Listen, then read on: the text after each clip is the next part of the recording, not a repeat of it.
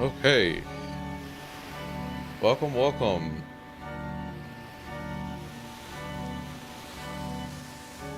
Hello, we are back to play some more Final Fantasy VI.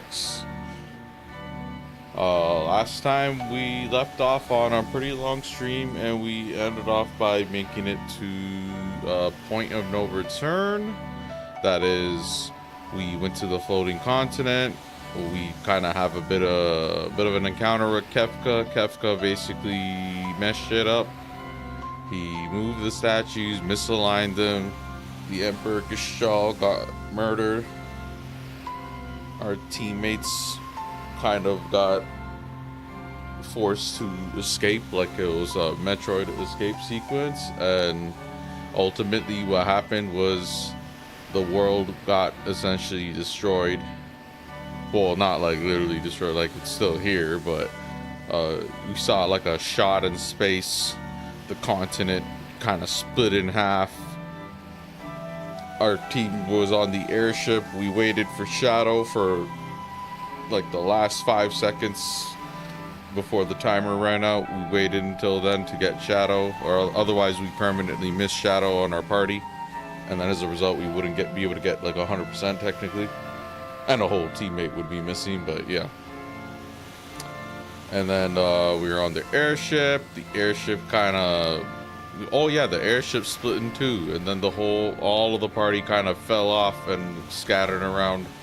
We don't know who's alive, we don't know who's dead, and right now we're gonna be playing this segment with Celeste essentially as the main character. I've mentioned it before, but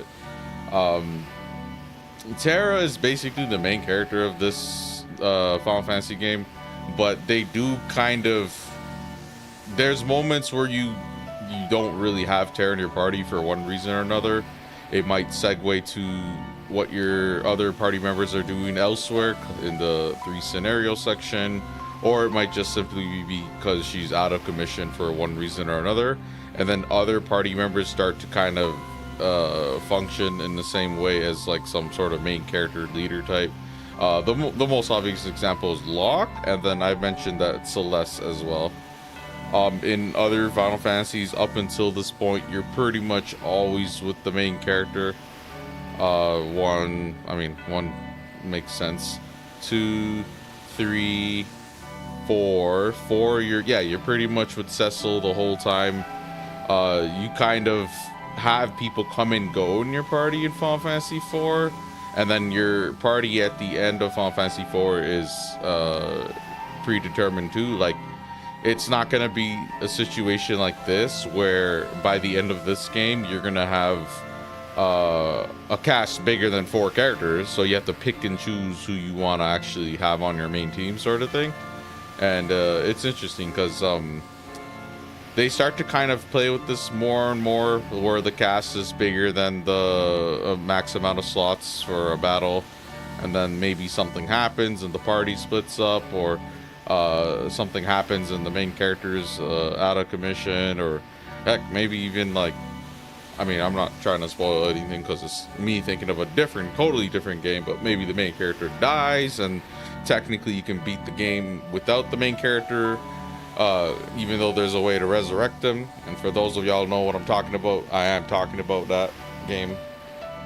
But yeah, this is pretty much like, I don't know how much longer there's left in the game, because from what I remember, it shouldn't be like, it would be like 20 plus more hours. It'd be like maybe 10, 15 more hours. I guess it just depends on how I kind of proceed through it, but yeah.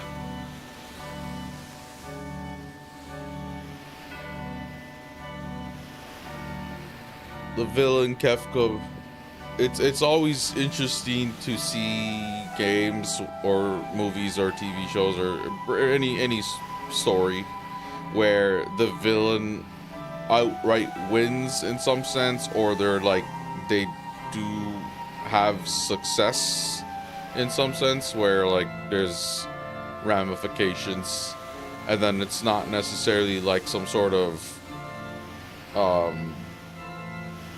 I was gonna say some Disney kind of effect, but Disney does have some movies and stuff where they do a decent job not being like that. But like they kind of reverse the deaths or something, or like some plot armor, or like some sort of something happens where it's like the villain's damage is kind of like undone, just so everyone can kind of have like that overly happy ending in a sense.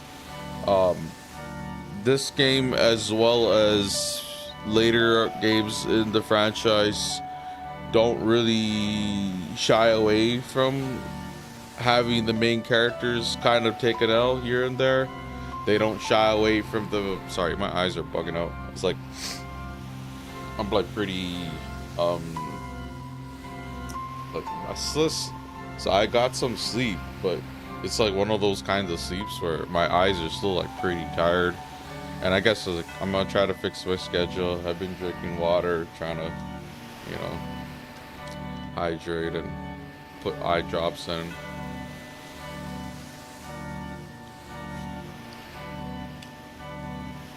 I wasn't in the most. I don't have the most energy, or I wasn't in the best mood for like, actually playing a game and shit.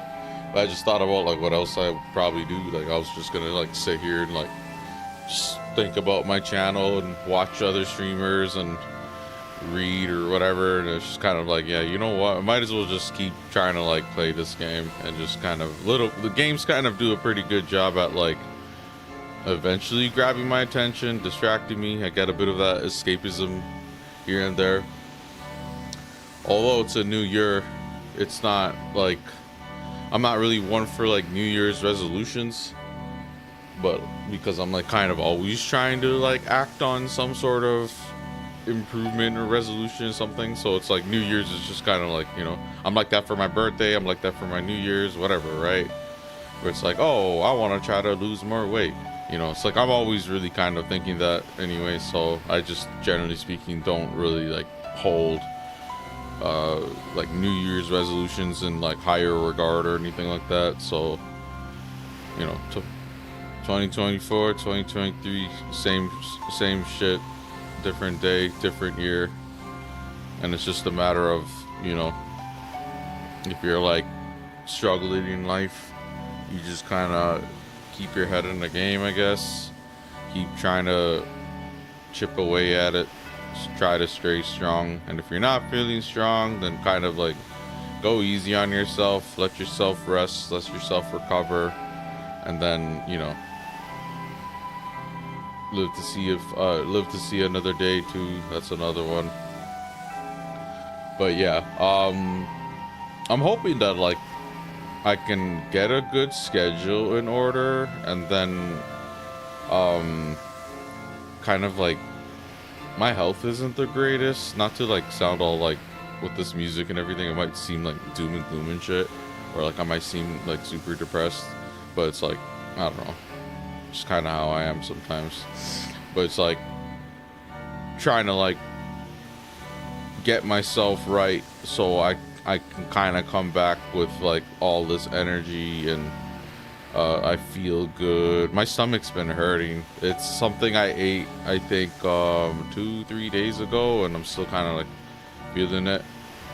My diet in general isn't necessarily the greatest, and then there's other like kind of factors too. Like I used to smoke and I kind of quit, and then every so often I might smoke or some shit, and it's like I'll smoke and it's like I wouldn't even feel anything, and yet it's all bad.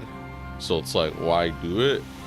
There's no like temporary stress relief. It's weird. Like when other people, like I don't know how they feel when they like smoke and shit, but I mean smoking cigarettes, by the way, tobacco, nicotine, whatever. But it's like I'll smoke and then I won't really feel much of anything, and then if I smoke more, then I will. But then you like build a tolerance to that, so you need to smoke even more, and then like all of the negative effects of that stuff kind of start to take a toll on you. So it's like, yeah, quitting's only really gonna be a good thing.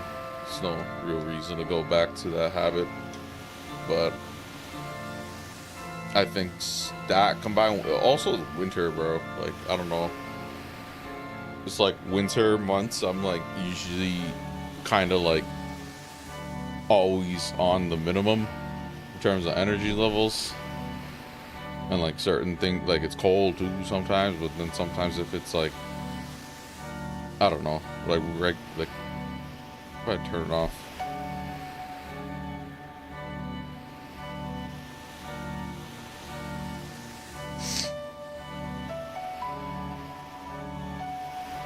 Can't be too cold, can't be too hot. That's what I'm like trying to regulate my temperature. Okay, so where were we last time? Hold on.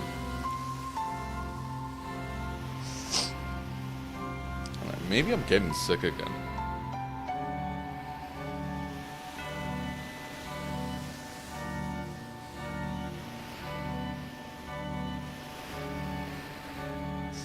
That might be it too. I might be getting sick again because I've been having like the sniffles and like my nose is starting to get runny and stuff. Okay, so we have the guide up. So okay, I'll just read this. The following sequence has two possible outcomes. You can either basically you could, there's something you have to do currently in this game, and if you do it successfully, something happens. If you don't do it successfully, something happens. And basically we kind of figured which way we're gonna go about it, because I think a lot of people would agree that that's probably how that's probably the intended, like the canon sequence of events. And I personally like it more too, because otherwise we miss a pretty iconic scene if we do the other way. But yeah, so right now we're on a solitary island. This keeps moving my oh, it's because I have to click the screen. Oh, okay, that makes sense. We're on a solitary island. It's just Celeste and Sid. You have like some weird granddad dynamic going on. I mean, I don't blame them if you're like literally suspecting that you're the last people on the planet. I mean, if it honestly, I'm surprised it didn't go the other way where it's like, oh, we might be the last man and woman, let's, you know, be a thing and repopulate.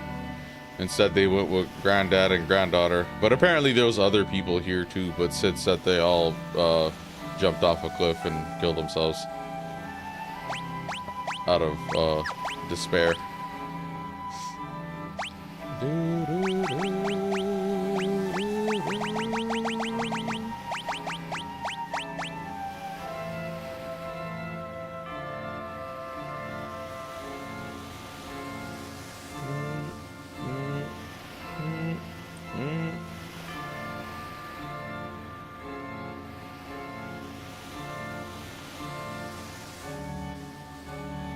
Okay.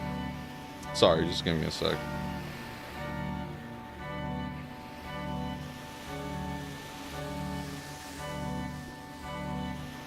Trying to get set up and stuff. Chats, test the overlay.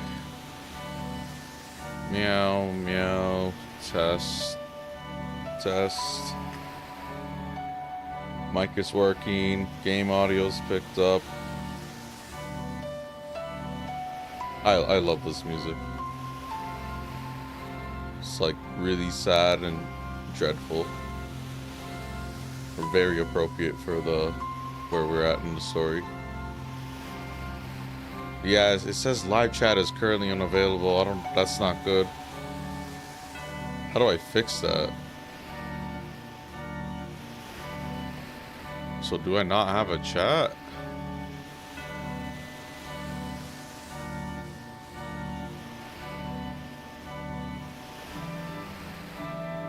Yeah, it's like broken. Why? That's weird. I don't know why that happens. It says, sorry, live chat is currently unavailable.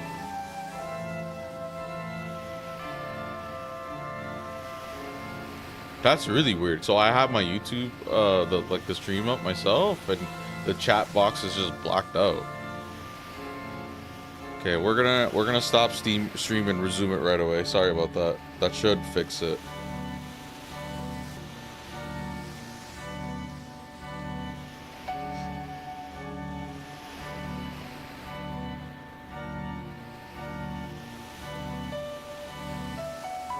Oh, okay.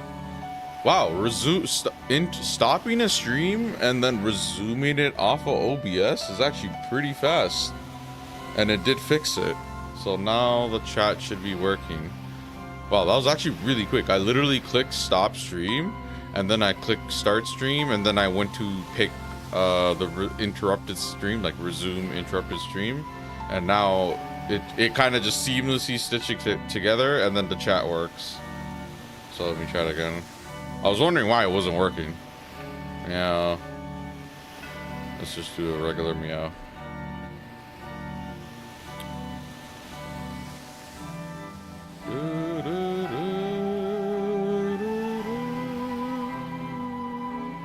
Okay, it does work. Maybe, oh, that's probably why some of my VODs don't have a live chat replay. Probably I started stream and then the live chat was unavailable and I didn't really realize, or I just didn't think I could do anything about it, or I thought it was OBS's side of thing that was messed up. And then all I really need to do is just kind of stop and resume and they'll fix it. Okay.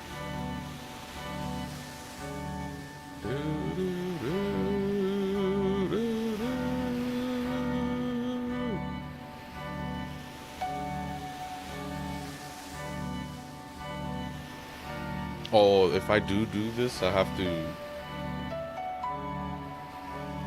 close this, I think. Well, I don't think I have to, but just in case. Otherwise, I might miss chat.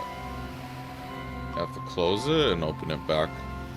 Or maybe that's if it's a new stream. I don't know the nitty-gritty details of why certain things might not work, or if I have to restart them.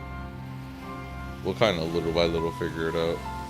Even though I've been going at it, it's like there's like so much like little cogs that all kind of like combine together to like make this, you know. So, and then there's just gonna be even more stuff too down the line if I like add sources, functionality, like dumb green screen effects or notes like that, or dumb things like this. Or like gifs like this. But yeah.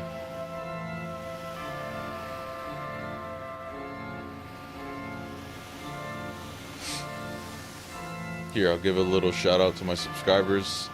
We're kind of trying to grind and give it our all for the most part. I mean, we're not really giving it all. I could be doing way more hours, to be honest. I just gotta keep like building up to it.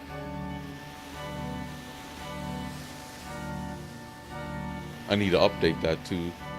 Any new, I think there's one other new person that would show up in this list. If you private your, what do you call it? If you private your account, I don't really know what specifically you would do on your Google account to whatever hide it, but if you private your account, it would, not show up in this list. Okay.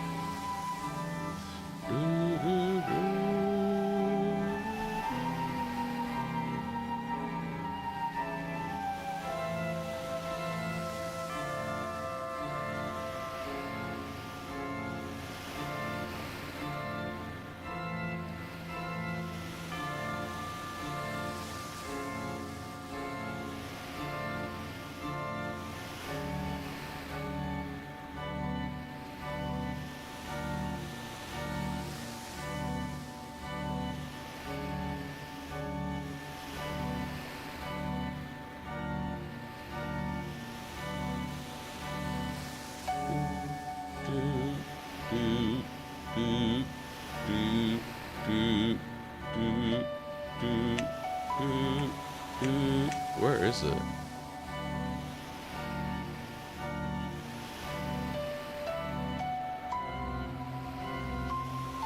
Did they change how this looks? I'm not recognizing this menu.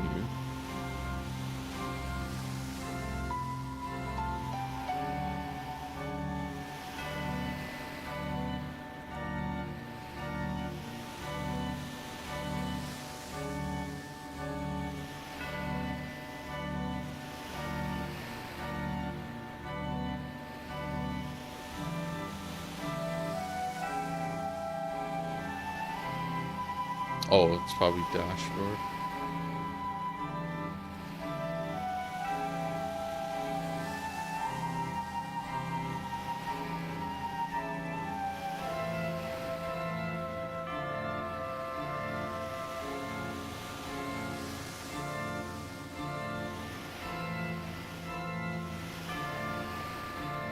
Yeah, I think I fixed the chat. Oh, okay, you're at least proving it. I don't get why it does that. Sometimes I'll start it and it says, sorry, it's not available. And just now I checked on the, you know, the live stream myself, and it was actually just all blank. But stopping it and resuming an interrupted stream seem to fix it, so. Okay. My eyes are so dry, man. I don't know what it is. I thought maybe it was lights. I thought maybe I'm like dehydrated. Maybe it's not me getting sleep or whatever, but it's like my eyes are always so fucking tired.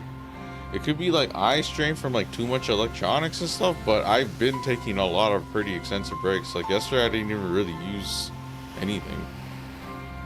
Or did I? Anyways, it's weird. I don't know. Maybe I should go to the eye doctor. Check it out. Okay. Okay, everything seems good. Stream's good, chat's good, volume, everything. I didn't mute anything like an idiot. Have the guide up. Here. I muted it, unmuted it. Alright, cool. That was janky just now. OBS? I don't know. Maybe I should have closed it and opened it. Because that was not only the chat not work, but some, like, the way it displayed the stuff was weird. I don't like when, like, you know, like, you kind of just use this and do this and expect everything to kind of just work, and you just click a button and just start streaming. But every time I come back, there's always something, like, random, like a random curveball. Okay, cool. Anyways, we should be fine. I'm like double, triple checking. Okay, put Hermes sandals. We're gonna have her have all this stuff for now. And then we're just gonna go back in here. Okay, so Celeste and Sid are gonna live their own solitary lives. Oh, now my headset's dying? Oh, jeez. Something. Everything.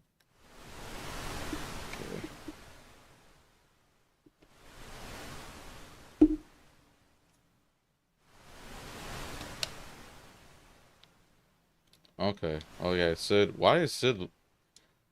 No matter what happens to me, you mustn't lose hope. Cough, wheeze, BRB.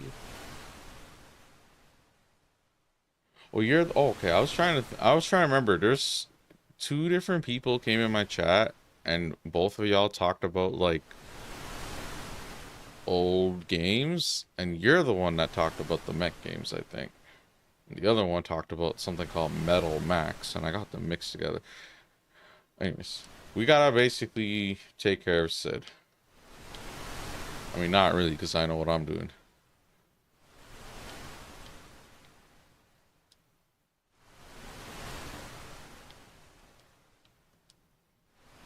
Okay.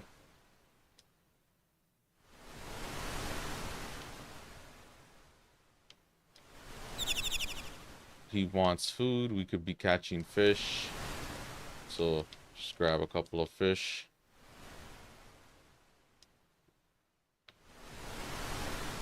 Since he's ill, Granddad. Granddad, here's a fish. Eat up. Thank you. Munch, chomp, chew. No matter what happens to me, you mustn't lose hope. Yeah, okay, so... okay.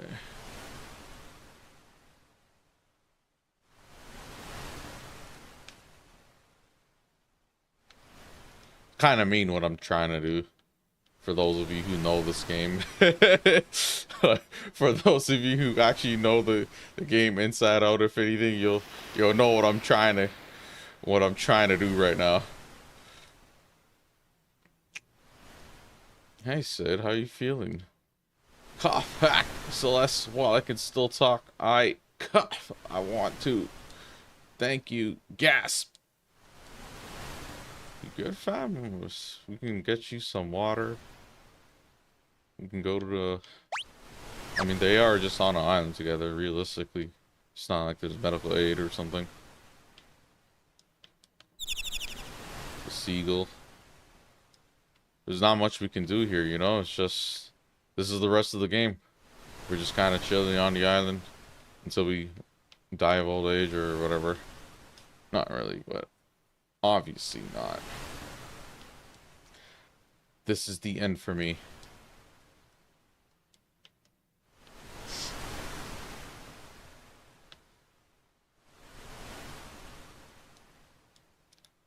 There's silence. Granddad, you have to eat or...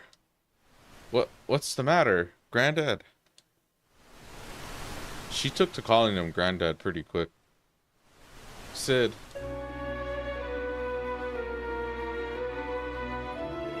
No! No! You promised you'd stay here with me.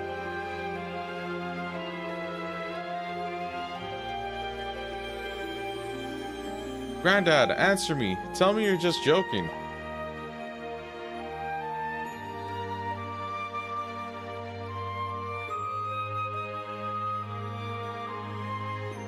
I'm not even controlling you. This is all automatic, scripted. Well, I'm controlling this. The other people who were here with us all gave up hope. One after the next, they flung themselves from the northern cliffs in despair.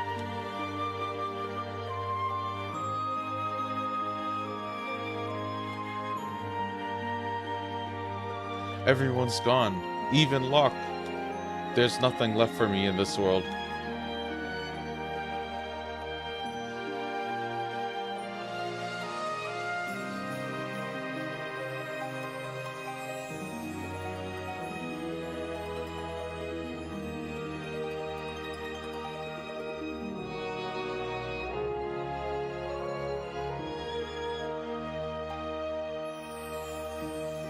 And she jumps off, gives little tears, sad.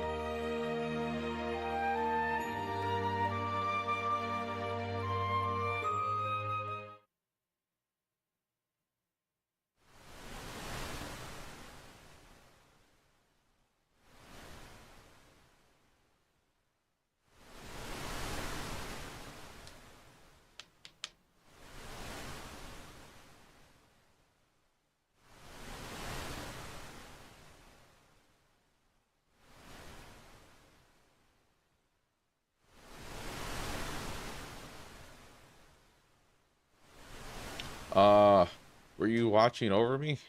Why would you want to help someone like me? I've already given up hope.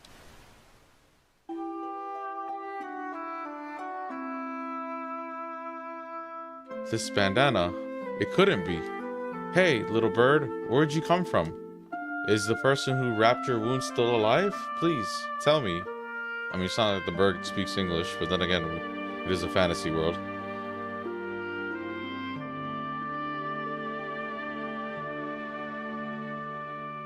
He's alive. Locke's alive. Oh. So yeah, not only did her suicide attempt fail, but like really, basically, if you played that mini game differently, so you basically get a bunch of fish and then like feed Sid, and then there's like a internal clock that's running in the background. That's why I was like kind of like purposely beats like sluggish and slow and whatever. Most people would agree that this is the canon sequence of events where Sid dies and Celeste tries to commit suicide, and then obviously she failed. Just probably got fall damage HP or something. Because then again, these guys are strong characters where I'm not even sure if jumping off a cliff would necessarily kill them. But that's just me. If you've seen Final Fantasy, they're like jumping like high in the sky and summoning magic and gods slash demigods slash deities. But yeah, Sid is just lying there. It kind of seems like he's still alive. That's kind of creepy because he's dead and he's just still there, but yeah. You must leave this island. Somewhere out there, your friends are waiting for you. Go down the stairs by the stove. Stove. The road to your freedom awaits. Love, Granddad. Oh, jeez. A hidden staircase. And for some reason, okay, whatever. The guide wasn't loading the pictures. Okay, she found a raft.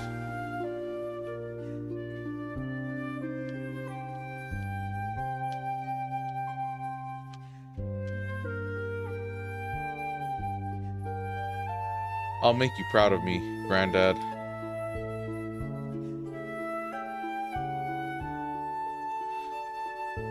It is kind of like appropriate story-wise for Sid to die. It's largely his fault, apparently. The one-off dialogue piece of lore stated that Sid was doing experiments essentially, and Kefka was his first Magitech knight, someone that could use magic basically, and I guess he failed to an extent, and it said Kefka's sanity shattered. So Kefka being the way he is, it's funny because I don't remember that, and it's funny because I'm probably just gonna forget that piece of lore, and then if I ever do play 6 again, I'll probably just be surprised again. I feel like I have like amnesia in some sense for video games, but he's like, the way he is because of Sid's experiments. I don't ever really recall that for some reason, probably because I didn't care about the lore too much, but I was always under the impression that Kefka was a villain that's just not evil for no reason, but you know, you're like the way humans are with psychopathy, we don't necessarily know for certain why psychopaths exist, or why they are born the way they are, or why people might necessarily become a psychopath. In Kefka's case, you kind of have this potentially one-dimensional, two-dimensional villain, no offense, where they don't spend too much time trying to like explain or flesh out the villain's backstory as to why he is the way he is, and instead you just kind of see a person just in their world operating in such a way where, you know, poisoning the water, just plotting behind the Emperor's back sort of thing, just laughing maniacally, just being completely like just deranged, and then ultimately seeking power to the point where he's willing to even risk the whole world in this way, you know, the statues being out of balance and all that. So it's like there is that one-off line piece of dialogue, and now we're pretty much gonna try to tackle the latter portion of this game and see how long it takes us. There's a lot of places to visit, but we'll probably be going through a lot of them relatively quick. I don't really know how long I'd be visiting each place, but yeah. Okay.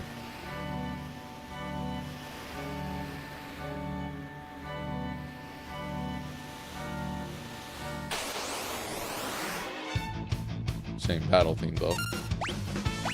They should have they should have done a different battle theme for the overworld since the overworld changed. Probably be a good call. If they ever remake this game, they should consider that. I don't think Square would remake this game on the same level of caliber as Final Fantasy VII Remake. It's just too much work, and look how long it's taking them to do Final Fantasy VII Remake.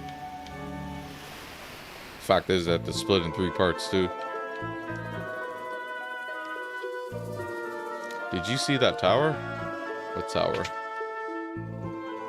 We just got here, man. Okay, items. Get some high potions.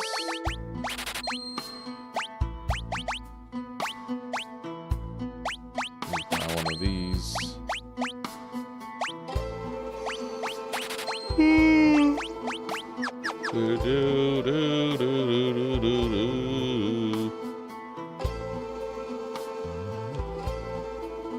Kefka's practically a god now, sitting up in that tower of his with the power of the warring triad at his command.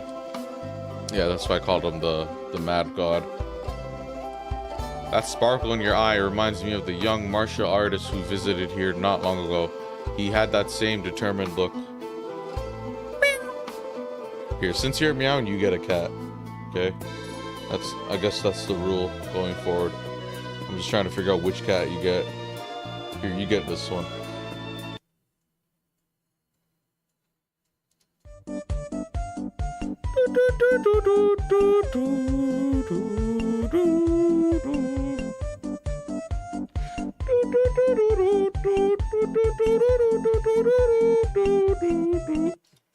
Anyways. Unmute? See, if I forgot to unmute that would have been embarrassing, but I booked that this time. Okay. He had that same... Are they talking about Sabin? They're probably talking about Sabin. Why else would they mention Monk?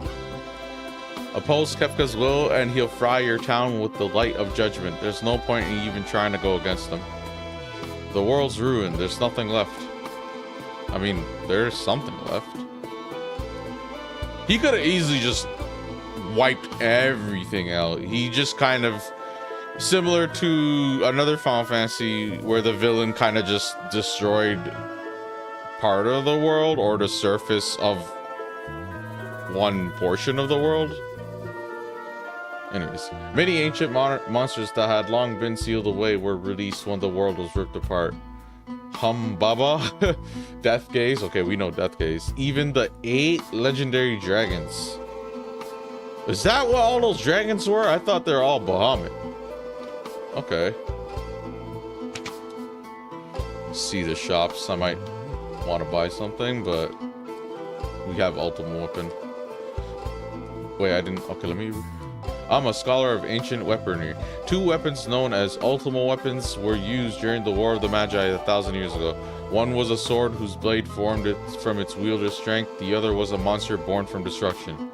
Well, we have the sword and we beat the Ultimate Weapon, so I think this is the same dialogue as before. And these are the same weapons as before. So did the stores not update? I mean, I wouldn't expect them to update. If anything, I would expect them to regress and not have the inventory. But whatever. Let me check the armor shop. Apparently the shops are updated. But I have everything. And do I have treasures? I have every treasure, so there's nothing really to do. Yeah, see? It's like you kind of... I'm following a guide, right? And it's like a table of contents telling me each location. So it's like World of Ruin, Albrook. And then World of Ruin to Zen. I'm assuming the T is silent. But it's like you're kind of just going there, checking it out, and then moving on to the next place for the most part. So I wonder how much of the game really is left in real-time hours. Who knows? I might be able to get to the end in this session. Maybe, maybe not. I found this passage in a 1,000-year-old text. 8 dragons seal away its awesome might, the might of the one called Crusader. And when the 8 shall fall, the one again shall rise. I actually don't know what that's referring to. Crusader? Is that a super boss? I don't remember. I don't even remember the 8 dragon part. Bro, I actually don't... Am I a Final Fantasy VII fanboy where I just don't give this game the time of day, where I just kind of gloss over it and then just forget everything? Because why don't I remember so much things from this game? I've played it a lot. Well, not that much, but like more than most people probably. Most people barely even beat one playthrough of something, right? You know, much less one whole playthrough or multiple playthroughs. I've beaten this 3 times off the top of my head. Anyways, it's just a man came through here looking for someone recently, and you match the description perfectly. The man already left though. He said he was going to head north to Zen. I'm pretty sure it's Zen. Okay, so we're pretty much done here, but I'm just kind of looking around. Wait, is there anything I want 2 of?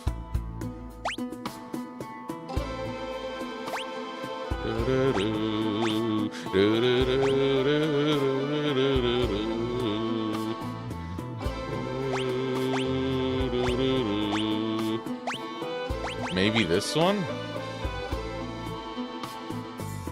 I mean, push come to shove, I could just come back and buy one.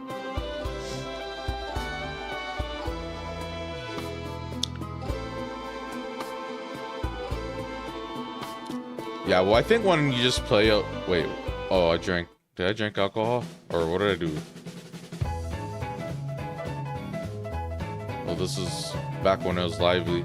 Another interesting thing is a year has passed by since the incident with Kefka and destroying the world, essentially.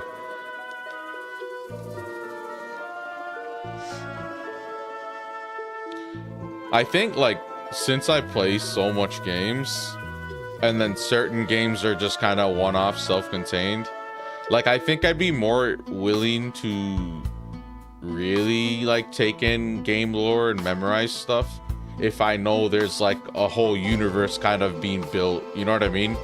So, like, Final Fantasy 1, not really much of a story, so I probably just kind of play the story, experience it, read the dialogue, and then little by little I just kind of forget it.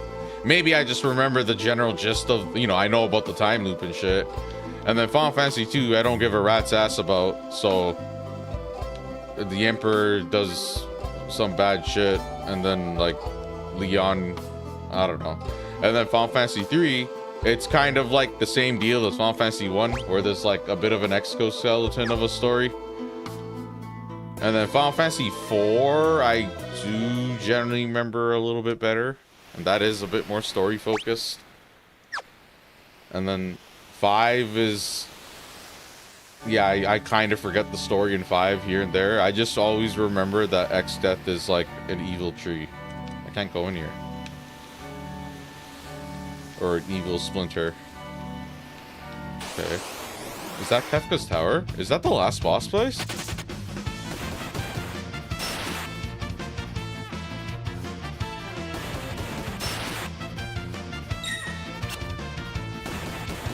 But yeah, we finished this and we can move on to another game. I think, like, Final Fantasy VII, even that game, I brushed up on the lore here and there. Like, I'll read stuff of, like, the Ultimanias or whatever, or I'll read interviews, or I'll read, like, a summary of that dumb book that explains how Sephiroth is back and, like, all-powerful like that. But still, it's just, like, I guess when you go from product to product to product to product, you kind of just run out of brain space. And then my brain kind of does, like, prioritization, where if it's like garbage information, it just kind of puts it in the back, just kind of shelves it away. And that's probably what's happening. Because, like, I played the Legend of Heroes games, and since they all really build on each other really well, I know some really random shit in that game, because as I was playing it and experiencing the lore, I kind of got really invested. So it's like I know some stupid details about certain characters. It was like kind of part of the charm and fun. The Serpent Trench is no longer a valley in the ocean floor. It's above the surface now. Eerie place too. Apparently, some members of the cult of Kefka have built themselves a tower here. Yeah, definitely. I'm gonna be real. If the real world, had like an apocalyptic event, there will be cults worshiping some fake ass messiah or the devil himself, and it's totally realistic because humans are interesting and fickle. Oh, what's going on? Everyone just ran, but I'm just gonna stand here. Why is everyone running around like a headless chicken? Here, let me go shop while all this is happening. Welcome. Super Ball. Bounces around the battlefield when thrown, deals damages to all enemies for 10k? That must be pretty strong. I don't know if I want that. Yeah, but not worth 10k. I mean, we can, you know what? We'll buy one just to see what it's like. You know what I mean? We'll hold on to it. Maybe we'll just use it on Kefka.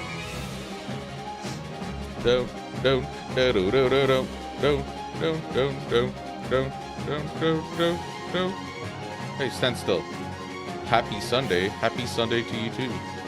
Sunday is a nice day because it really is supposed to be that day where you kind of like mellow out, chill, the day of rest, you know? At least that's how I see it. So it's funny. Usually Sundays I don't really want a game. I was saying that earlier too. Like I wasn't really interested in streaming today. I was just gonna take another day off. But I don't know. This game's kind of close. Hey, stop moving. Let me talk to you. Hurry or the hell. Oh shit, my bad, Sabin. I just saw you.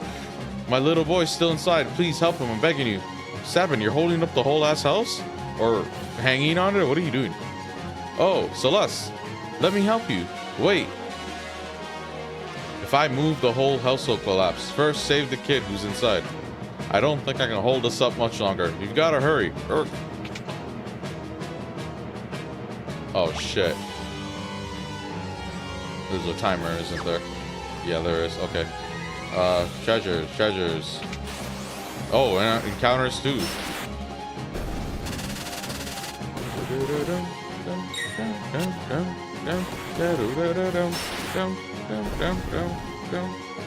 I'm seeing a lot of the same names in chat, so welcome back everyone. I'm trying my best to remember people that dropped by, and so far I think I'm on top of the game so far. Okay, this is a one-time location, so I gotta make sure I have all the treasures before I actually finish it. It's okay if I don't. I don't really care if I don't get 100% treasures. It's just kind of like a general outline. I usually do this sometimes for games I already know about, and I'm not actually interested in doing a like totally blind playthrough. But like I'll either use like a speed run route to kind of just get a gist of which locations I'm supposed to be going, just to keep a steady flow going on. Some of these older games don't really, they're like really open-ended, and you can accidentally end up like lost and going somewhere irrelevant. Okay, go through the store.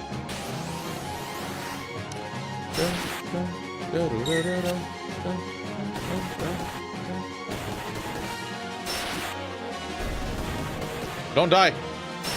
Oh god. Chill. I forgot I'm like all by myself. I gotta be careful. But we have a time limit, man. Leave me alone. Oh, I didn't equip a summon on her. I should be doing that.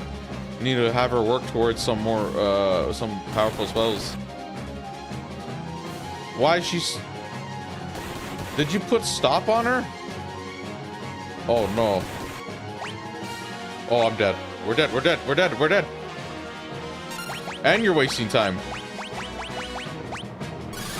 Oh, man, this is precious time, man. How dare you? Speed that up. Come on. Usually I do have time, like maybe a minute or two, but you never know. Okay, also need to equip a summon. Okay, let's see.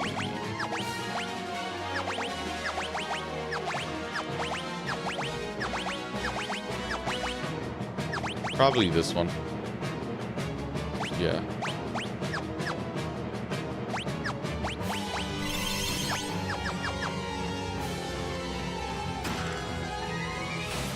Evil. Oh, no, that's not good. Oh, wait, I could... Okay. Should be fine.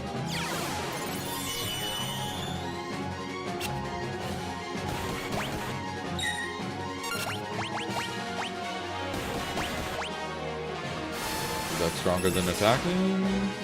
Not really.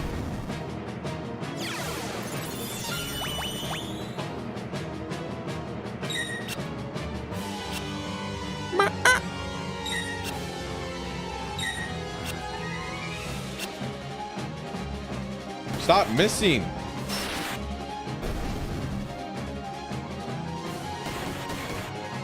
It's nice that I have the haste on.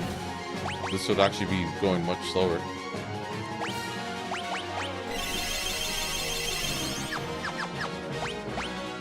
Three more? Okay, cool.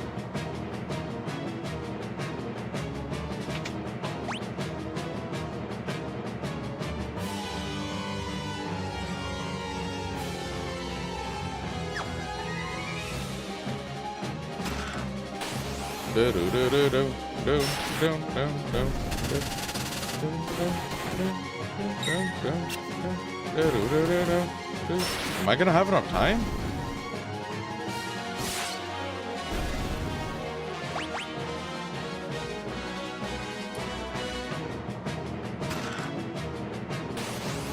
Okay. Y'all are really trying to make me cut the slows.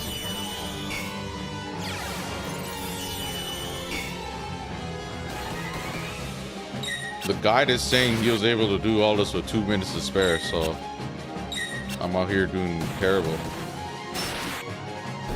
It's because of that, like, it cast stop or whatever on me. It made me just stand there like an idiot.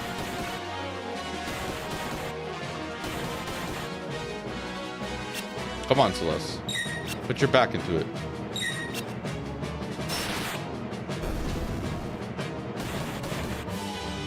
Gotta be careful of my health. We're gonna cut it close. Oh, we're cutting it close. Oh god, we're cutting it close. Oh god, we're cutting it close, and we're dead. All right, that's fine. We know what the problem is. It's okay, Celeste. You already tried to jump off a cliff.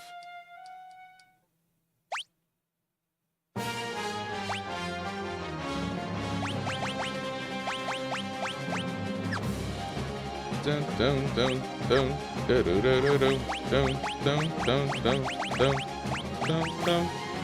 dun dun dun. Rip indeed. Maybe counter.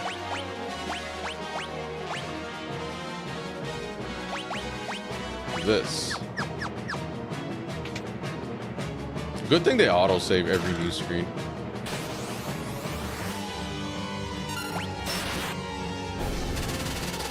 I like the quality of life that they did for this game, even though it does make it easier, and then they made certain counters and just the overall game itself easier. I don't know specifics as to how they made it easier, but I could tell even just by playing it. The fact that I don't really like try to level up or anything, I just kind of beeline story point to story point for the most part. I do try to get money here and there, but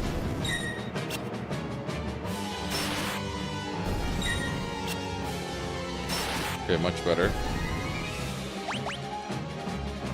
Sorry, kid, I'm here for treasure. Okay, good. I'm scared. Don't worry, you're safe now. Oh, I have to exit? Oh, shit. Oh, no, I didn't realize this requires... I thought it was just gonna be a cutscene. How the hell did this guy in the guide have 2 minutes to spare?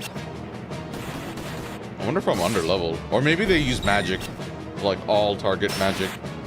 My Celeste is like kind of behind on that front. Oh no. Am I gonna die again? Oh no, I'm gonna die. Oh, what a way to go again, bro. Jeez, terrible. It's okay, man. It's okay, Celeste. You kind of pretty much like foregoed your life. Okay, we probably need to use magic. Problem is, we don't have any of the high level spells. We could just try all target on a basic spell.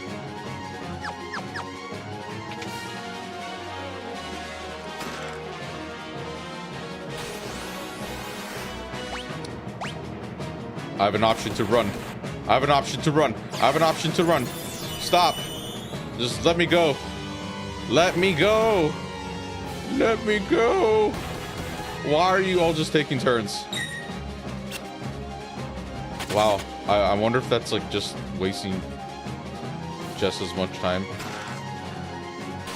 Okay, probably just do all target. Oh, I'm surrounded. Bro, I can't catch a break. Okay. Blizzard. Oh, all target doesn't even do the... Yo, come on, man. Speed up these animations, bro. Wow. Am I actually gonna have to strategize? Holy, okay. Wow, that's 3 game overs in a row. All right. I didn't know. I didn't know. Yeah. And that was, I think that's RNG, whether I'm surrounded or not. Okay. We're gonna do it this way then. Physical, magic attack. Oh, I switched it off and that's why the magic was weaker. So we'll just leave it then. Should be fine if I leave it. Okay, try that again. Just stop. Just let me go. What? Oh god. Please, I have to grab 2 treasures and a kid and get out of here.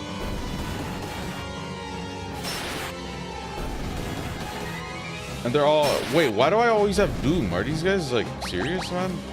Sabin's out here holding the whole... Okay, magic. You do that all you want. Should be good on this.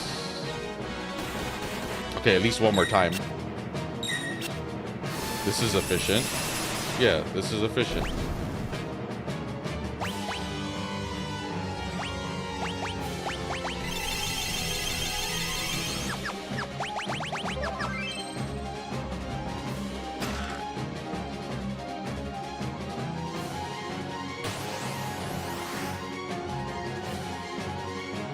I can't escape if it's surrounded.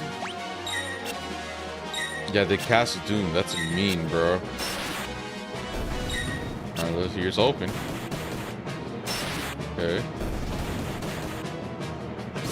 Okay. Cool. What a random difficulty spike.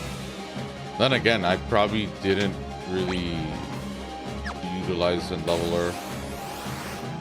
You can tell by the summons. The lack of leveling on the summons.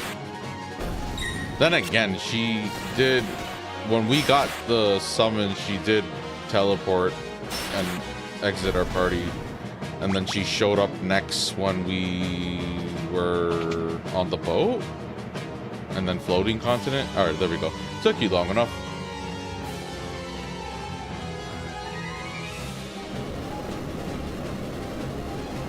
Wait, Sabin was holding up 2 whole houses? Oh yeah, that makes sense. We went to a totally different room downstairs.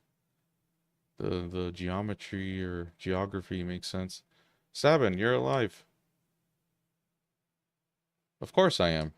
Did you think a little thing like the end of the world was gonna do me in? What a badass. I'd given up hope. I thought everyone else had died, but I was wrong. I'm sure we're not the only ones. We need to find everyone, and then smash Kefka and deliver peace to the world. Alright, count me in.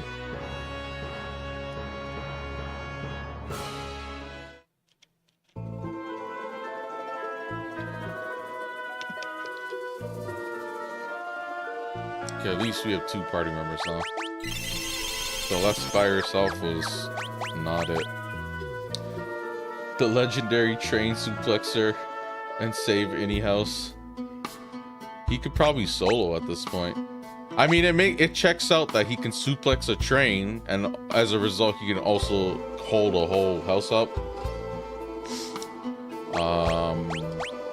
Let's see.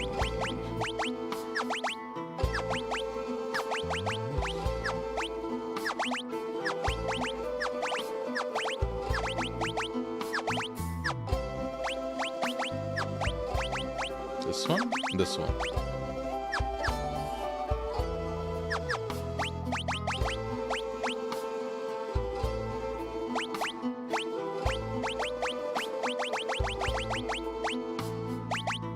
Oh, I should give her Genji. What am I doing? Forgot.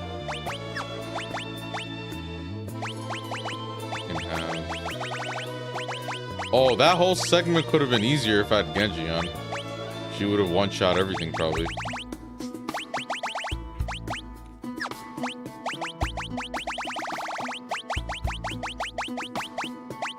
Where's the biggest one? This one.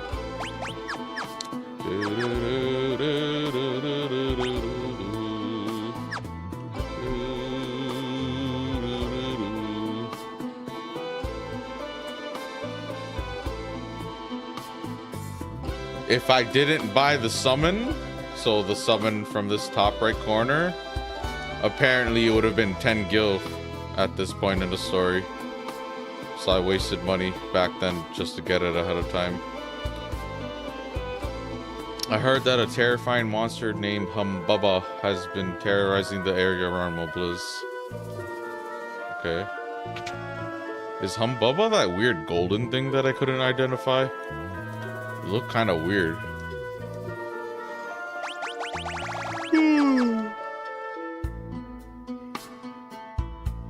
Yeah, see, we're kind of like getting through these places relatively quick. We're pretty much done here.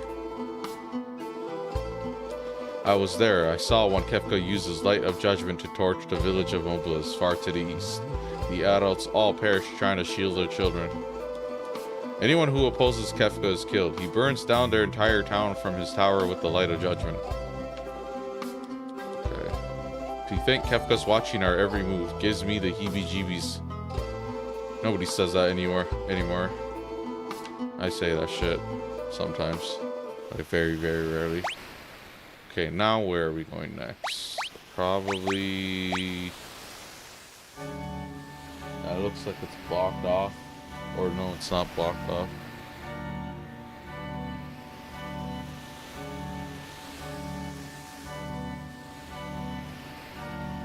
Okay, it's expecting me to go all the way east. Why? Can I not go here?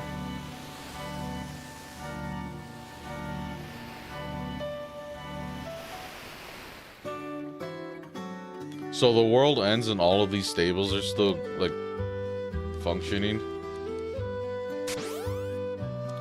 Don't kill me. Okay, no, we're good. If you use Chobacos, you don't fight enemies.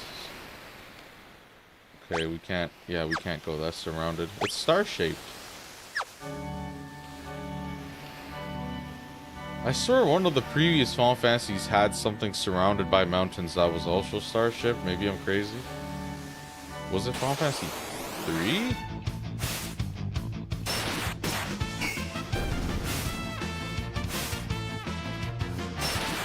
See what I mean? Like, pretty recently played Final Fantasy 3. At least I have the footage. I could, like, technically go and check.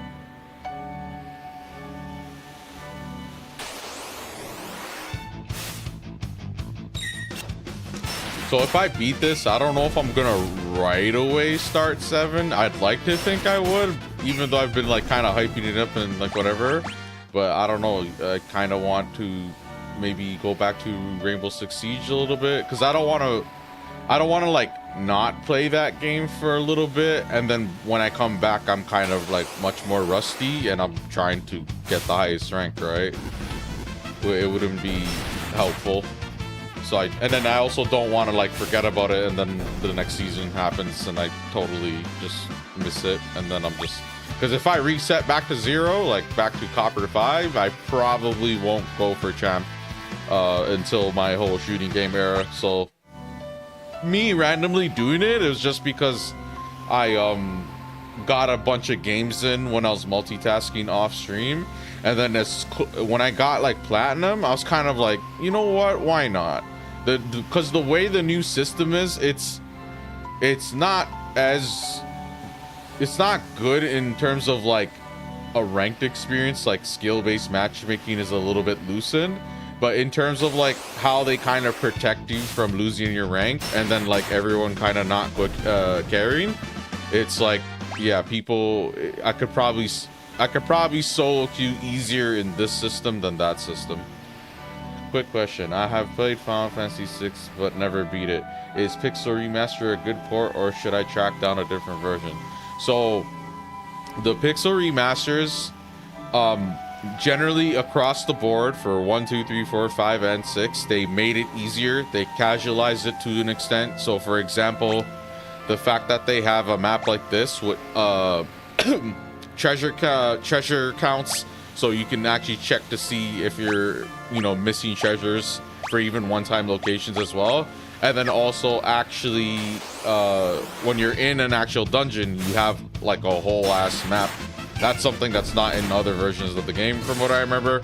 So it's easier in that sense. That's quality of life. And then other aspects of the game are made easier. So like, let's say particular encounters were hard, certain bosses, they might have reduced their stats or something. They might have done something to make it easier. I know for a fact that Final Fantasy 3 was not as hard as the original versions of the game. It's kind of obvious if you play it and you played like the DS remake and you hear about the old ones, it's like a big mismatch in experience. It's generally speaking much easier, but they at least throw challenges, and there's like difficulties here and there. And then it's weird because the final boss of Final Fantasy 3, 4, and 5 have like a massive difficulty spike. I'm expecting this, some are varying degrees, but they are pretty big difficulty spikes where like you'll just kind of just end up like your party will get beat up out of nowhere. But I'm expecting it also for this game as well. But yeah, the other versions you have at your you can go for is, so what, Final Fantasy VI GBA, which has an inferior soundtrack because it's MIDI, like it's MIDI sound or whatever. So you're doing yourself a disservice there, because the last boss music is not it hits different when you play it like in any of these versions. Even this game's soundtrack, the Pixel Remaster soundtrack, probably isn't the original, like the exact original sounding. It doesn't sound like it to me. I can't I don't know for sure, but it seems like they changed some stuff. You can try to confirm. There's like a YouTube channel that like does a bunch of port comparisons. I can't remember the name off the top of my head, but the version you probably would want to avoid is the iOS Android versions, and maybe the PS1 version, because there's long loading times if I remember right. But I'm not sure if that's just limited to, because they had Final Fantasy Chronicles, which is Final Fantasy 4 bundled with Chrono Trigger on PS1, and then they had Final Fantasy Anthology, which is Final Fantasy 5 and 6 bundled. I remember them all having a loading time problem where like when you go in your menu it's like super long, or that might just be like Chrono Trigger or something. But stuff like that, you could look into it. But honestly, if you're not really like too nitpicky or stingy about that sort of stuff, and like, you know, they made these Pixel remasters like for newcomers basically, and to try to encourage people to at least see it through to the end. As a result, they made it more accessible and casual and stuff. And if you're really just looking to get the general gist of the experience, it's not like, I don't know if I'd call it the definitive edition, but it is pretty close to it. It has a lot of the right things. Everything kind of comes together, whatever. And then the graphics and stuff look different too. It's a much cleaner pixel image. They do have the option to do this, so... Oh yeah, also they have auto battle. That's something that's not even in the other versions of the game. This one, graphic display, you can change it. So you can have standard, where it's a clean pixel look, or classic, where It's like a blurry, it's as if you're playing on those old TVs, like a CRT look, CRT monitor, CRT TVs. But look at it. And I looked at this, I'm like, I get what they're going for, but I'm good. I like my clear image quality like that. Maybe people like that because you could kind of see the pixels, individual pixels are more pronounced, and then you go to this one and it's like, I kind of mesh together a bit better, but it's overall like really blurry. Like, I don't know, we can try to play this. Where's the location? Yeah, CRT roster line filter, exactly.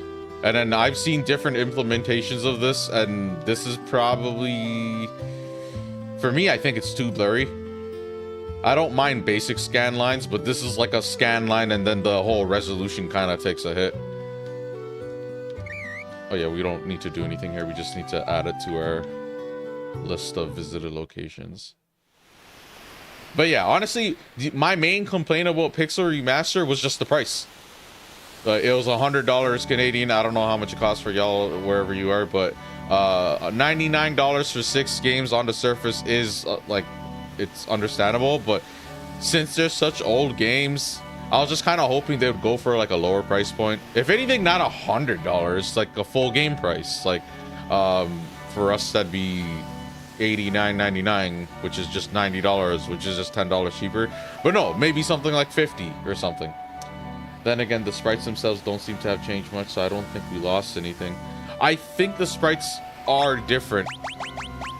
Like, so looking at this, I think the sprites in all of the Pixel remasters are standardized to look the same, and they're all different from the originals. So I can actually kind of...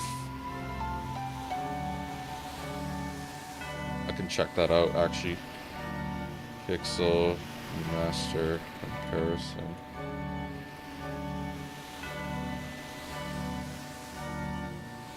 Is this the channel Austin SV?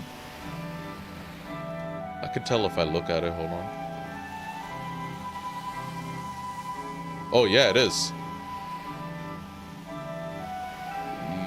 Is it? It kind of looks like it. I remember it had a lot of blue theming. Yeah, there's a channel on YouTube called Austin SV. I might as well just show you it. They have a lot of good like port comparison videos.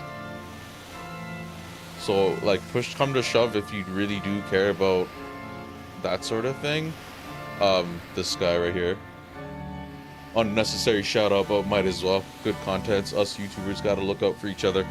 And I'm not even subscribed, the asshole that I am. Yeah, these are all the versions. Mobile version, definitely not. GBA version, I think the soundtrack makes it not worth it. It is $75 US on Steam. For comparison, most AA games are 60 or 70. Exactly, it was more than full price. For us, it was 99. Each individual game is $18 US or 75 for all 6. Oh, I didn't even realize they sold them separately. I don't even think it'd be worth buying them separately. And then also you can kind of you can check for sales. Here, let me look at images. Here. Kind of small. So look, you can tell that they changed. So look at the mobile releases were pretty infamous and hated on. They turned them into like some weird kind of cartoonish sprite. But you'll see the Pixel Remaster is pretty different from the Super Nintendo GBA versions. Yeah, you could tell. Look at Terra's hair. Terra's hair in these two are similar, and then her hair is pretty different in this one. It's like more similar to this one. Overall, like, I don't know. I don't mind the look of this game. I don't really care. When it comes to that sort of details, I'm not necessarily like the most nitpicky one. But loading that image on desktop, I can indeed see the difference. Oh, if you're on mobile, it's probably tiny, the picture. But yeah, like, I mean, I could try to zoom it in, but no, it doesn't work. But yeah, it's I could see the difference. It's pretty obvious. Even look at the snow and stuff. This is actually, they added some detail actually. You know, this is more like defined. There's a Narshe is in the background here, whereas these ones, it's the mountain range in the background. Kind of interesting now that I'm actually seeing it side by side. So yeah, it's kind of like a positive and a negative. If I had to say, these probably are the definitive versions, unless you're iffy about like how they reduce difficulty in some regards. So I don't know. For me, this is good enough. Especially as like a revisit and stuff. Okay, nice.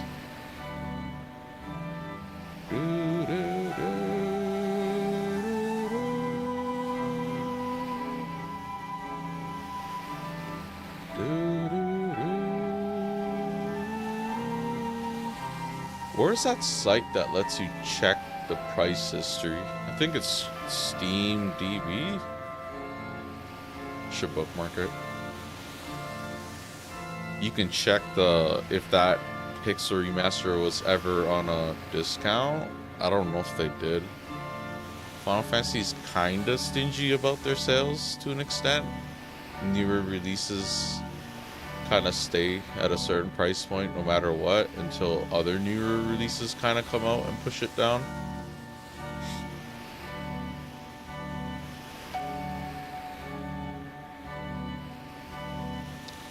Okay, so the price for the game by itself is $23.99. The lowest recorded price was $19.19, so that's not much of a discount. And that's for the individual, but I'm assuming the same logic applies for the package.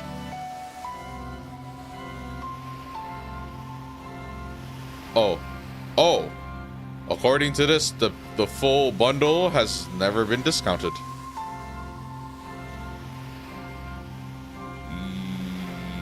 Yeah, here, I'll show you. This site.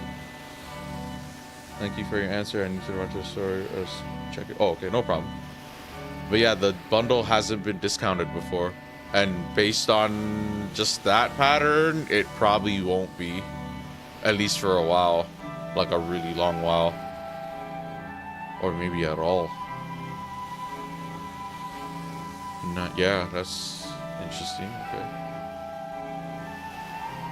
I mean, you do have the option to buy it separate, but I would encourage people to just buy the full package and like go through all of them. But if you really don't care about certain Final Fantasies, by all means, just buy 6 or 5 or 4. Out of 1 to 6, 4, 5, and 6 are obviously much better in a lot of ways. 3 is pretty good too. I enjoy 3. The job systems kind of come in clutch to kind of flesh out and add a lot of variability to one's playthrough.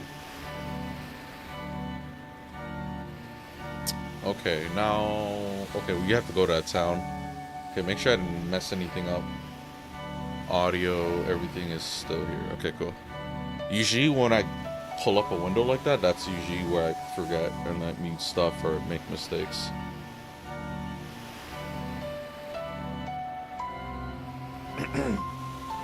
Yeah, my throat's irritated. I think I'm getting sick. That might be what it is.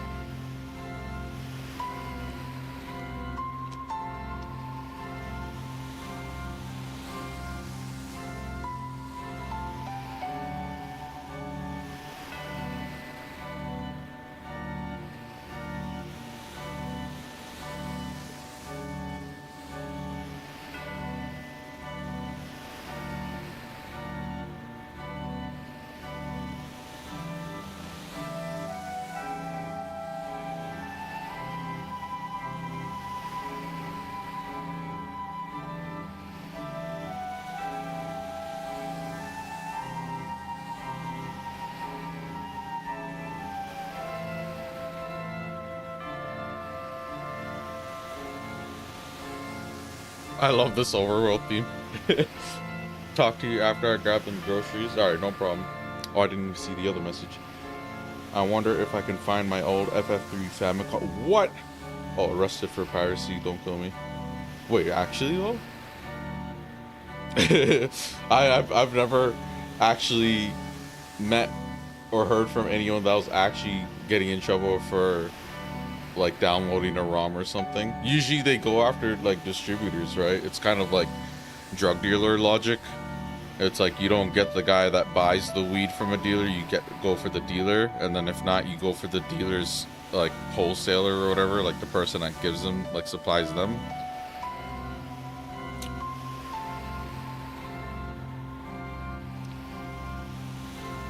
He said Famicom. That's that refers to the Japanese NES, right? Super Famicom, Famicom? Yeah, it does. Does that mean you can read Japanese? That'd be cool. I wanted to learn Japanese because, literally because of Tales of Vesperia and what other games did I import? Crisis Core. I don't, you know what games, like good to me at least, if I'm like actually compelled to like go out there and like import it in a language I don't know.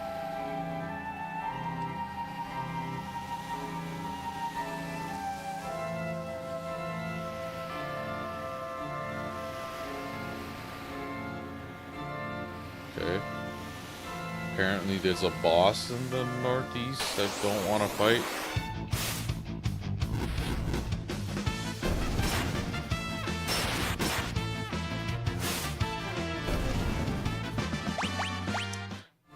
We can visit it.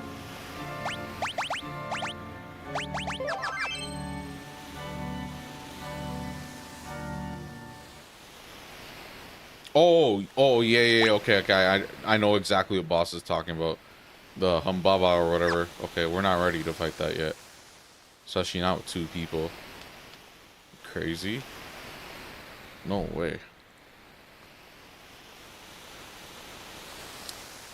Dun, dun, dun, dun, dun, dun, dun, dun, dun, dun.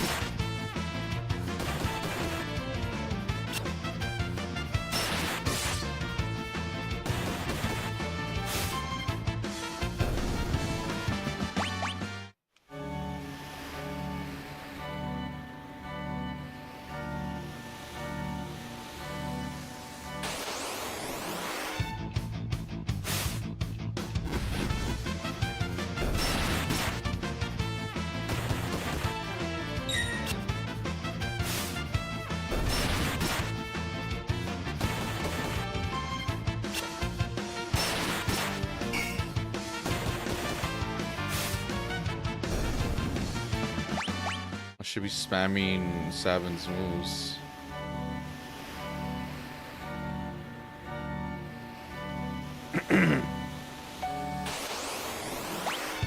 Who am I kidding? I probably would start Final Fantasy VII right away.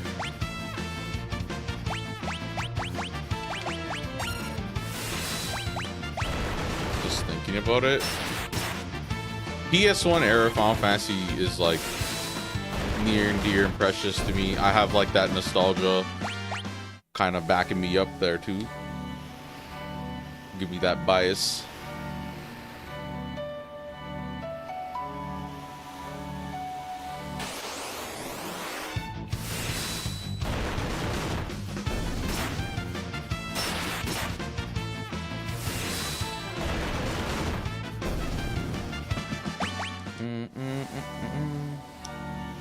Wait, another tower?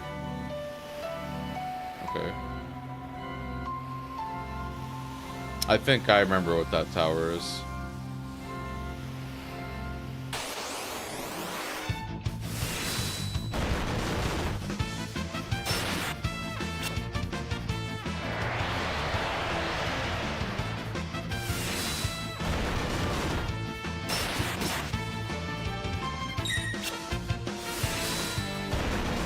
Oh shit, Celeste died. Savin, take care of it.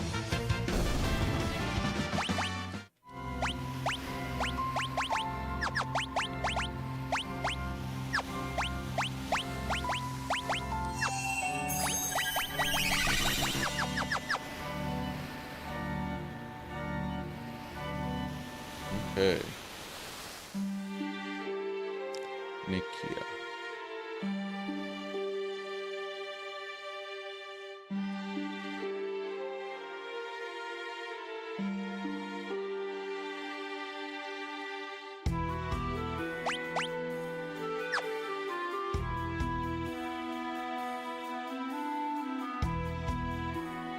That was weird. Why did it slow me down?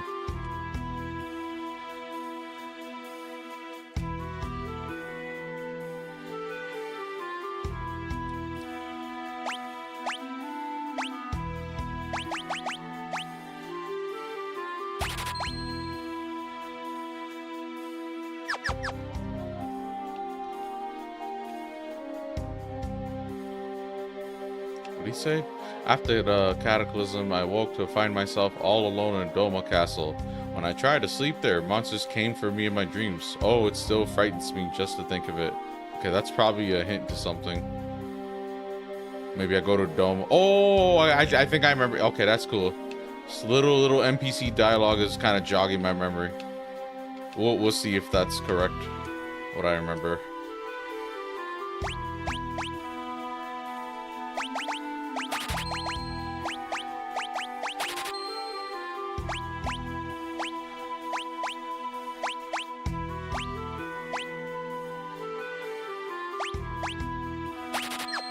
Pretty expensive, but whatever.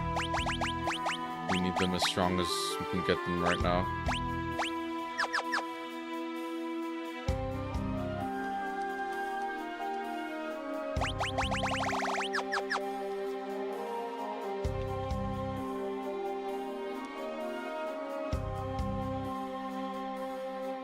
Enhancer. Sure.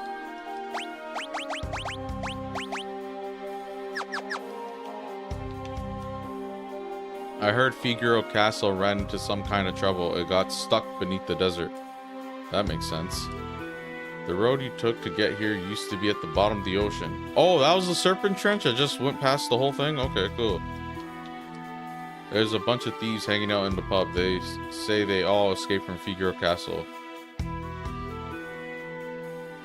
Yeah, we're like talking more to the NPCs to try to get a bit of a idea of the state of the world. Find it interesting.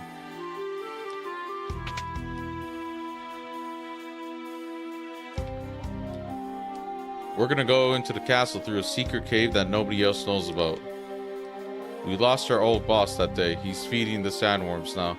We met Geraldo Rivera? We met Gerard here in town. He's our new boss. By some freak chance, the dungeon ended up right next to a sandworm nest when the castle stopped. A crack opened up in the wall, so we crawled through and followed the worm tunnels back to the surface. The boss wants to sneak into Figaro Castle to take back our booty. They've got it all in the storeroom. I came here looking for booty. Alright, let's go. The head of that gang of thieves, Gerard, was flirting with me. He's kind of handsome. Teehee. They say they all escaped from Figaro Castle's dungeons. Alright, cool. Talk to everyone. I guess that's an indication of where I have to go next.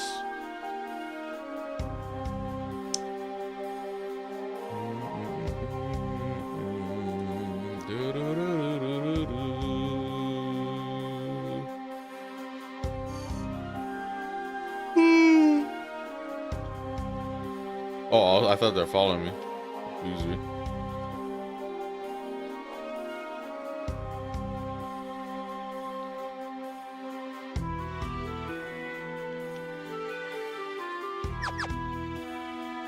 I'm supposed to speak to Gerard? Oh, that's him. What's your problem? Aren't you Edgar? Yeah, it's like a color swap, Edgar. Edgar?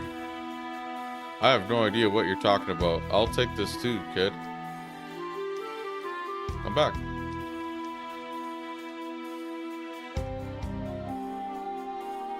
Look, I'm kind of busy here. I have to get ready. Our ferry leaves for Figaro soon. Don't play dumb with me. Edgar, you didn't lose your memory, did you? Listen, it grieves me to have to disappoint such a beautiful lady, but I've been Gerard since the day I was born. Okay, this is definitely Edgar. The womanizing gave it away. I've never met anyone else who'd... Exactly. I've never met anyone else who'd flirt with a lady he was trying to shake off his tail. Being polite to ladies is common courtesy the whole world over.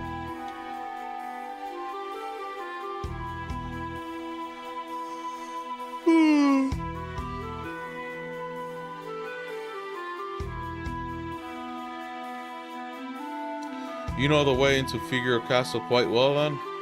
Ho ho ho, do we ever? Then lead the way. I'll take charge once we're in.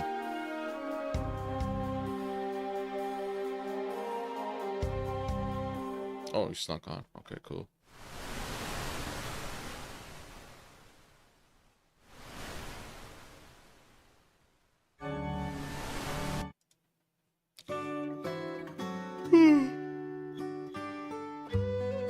Interesting how we go from certain Final Fantasies had boats where you can kind of go on the water, and then some of them have submarines where there's a whole underwater world. Whereas so far with this game, we've only really ever been on boats in terms of cutscenes, and then otherwise we've had access to chobacos and airships. That one airship.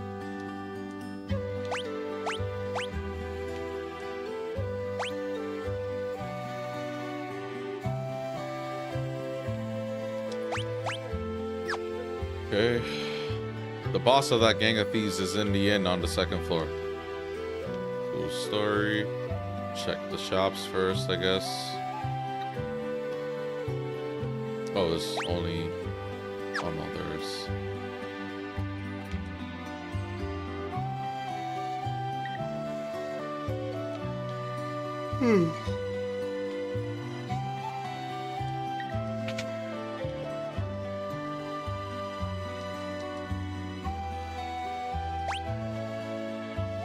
Are these for Edgar? Oh, probably is. Well, we're not doing the greatest on money now because we spent so much. I mean, we could buy another one. Wait, I bought this, but this is already here and it's better? Come on, man. I wasted money. I bought two of them, too.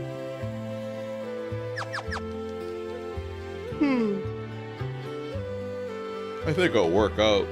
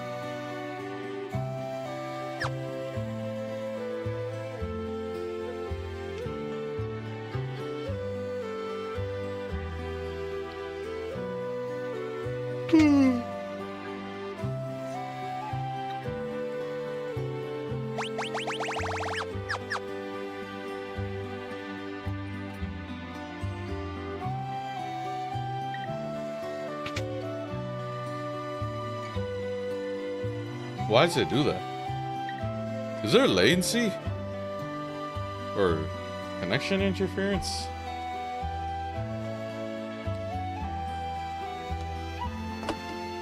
That's weird. It like drops my input.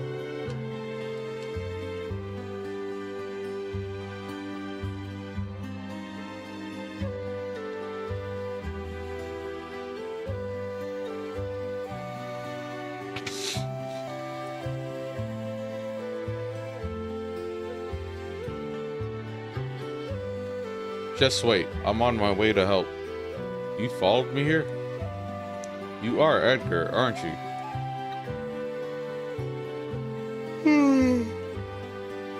Boss, everything's ready. Let's go. Case of mistaken identity, my dear. Give it up.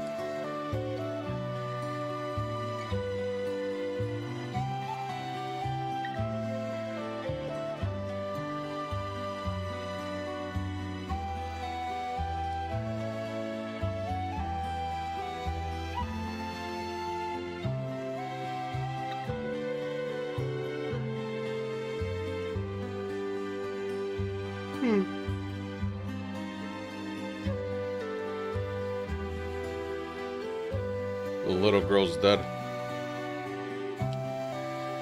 Probably.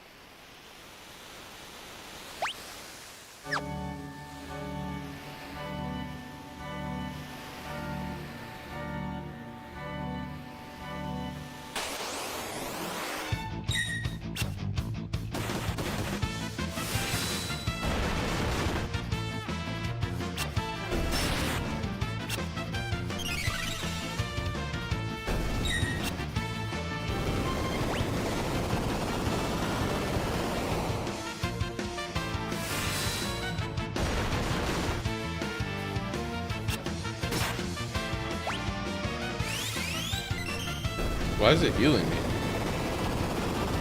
This world really is messed up if monsters are just choosing to heal me.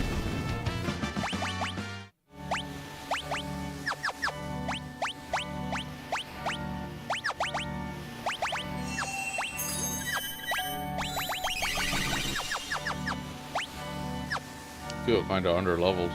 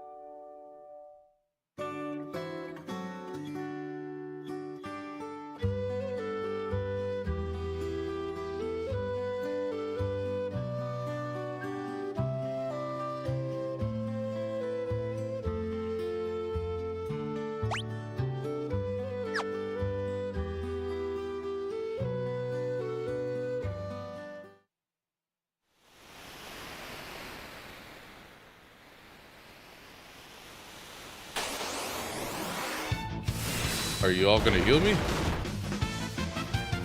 Yeah, what the heck? They're using healing spells on me. Izuna. I hate to break it to y'all, but white magic is not offensive magic. Kinda feel bad for killing them. Oh well.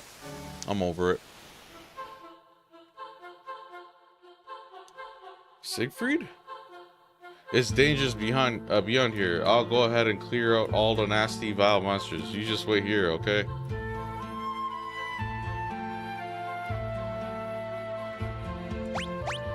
Oh, same cave? Okay.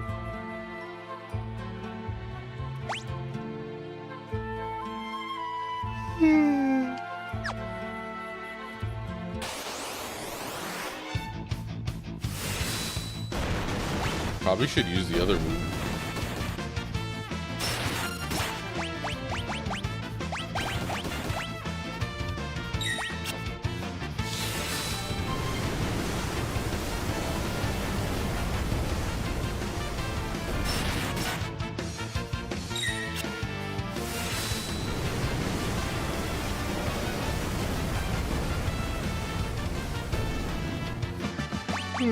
I'll be yawning so much.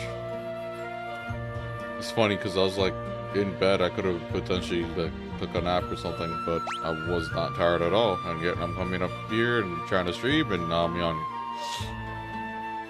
Maybe it's I'm not nervous, or I don't feel sleepy tired.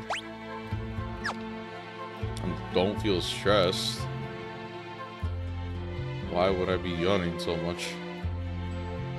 Alright, what now? Here, boy. Here's some yummy food for a good little turtle. How about that, eh? Nice. Used to have me a pet turtle.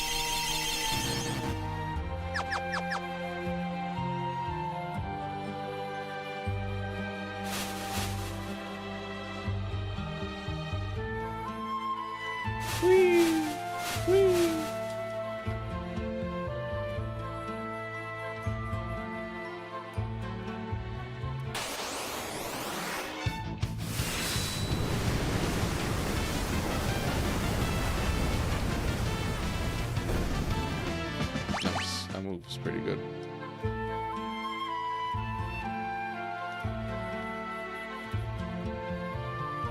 It is Siegfried. Come on, let's hurry it up.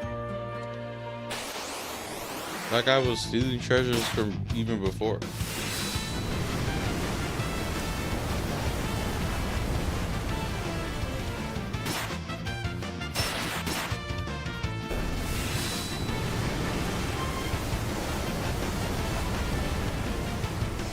We're making it through.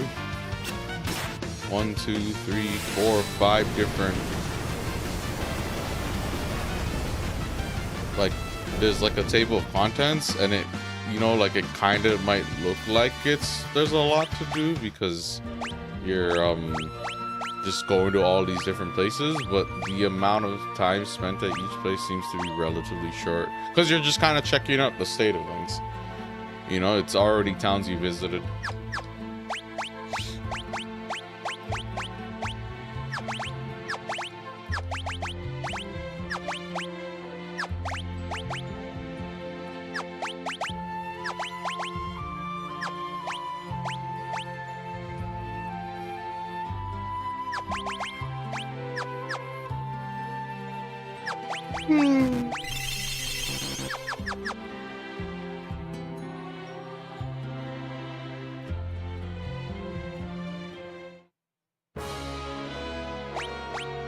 Okay, we have treasures here. Are you still with us? Just hold on a bit longer, okay?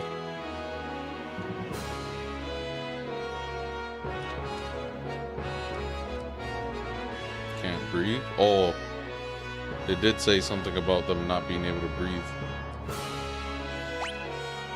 Then again, it's stuck in below. It would lose oxygen.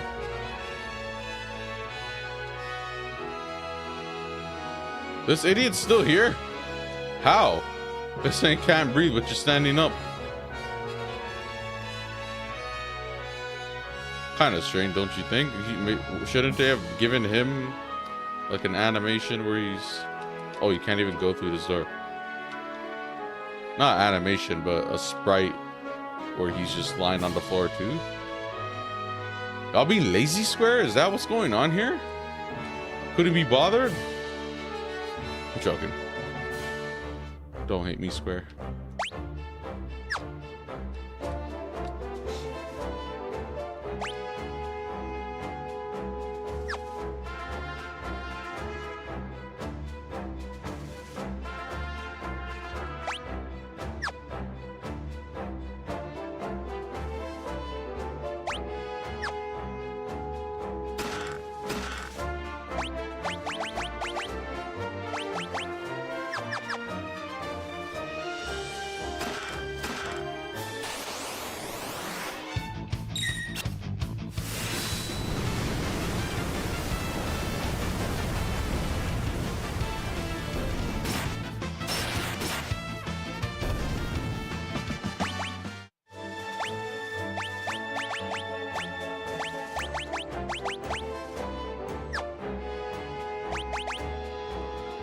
He should learn race.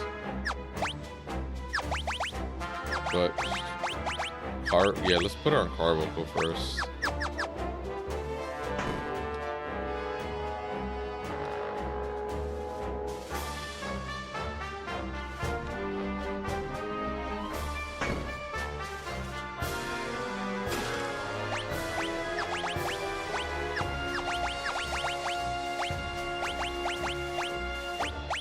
Thought that was a relic.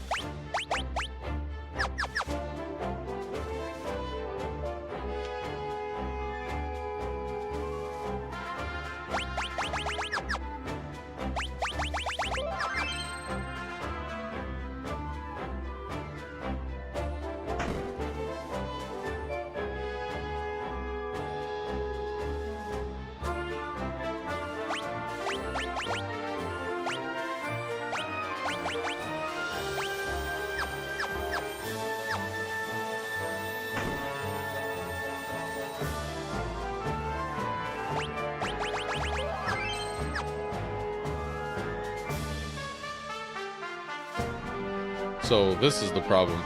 Got its tentacles all tangled up in the engine. Boss, what should we do? Our treasure's in the storeroom back there. I'll keep this thing busy. You guys go get the treasure. But boss, that's awfully dangerous. Just get moving. Edgar! What are you standing around for, Celeste? Give me a hand. Edgar, it is you. Ooh, look at the terrain. Maybe fire?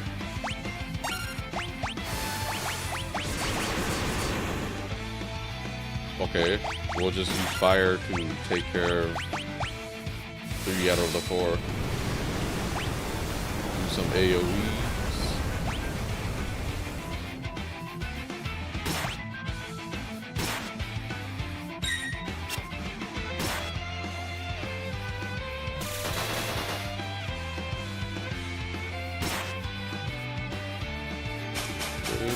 Whoa! What? Oh, okay, I thought they...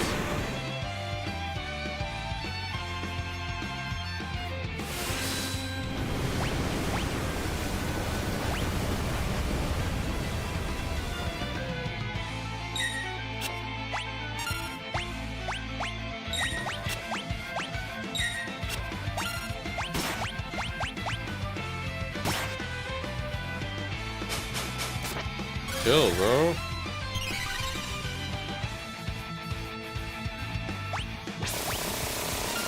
Probably heal.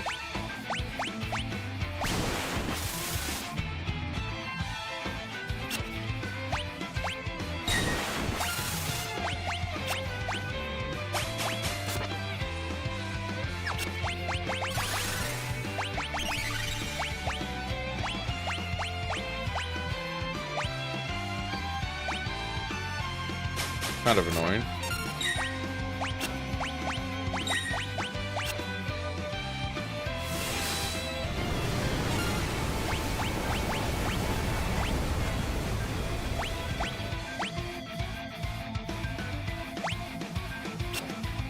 Kind of going about it in a dumb way, arguably, but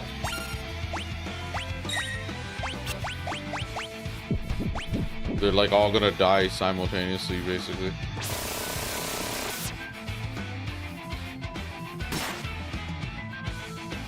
Come on, heal, heal, heal, heal, heal, heal, heal, heal, heal, heal, heal.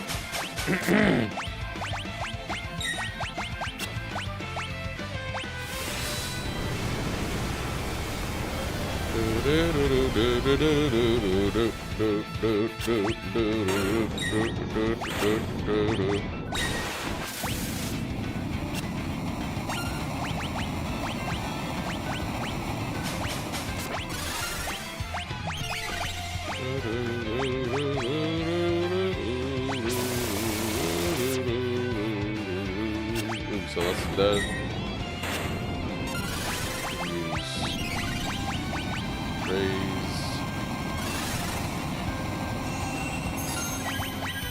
On Celeste, and then we just beat up this last tentacle.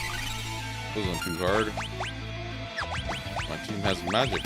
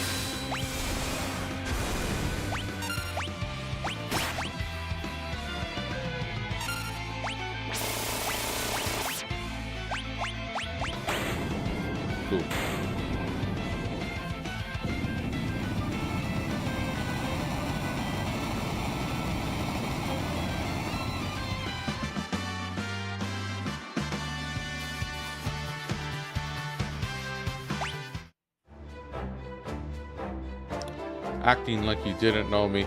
I heard Figaro had run into some kind of trouble. I wanted to help, but how was I supposed to get here with the castle stuck beneath the sand?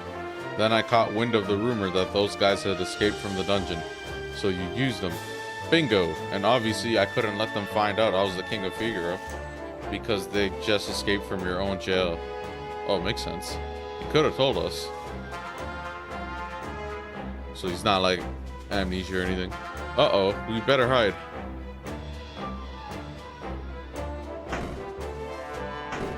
Boss? Boss. That monster must have gotten him.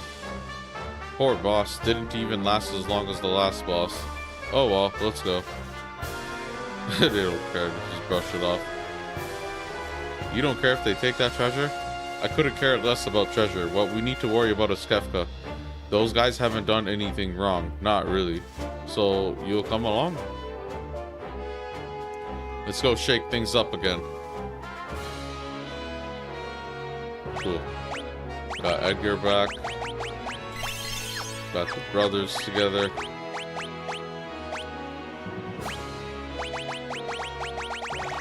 Put the usual.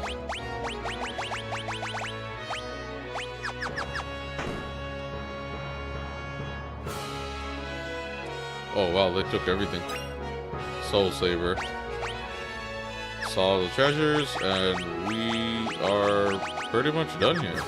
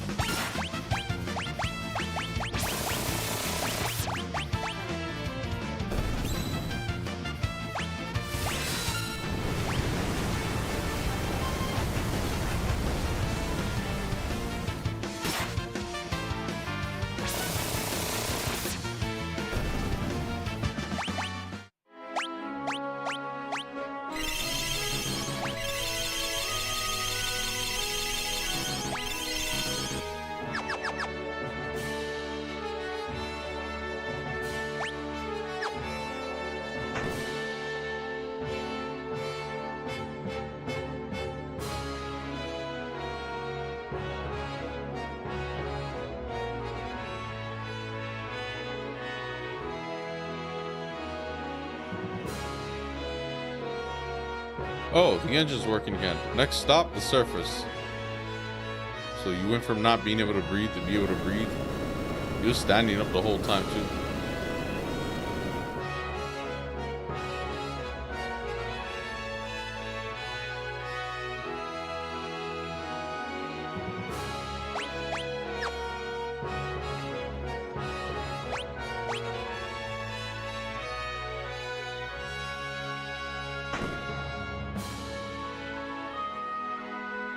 Wait, everything's back to normal? How the hell is this all possible, bro? That doesn't even make any sense.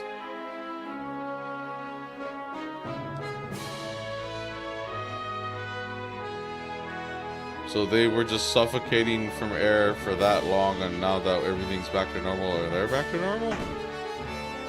I don't buy it.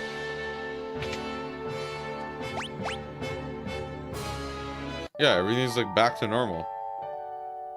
The castle was stuck underneath and everyone's just dying of suffocation. What did she say? Several residents of our castle left to join the cult of Kefka. Maybe they'd return if a loved one went and pleaded with them.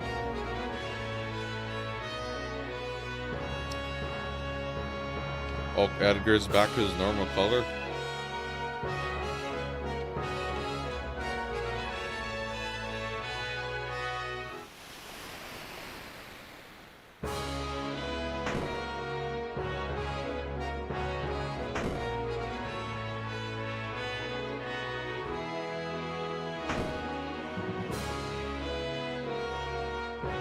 Even the shops?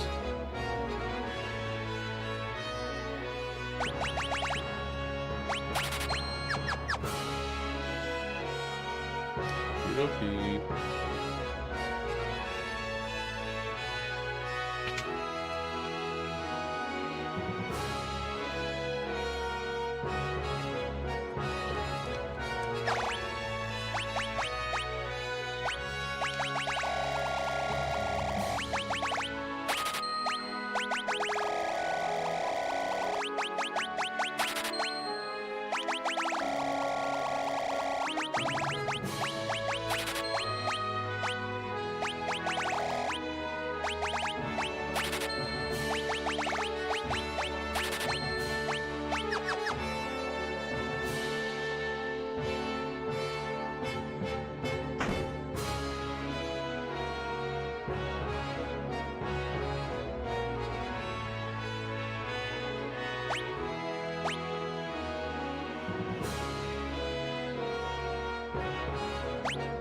Oh yeah, there's nowhere else I can go right now.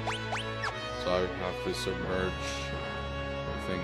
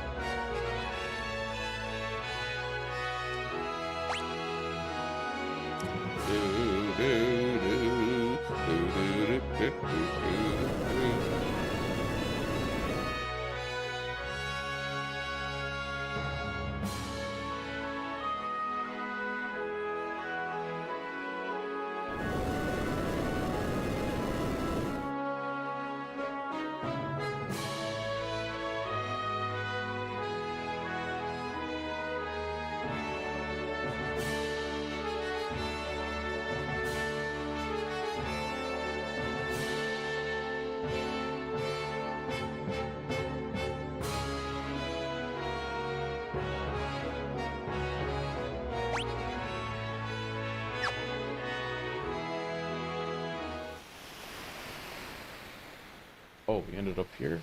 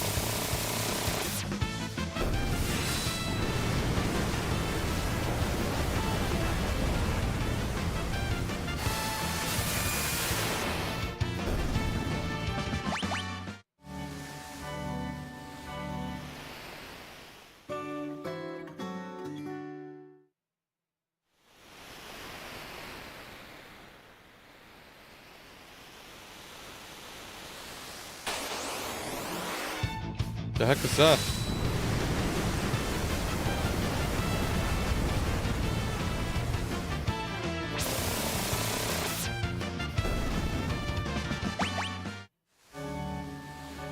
Opera House? Ultros? Okay, I'll come back here later. This isn't even the right place I was supposed to go. Cool though.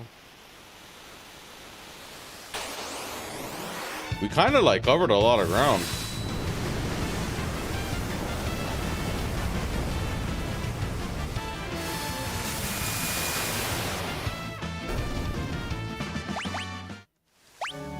Oh, I forgot to put a summon on him. Pretty head anyway, so.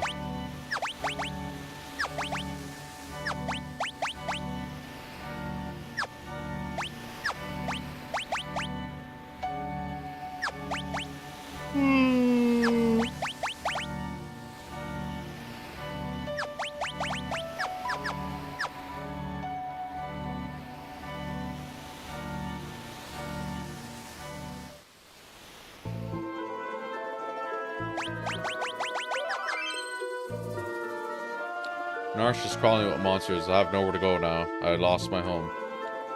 I mean, people lost more than their home, bro. The whole continent got split in two or whatever. Those beautiful days will never return.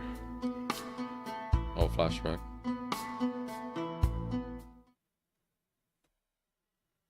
I mean, still kind of look run down, so. I mean, this is nice. More green, more color. But let's be real, y'all seem like you kind of just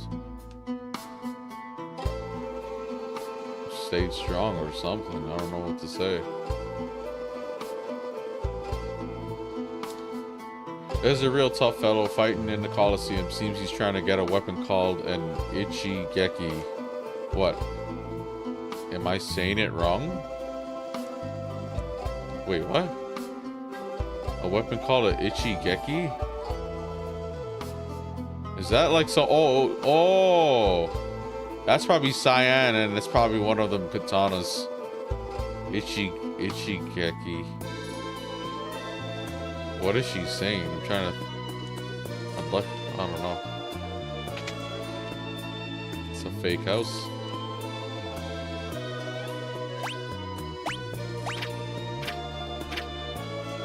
That's random that he has that function here. Okay. Oh, maybe this is like an HU place.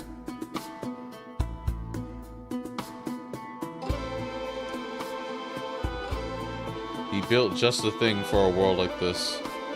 Hold on. There's still some people with vision even after what happened. Like my brother up north. He built just the thing for a world like this. Right, he sounds like my brother kind of. On some survivalist type of shit. When the world goes down under, I'm going to his house. A charming man with a mustache came through town recently. He kept saying thou to everyone. Yeah, I figured it was Mr. Thou. I think he said he was headed for Miranda. Okay. These are like all fake houses.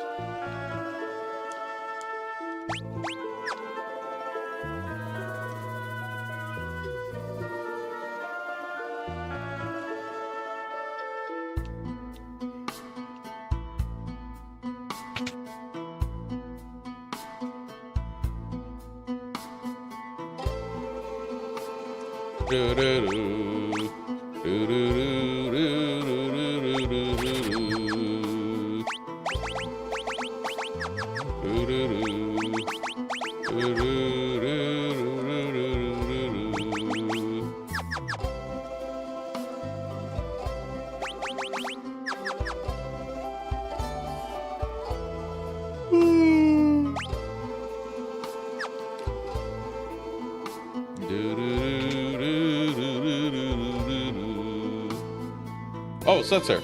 Cool.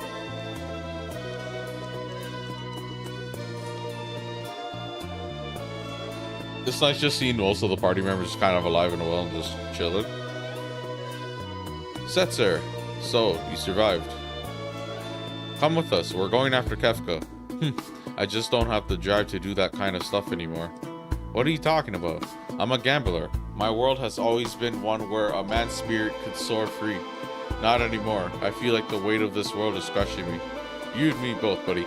It's just too much to bear. And on top of that, I've even lost my wings. Oh yeah, the airship split in two.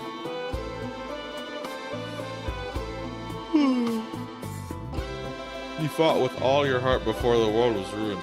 That couldn't have been easy either, but you seem to bear that just fine. That was then. All my dreams are gone now. If you need a dream to chase after, then why don't you find yourself a new one? Like taking back our world. Hey, so that's what the leader type of vibes.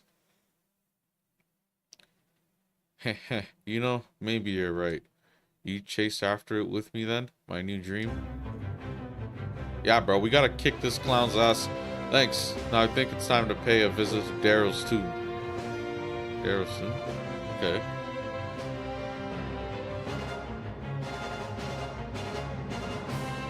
She's waiting for us with a new pair of wings. Oh, okay. Oh, okay. I kind of remember that segment too.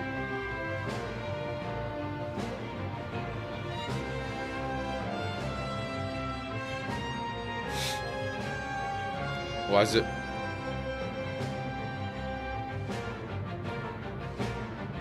Oh, it's like literally telling me to go there. Okay, cool. Yeah, you haven't done that up until this point. Why now? So weird. I was probably gonna end up going there anyways.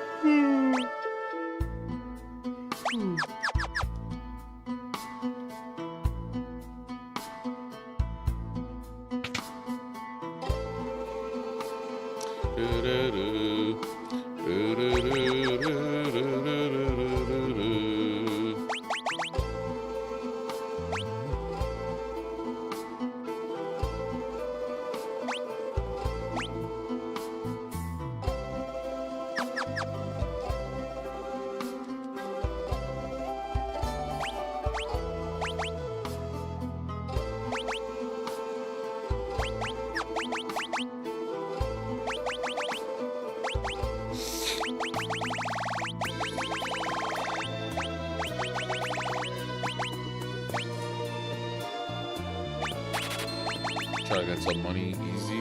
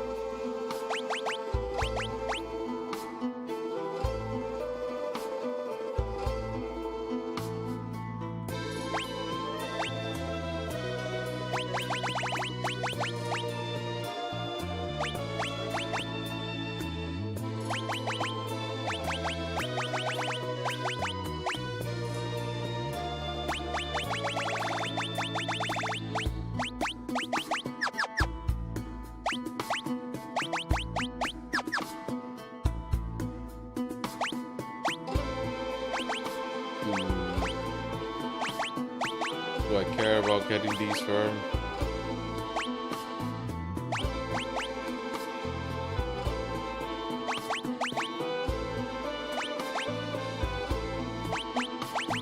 Sure. Why not? You're gonna get put on the back burner eventually, but...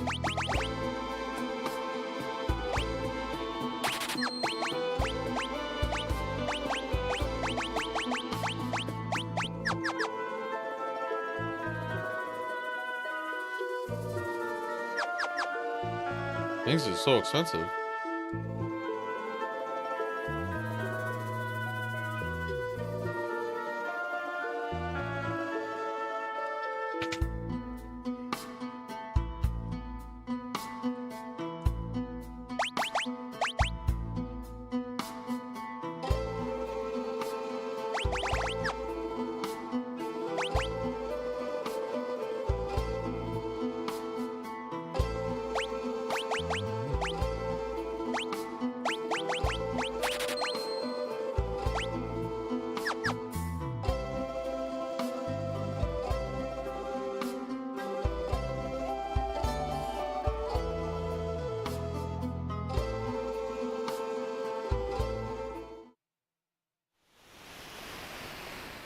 Hold on, I'll be right back.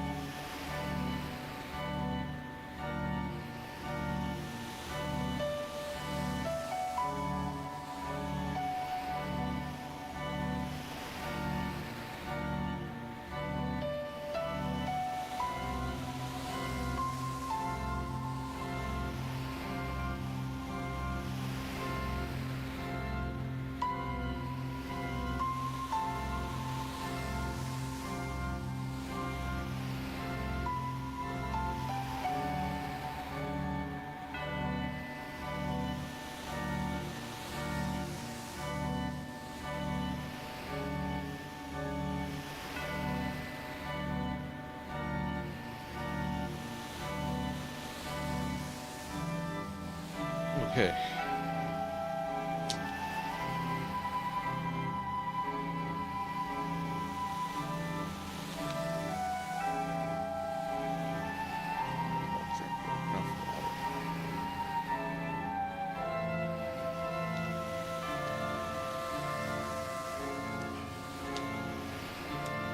Making pretty good progress.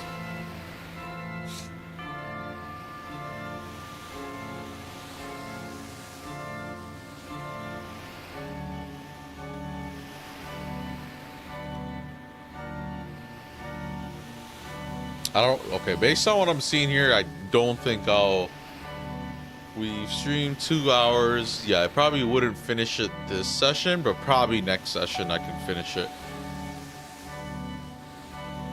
Because even if I were to stream another 10 hours, maybe towards the end of that I would make it there, but I don't know.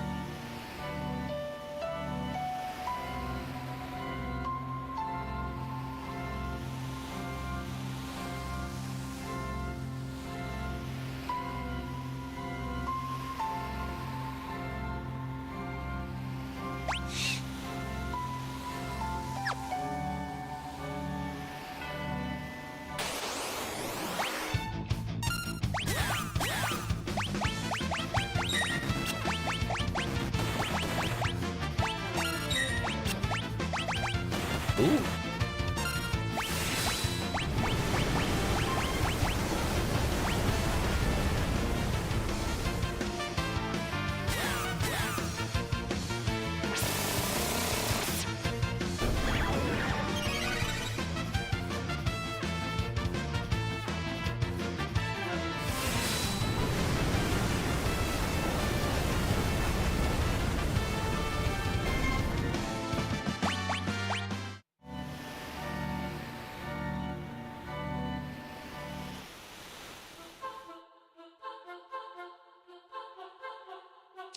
This is your friend's grave?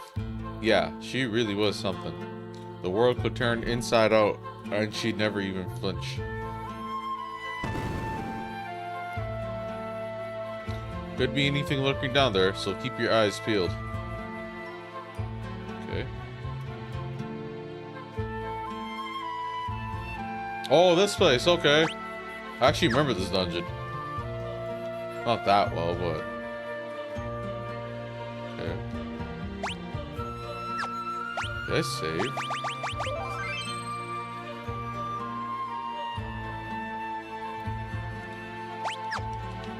Treasure guide, show me the way.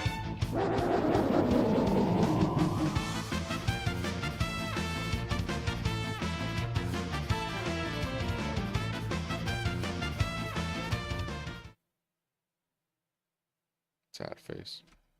That was Setzer's thing, wasn't it?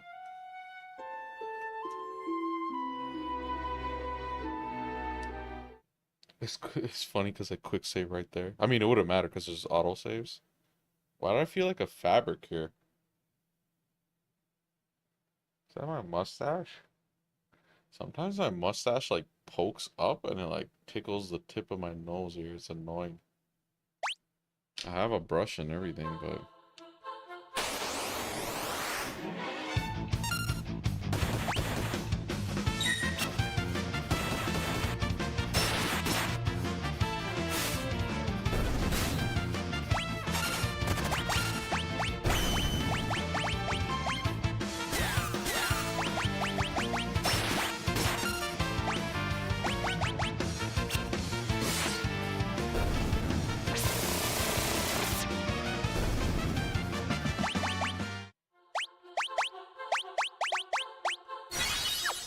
Oh, that's gonna be annoying.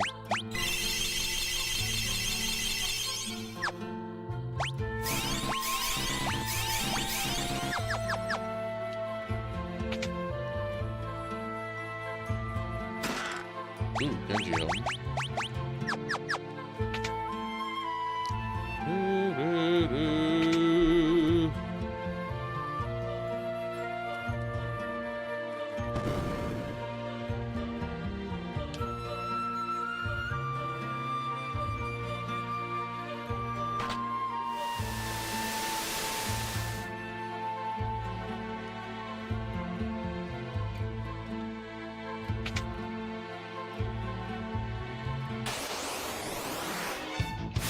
If Sephiroth was a pixel sprite, he'd probably look like Setzer.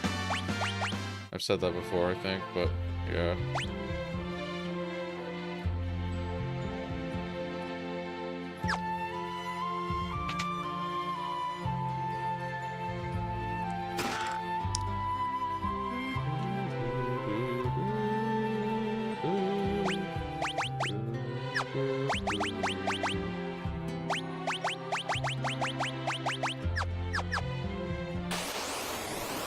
Ooh, Malboro.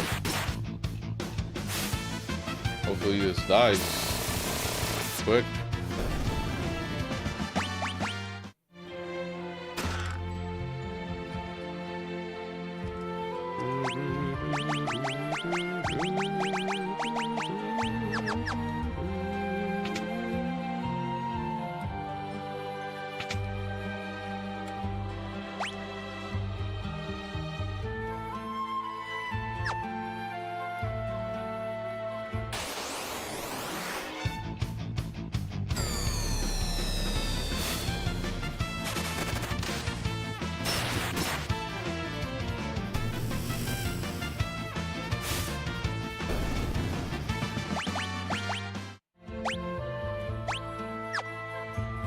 It looks so weird.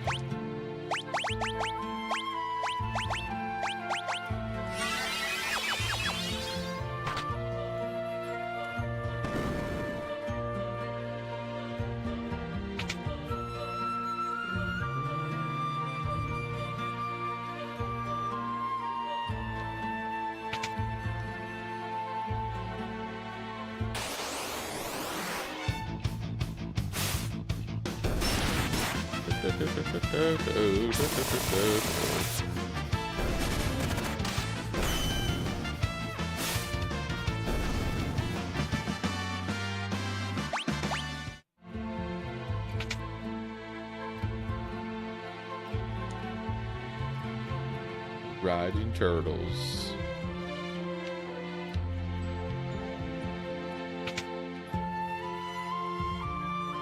Wait, what?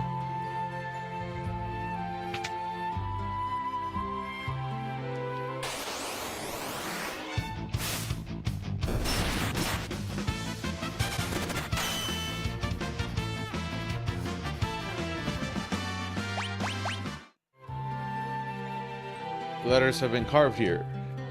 Ebrow. Twisty.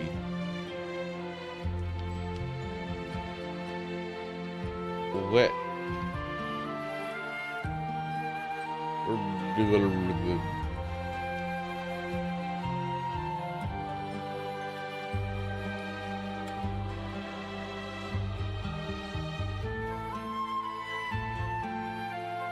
Oh, it says right here. There's 4 tombstones here, which rearranges to when you line them all up, which read backwards is read, the world is square. Like Square Enix.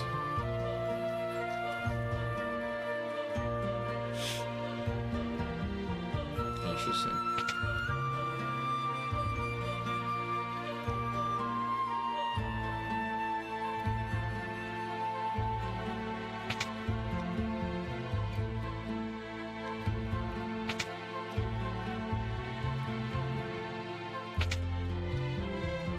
Wonder what kind of puzzle that was.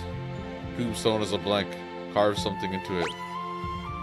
Oh, it's like that? Okay, so if it's like that order, it'd be this, this, this, this. Right? Or the other way around.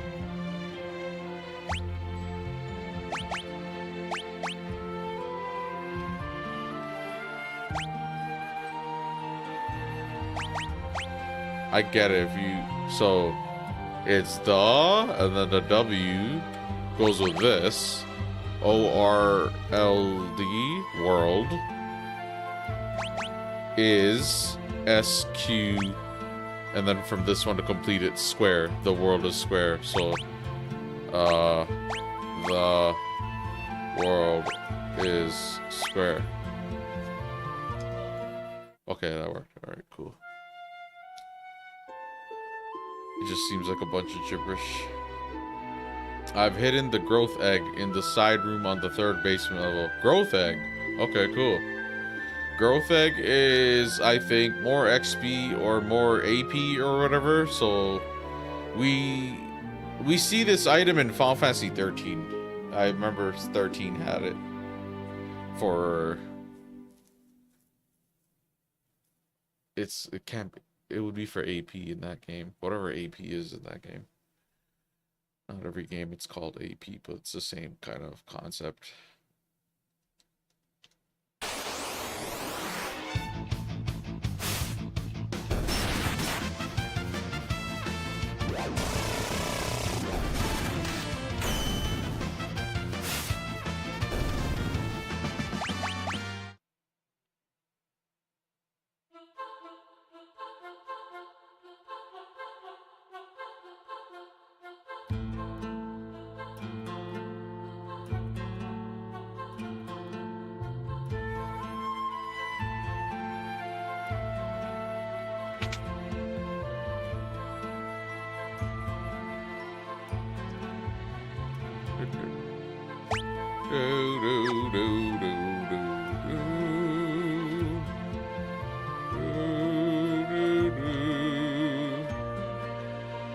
So referring to this or down here?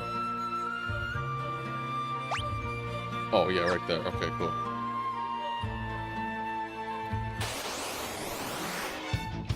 See, that's what I was saying about, like, the Pixel remasters have quality of life, which technically makes the game easier.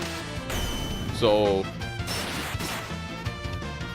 basically the mini maps can kind of give away secret item locations, at least let you know of its existence. Because, like, look, you pull it up and you see just that treasure chest off to the side. But also when you're in secret passageways, it highlights the route both in game and on the map.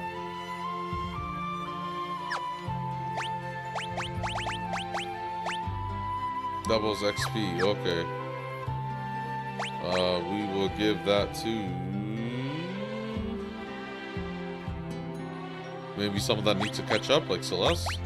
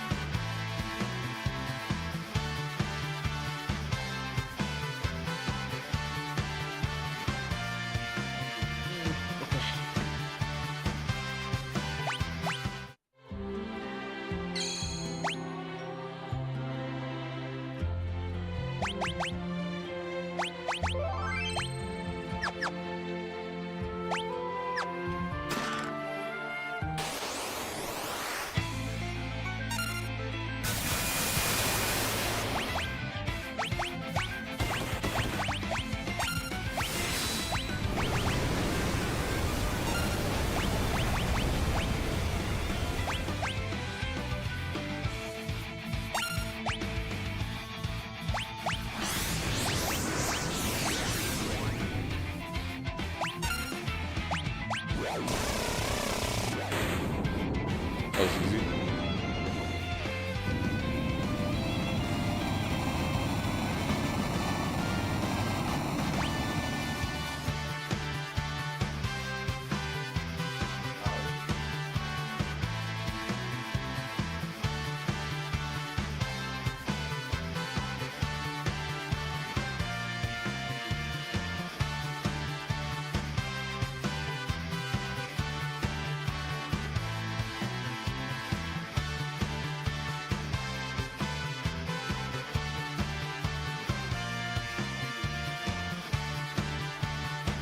Allergies or dust or something,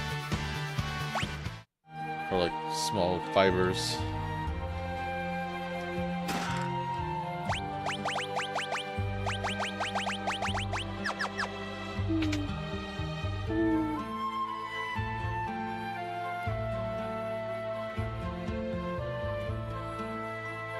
Got all the treasures, and we are. Probably should heal, actually. Why not? Get my MP and stuff.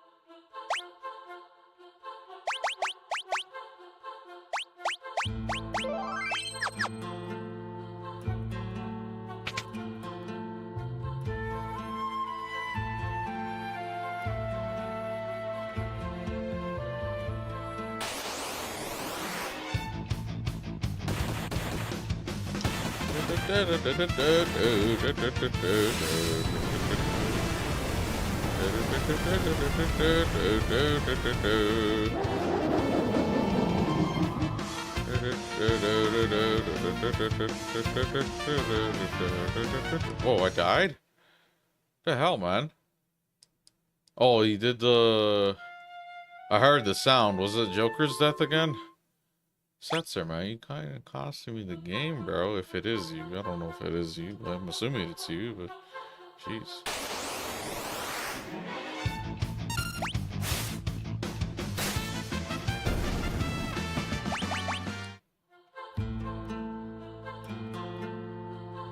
Okay, hold on. Make sure you have something new to learn. So... that unicorn. Here lies Daryl.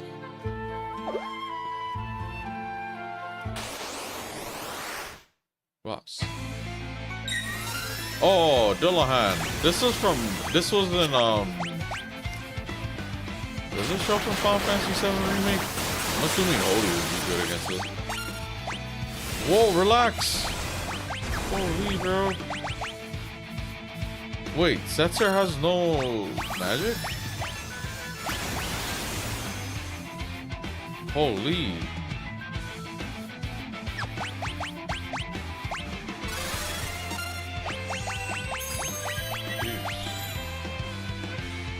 Kind of crushed all of us.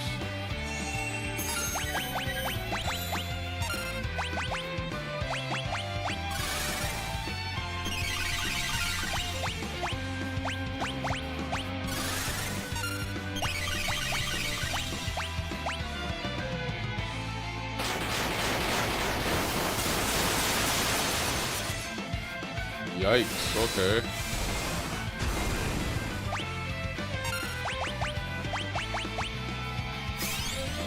Hello, Zephyr, Zypher.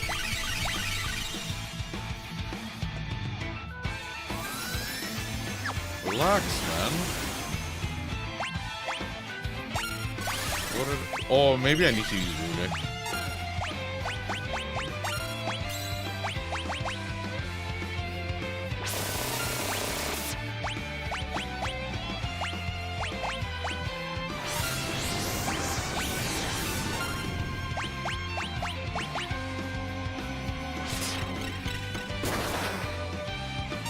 Okay, hold on. This guy is hitting relatively hard.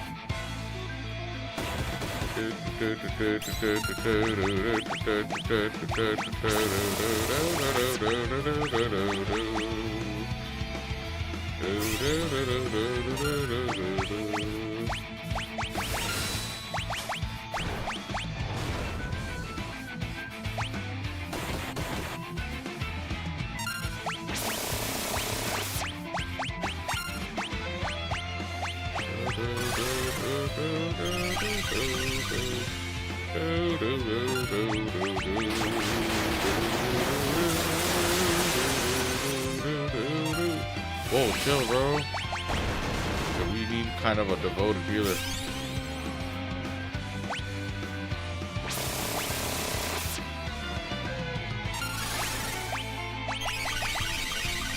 I hope that does something. Not detrimental. Oh, Mega Flare. Hey, you don't even need Bahamut. You could just gamble and the pachinko slots or whatever and get them.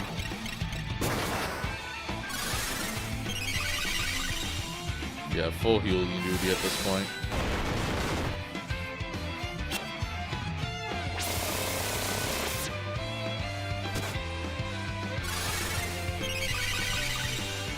We have a lot of MP actually, now that I think about it. Hey.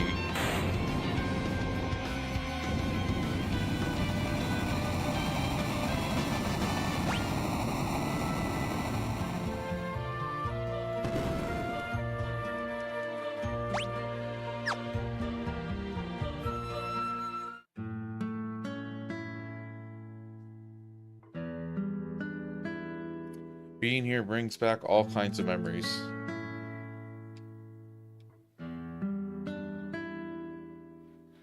This next test flight could be dangerous. What are you trying to prove by pushing your ship to its limits? It's pointless. Watch your step.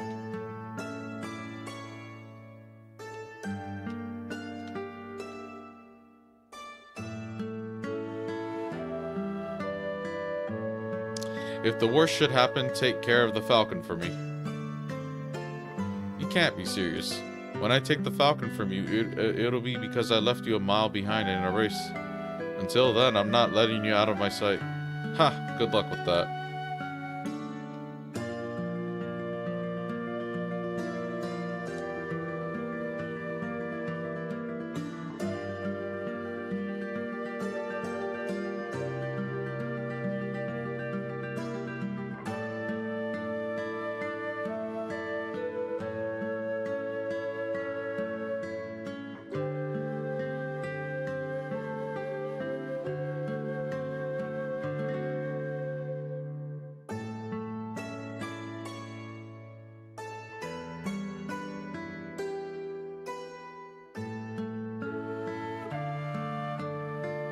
Ah, there's really nothing like flying. How long do you plan on hanging back there? Aren't you gonna try to pass me?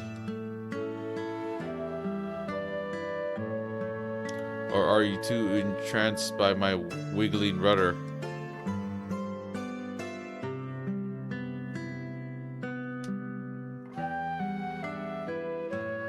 Oh, that's the other airship? It kind of looks ass compared to what I just had. I guess it's better. It looks fast.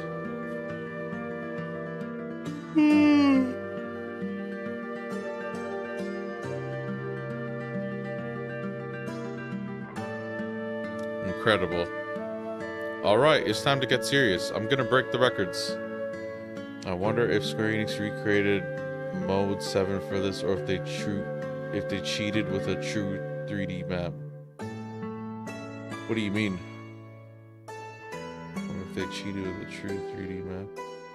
I'm like stupid, so that kind of flew by my head. Be back by sunset. I'll be waiting for you on our hill.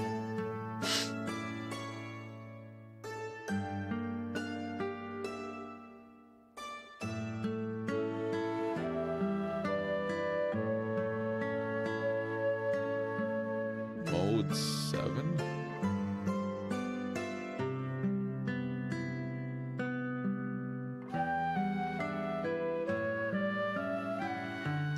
Like if they just use Unreal Engine's native camera features, I don't know. Oh, you're talking about Unreal Engine?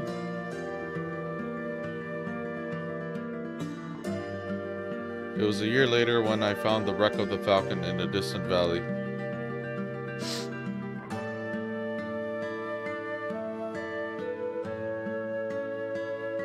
I restored the ship and then put it to rest down here.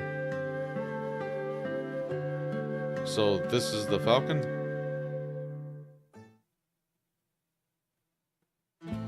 I can't very well be the world's fastest pilot if I can't even fly. I need your help. Falcon!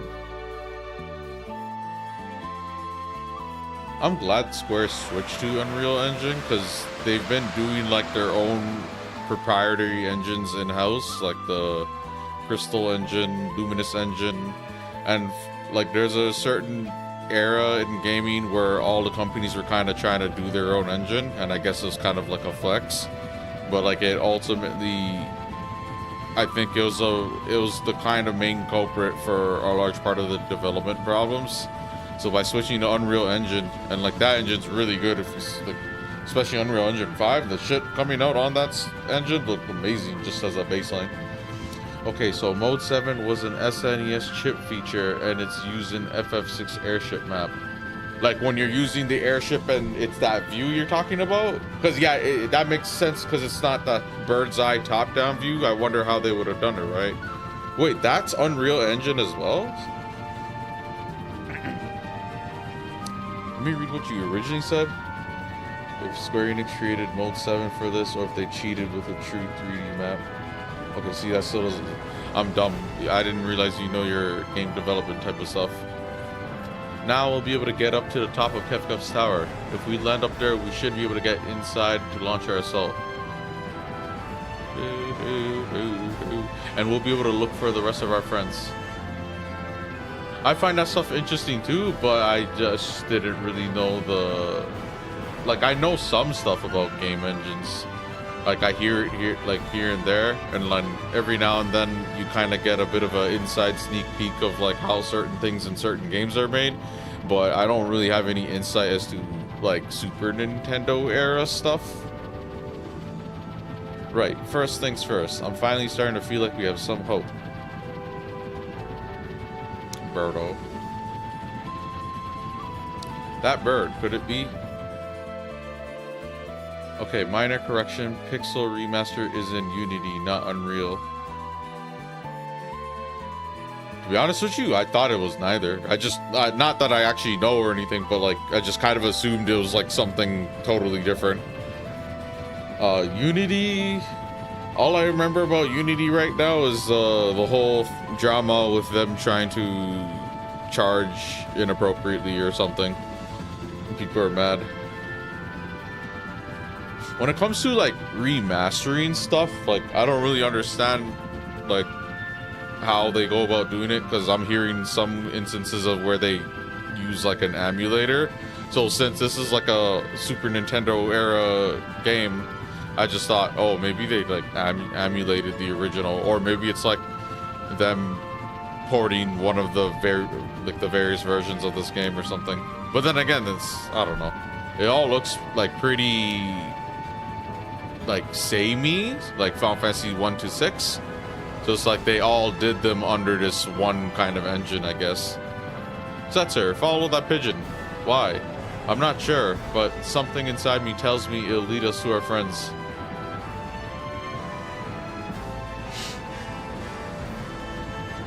This you're talking about, right? This, like, perspective on the world map? Looks pretty cool.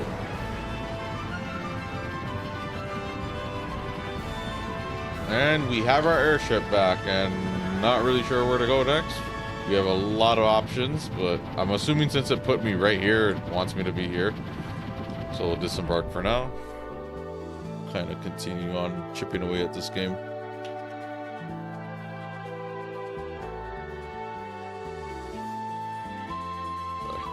No!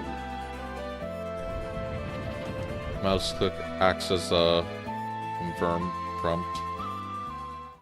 Yeah, that angled camera on that airship on the Super Nintendo, that was called Mode 7. So would that be the case for other Super Nintendo games that had an overworld on the airship angled like that? I don't even know what other game would be like that. Final Fantasy V was still bird's eye view airship, I think. Mode 7, that's such a specific name. Mode 7 was also used extensively in the very first Star Fox. That makes sense. I could see like how that works.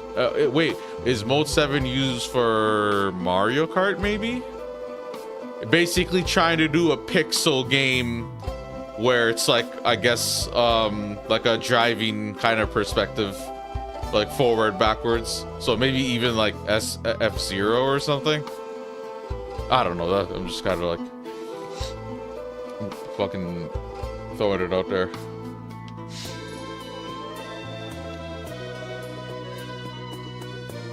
Oh. Yeah. You're blocking the way. Move it, man. A swordsman came through here recently. His skills were impressive enough, but I could tell his heart was full of turmoil. Oh, Cyan. If he could rid himself of that confusion and doubt, his technique would probably reach a whole new level. Yes, Mario Kart, and I think the animated backgrounds in Castlevania 4 ran some data through the Mode 7 chips. Castlevania 4? Bro, I'm not used to Castlevania like numbered. It's always that subtitle of some sort, right? Dawn of Sorrow, Symphony of the Night, Dracula's Curse. I actually don't know the numbering of Castlevania. Like, is Symphony of the Night like the 7th game or something? Like, whoa, why is this guy zooming, bro? Relax. Let me talk to you. This guy, stop. I can't. I was a thief once, but then I uncovered a secret so terrible that I had to go into hiding. Really? A man with a strange manner of speech came through town long ago, kept calling people something funny. Vu? Tao? Yao? Meow. Yeah, it was a wild time when we had Castlevania with numbers. Wait, it was numbered once upon a time? And then what? Like, retroactively, we started to refer to it by their respective subtitles? Because I've never really heard people say Castlevania 1, 2, 3, 4. It's always like Castlevania and then some subtitle. I don't really know how like that fan base kind of approached it. Because I know for Final Fantasy, we called Final Fantasy 6 3, but then eventually, since we got all of them, we did the correct numbering and stuff.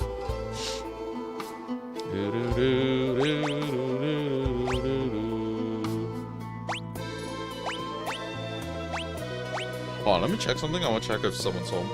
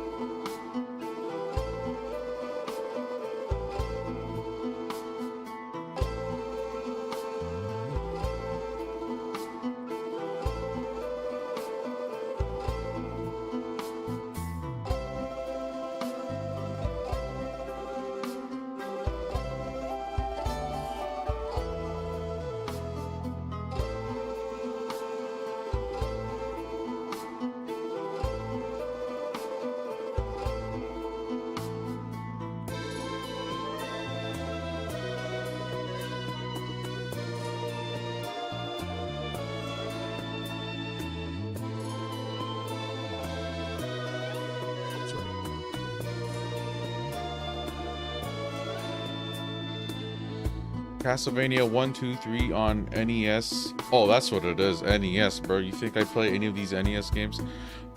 All had honest to God numbers on them. Super Nintendo had Super Castlevania 4. Okay, Super Castlevania, I know, but... And then from then on, they gave up. The next game was... Oh, it's cut off again, bro. That stupid icon blocks everything.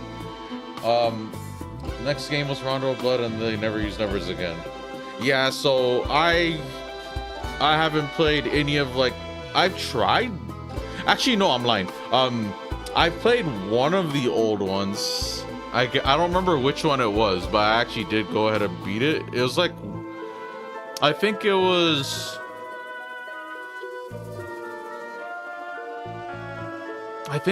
bundled with Symphony of the Night or something.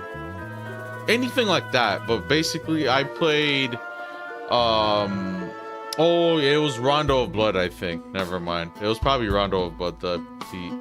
But I think I beat Rondo of Blood. I know I beat Symphony of Night. I beat pretty much everything after that. Dawn of Sorrow, Portrait of Ruin, Order of Ecclesia, Circle of the Moon, Harmony of Dissonance, which is the shittiest one because I didn't like that game.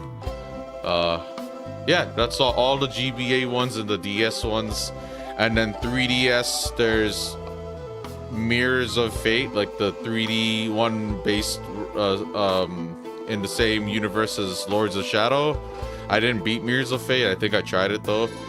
And then I beat Lords of Shadow, and then unfortunately I didn't actually beat Lords of Shadow 2. I just kind of, that was like a pretty big disappointment for a sequel.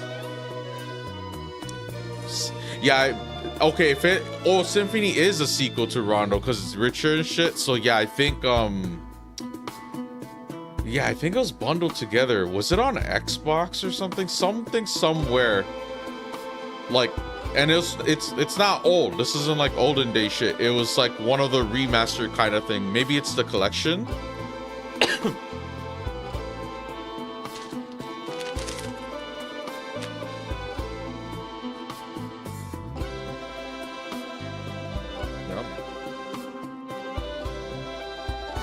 Got Wendy's.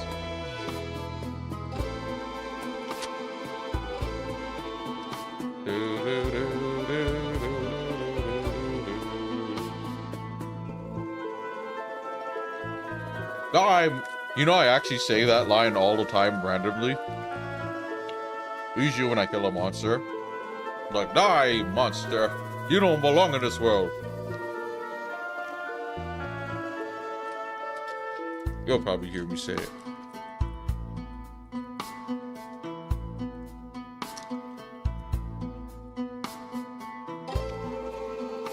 Pretty famous gaming line. Oh, this is spicy.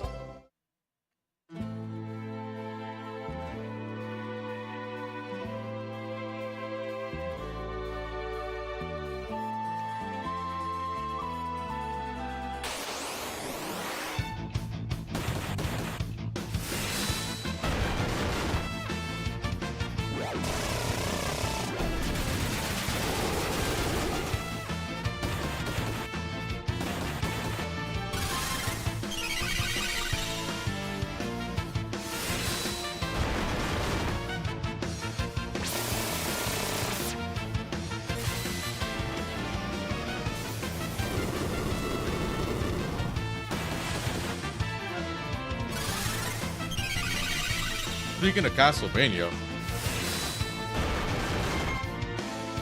there's not a lot of them I can revisit. So on Switch, no, nothing. It's the same collection stuff. Whatever games they made in a collection recently on Steam and Switch, those are the ones I can play. So hold on, let me go check it out.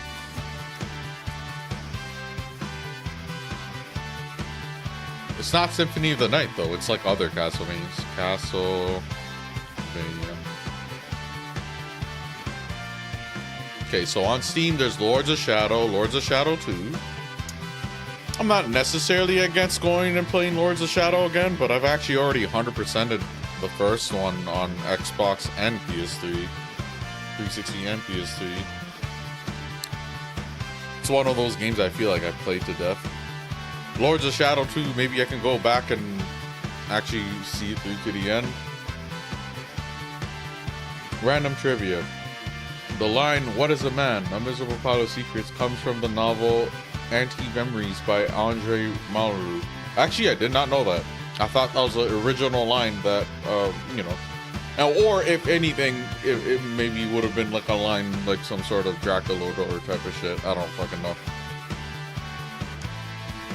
Maybe the inspiration, that guy, I can't remember his name, Vlad the Impaler. Maybe he said that shit before he like poisoned a bunch of people or whatever it is he did. Okay, so we got Lords of Shadow 1 and 2. I'm assuming... Okay, the 3DS one. Oh, it is here. It's a shit game, so I imagine it wouldn't show up as priority on Steam. But yeah, Mirror of Fate, not Mirrors. Mirror of Fate HD. I've never really beaten that one. And then Anniversary Collection, which has... Here, let me get these battle. Get some trading going on. The Anniversary Collection has Castlevania, Castlevania 2, Simon's Quest, Castlevania 3, Dracula's Curse, Super Castlevania 4, Castlevania The Adventure, I don't know what that is, Castlevania 2, Belmont's Revenge, Castlevania Bloodlines, Kid Dracula, never released in English before, okay, and History of Castlevania, Book of the Crescent Moon. That sounds like a lot of games, but these are all during an era where I don't think I can go back to it. For Castlevania, probably the earliest game I'd be willing to play is Symphony of the Night. And then the GBA ones, sure. The DS ones, sure. Let me see the pictures. Yeah, these are NES games, man. Look at this shit, holy. Well, I'm not actually showing it on stream, but still, I'm looking at it. That shit looks ass. I realized it because what I used to do is I would kind of, like during the summer or the winter breaks, I would what do you call it? I would go back and play retro games, and I did try to dabble in, let's say, NES games, and like that whole generation was just like, bro, Super Nintendo really was something special. That was like a really big jump in quality in the sense that they had a lot more dialogue, stories, these world maps. They just kind of went off. Graphical enhancements, of course. It looks dumb now in comparison to what we have now, but NES to Super Nintendo was a pretty good jump. And then obviously Super Nintendo to N64 and PS1, that was also a really good jump because of the 3D transition, which hasn't aged well, I would say. Like the early 3D games haven't aged as well as Super Nintendo games. So there was that too. Like I wasn't able to go back and play so on the N64 I tried to play games like GoldenEye and Perfect Dark, and the controls were inverted on the aim and shit, and I'm like, oh my god, this is so bad, bro. I don't even remember if there was an option to change it. I need to pay attention. People are dead. No, everyone's dead. No! Dude.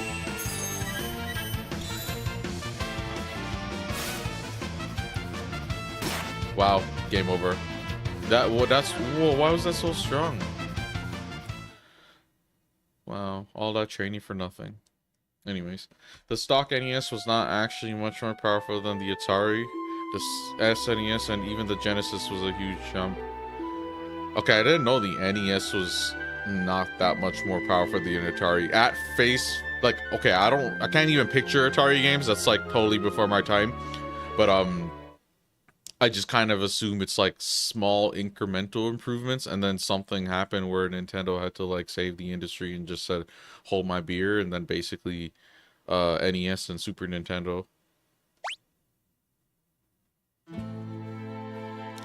gaming really did kind of like evolve pretty rapidly at a certain point. Pretty much during the 90s when I was growing up.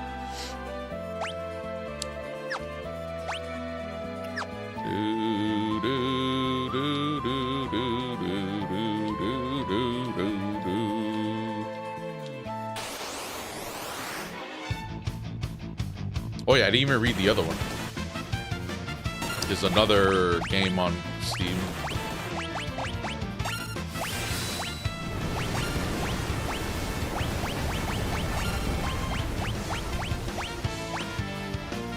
Okay, the other thing they have on Steam, which is newer than everything, is Castlevania Advanced Collection. Let's see which ones this one has.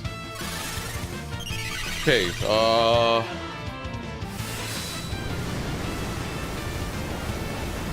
okay, so it comes with Castlevania Circle of the Moon. Not a bad game. I remember playing it on GBA. Harmony of Dissonance, the one I don't like, with just Belmont. And then Area of Sorrow, which is probably the best of the bunch right there. That's not bad. And then Dracula X, which I'm not sure what that is. Looking at the pictures. Yeah, that's the one I don't like. It wasn't bad. It's just the weaker entry of the bunch. Where's Dracula X? Is Dracula X's ghetto looking one? Oh yeah, it is. Oh, you know what? I think I played it on PSP. If they had a collection there. I'm not really that interested in playing these. If I run out of games, maybe. The other collection for sure I'm not interested in. The NES games and Super Nintendo games. But if they brought Symphony of the Night, the GBA, and the DS games somehow to Steam, I'd be interested in playing those. In fact, when developers wanted better NES capabilities, they would literally install extra computer chips in the cartridges that would supplement the NES chips. Super Nintendo was weaker than Sega Genesis overall, right? And then I remember, the only thing I remember about, like, I was young, so I didn't really, like, kind of know the talks when it comes to the hardware. I know it more so for, like, PS3 versus Wii versus Xbox 360. By that point, I was kind of, like, a nerd and kind of, like, paid attention to an extent. So I know a little bit more about that stuff. Old school stuff, though, putting in an extra computer chip in the cartridge to kind of reminds me of how Xbox Series X like had an extra chip like ERAM or some shit to kind of compete with PS4's RAM. And I don't know, the cartridges, I remember the only thing I have nostalgia for, like, the way games were back in the day where you like blow on the cartridges. Genesis had more VRAM. Oh, the blast processing. Yeah, I remember that. The Super Nintendo was equal to or stronger than Genesis in every other way. Oh, okay. I didn't know that. I thought it was you know, that's actually something I mistook for so I explained this to my friend because I once I found out about it, it's interesting. I could be still wrong, but PS2 was the weakest of the bunch. I actually thought GameCube was the weakest of the bunch, but apparently that isn't the case in some regard.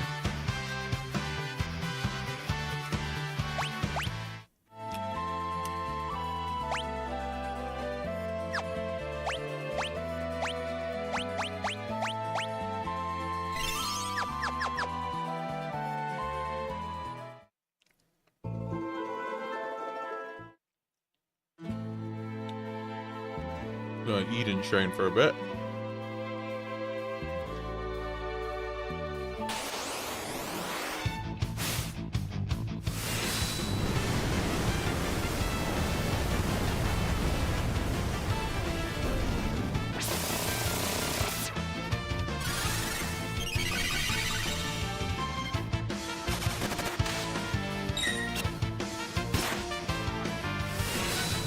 Oh, you're the culprit.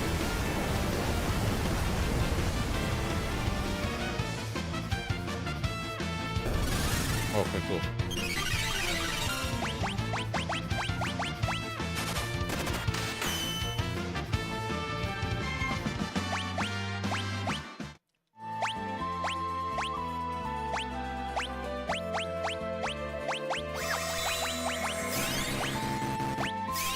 PS2. If was able to corner the market by being not just the cheapest game console, but also the cheapest DVD player. Yeah, I also played PS1 games too, so that helped me, because when we got a PS2, there was like a shortage of a lot of things, not just memory cards, but even like certain games and shit. And then the launch titles weren't really necessarily like the greatest. It's like, I remember like random games like, what's the name? Orphans, Scion of Sorcery, Oni, and that's all I remember. And really, I was just waiting for games like Final Fantasy X and Metal Gear Solid 2. So yeah, I heard Xbox was the most powerful, and then I was always under the assumption that PS2 was better than GameCube, and then GameCube was the weakest. And then like I found out somewhere along the way where it's actually the other way around, and like some shit about shaders or something. Like the shaders are better on GameCube games.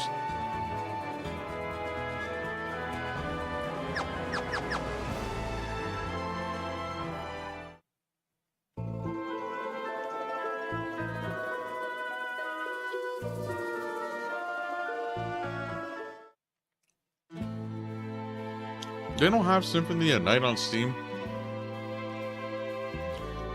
Come on, Konami.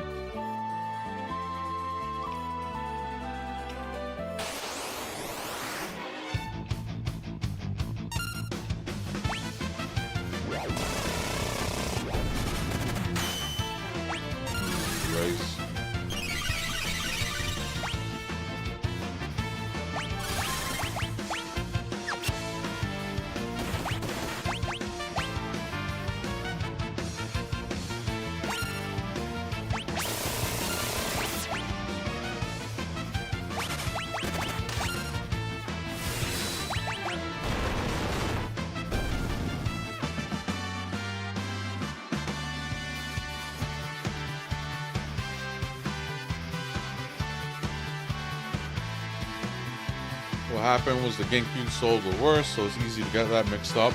See, yeah, what I was trying... Okay, I remember kind of how I found out about it to an extent. I was trying to see if there was like a correlation between a system being more powerful, and as a result not necessarily putting out the best games, the best products, because maybe that kind of slows things down. And I was like looking at it, like Wii sold the best and it was the weakest, and then I'm like, wait, if PS2 sold the best and that was the weakest, and then like, you know, I thought there was like some sort of pattern there, but not necessarily the case. I think that's around when I found that out. And no, Symphony of Night is still stuck on a PS3 exclusivity deal, like Bloodborne. Don't kill me. I remember the Bloodborne talks. I think I seen something recently where Bloodborne got improved via emulation or something like that. That's like probably their best theme slash setting. I prefer that because, like, I don't know, I've never really played anything like it, like this really like gothic horror action RPG sort of thing. And then it's much more refreshing compared to like medieval fantasy and just dragons all the time. I like dragons, but you know, dragons are everywhere. I have another burger here. Yes, I do. I'm gonna eat that before it gets cold. Fuck it.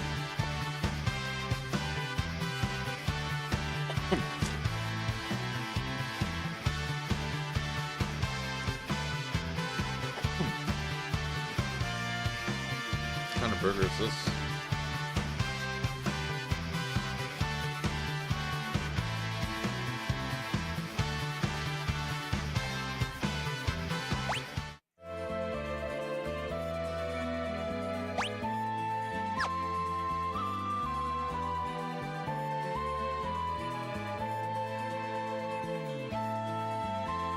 NES was the weakest, sold the best. PS1 was see you at least understand. You're laying it out for me. NES was the weakest, sold the best. PS1 was the weakest, sold the best. PS2 was the weakest, sold the best. Wii was the weakest, sold the best. Oh yeah, Switch is. I totally didn't even. I was gonna say PS4 and Xbox Series S. I'm like, oh no, but PS4 beat it. But then I thought about Switch being technically. Switch is like in between generations now. They kind of screwed up the release order, kind of, or the release timing.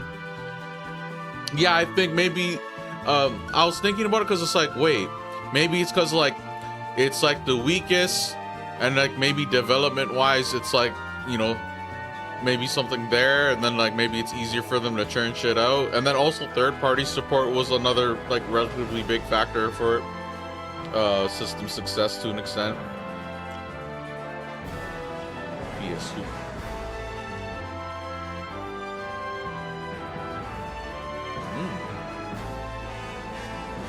It's probably good.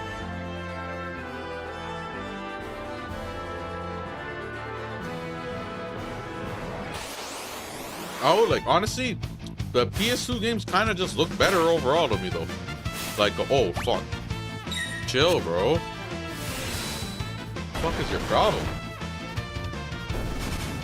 Can a man not just auto battle and train?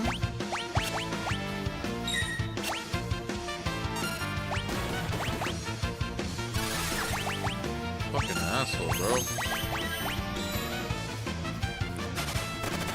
Yeah, like some of the GameCube games aren't like, I don't know. I think of like Tales of Symphonia. It's like, I mean, Tales of Symphonia looks fine. It's just, you know, that kind of 3D looking game. PS2's 3D kind of look better to me.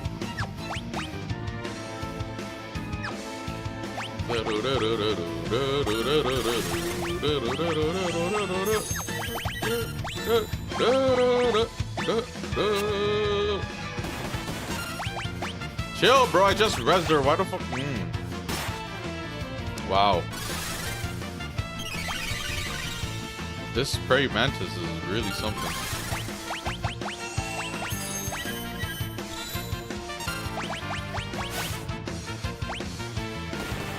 My points of comparison would be Mario Sunshine versus Jak 2. Yeah, I would think Jak 2 looks better than Mario Sunshine. But then again, I gotta really like have a side by side, I guess. Okay, this guy's a problem. Better get XP for beating something like this.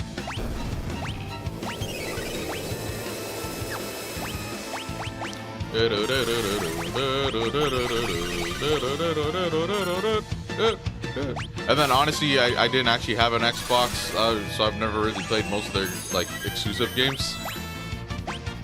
Closest would be like Fable and stuff.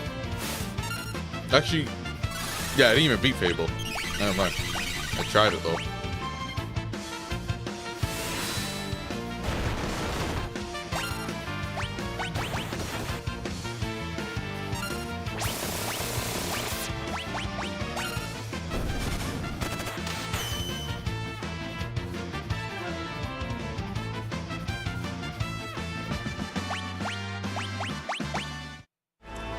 PS2 era was pretty special.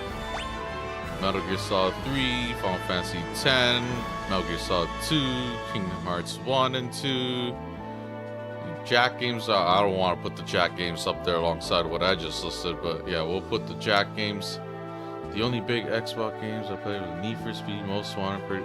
I played Need for Speed Most Wanted on PS2, and then I played the reboot or remake or whatever you want to call it on PS3. I actually like racing games like that, and then like now I think a large part of the appeal for me is to get it looking really, really nice looking, graphically speaking, like driving like a Lambo in the rain or something.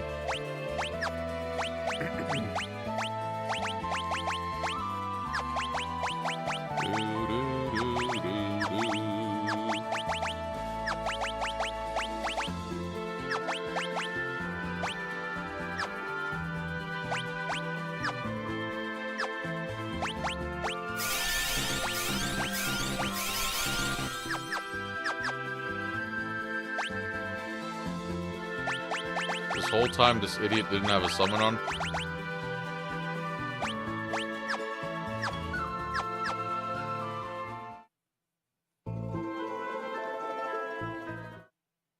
Yeah, there's like a lot of games on Xbox are exclusive and like maybe they're critically acclaimed, but they didn't really get pushed, like brought forward. So like I don't really know about them, and ultimately like lost in history to an extent. Also, the emulation on that is apparently like non-existent or bad.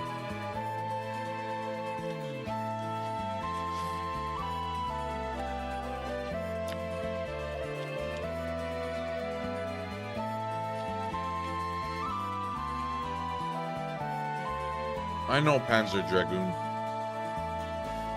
Didn't you remaster one of those? I haven't really played them.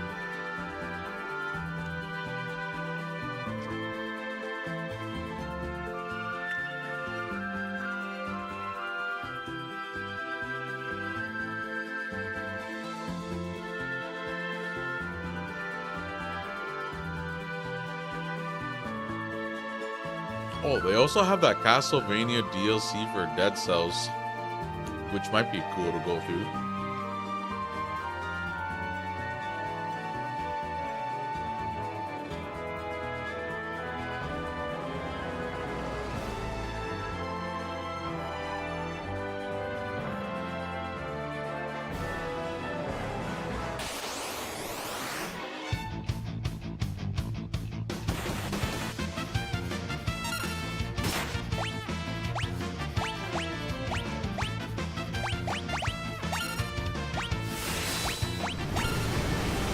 They remastered Panzer Dragoon 1 for the Switch because not everyone likes playing 10 FPS Sega Saturn games.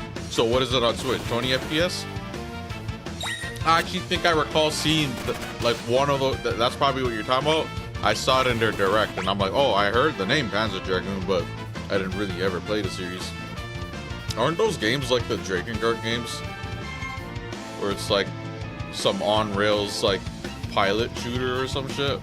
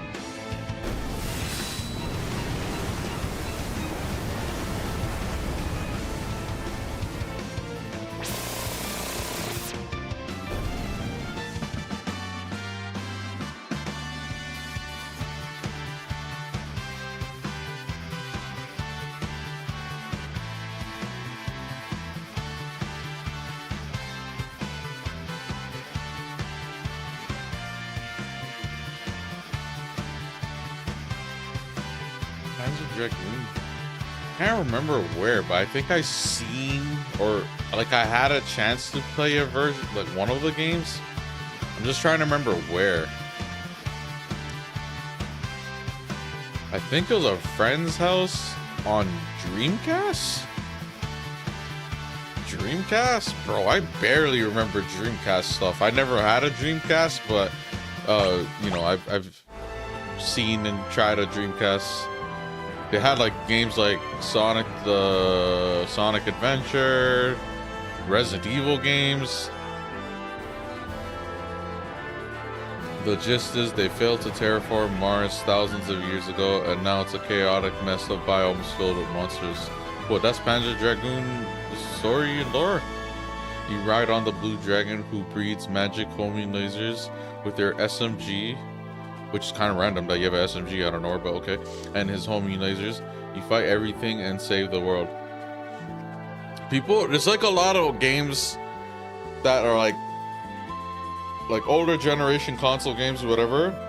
And like, let's say they're really good, but during those times, it just wasn't really in the cards to constantly be like remastering stuff and whatever. So they do kind of get left behind. And ever since like, I don't know, I guess maybe since it's like so common and stuff, people like always ask for like these really old games to get like revitalized in some way or form, whether it's a remaster, like port job type of thing, or like a sequel. Like I know a lot of people are so excited for that game, Shenmue 3, and I was like looking into Shenmue, seeing if it'd be something I was interested in. I seen like the fighting and the fucking forklift shit, and I'm like, yo, I don't know, dude. And then Shenmue 1 and 2 had to be like remastered or whatever. So it's like, okay, cool. I can probably play those two. And I heard 3 did not live up to fans' expectations, so I just kind of just left it there, and I just moved on from that thought process. I have enough games as is. I can't go around and play every single little thing, but you know, if it really was like a piece of gaming history and it like lived up to the expectations and the older games aged well and stuff, then maybe I can go through it. I just know my one rigid cutoff point, which is NES era games and older. Just can't do it, bro. Not only are those games usually on the more harder side, but no real quality of life, ghetto ass graphics, no hand holding whatsoever usually, bad game design in terms of difficulty sometimes. So yeah, you can have good difficulty, but sometimes like really bad difficulty, like unfair shit, or even buggy broken shit, baby. Shenmue 3 pissed off Shenmue fans. Yeah, that's what I heard. Because I remember when... So, the time Shenmue 3 was announced, it was like one of the E3s, right? And everyone was like... There's like a... Dudes are like crying and shit. I'm like, wow, this... I know Shenmue. I've heard of it on like Dreamcast and shit. I didn't know it was that good. Like... And then the only real comparison I had was like, oh, what is it? Like Yakuza games or something? You know, that's just me being dumb. But... Then... At that time, I think it was the same E3, but those guys were excited about Shenmue, and I was like excited about Kingdom Hearts 3 and Final Fantasy 7 Remake being announced. I think that was the same E3. So I didn't even give a shit. It was kind of like, oh, y'all have your shit? That's good, that's good. I have my shit too. And we're all just kind of excited for different reasons, but excited nonetheless.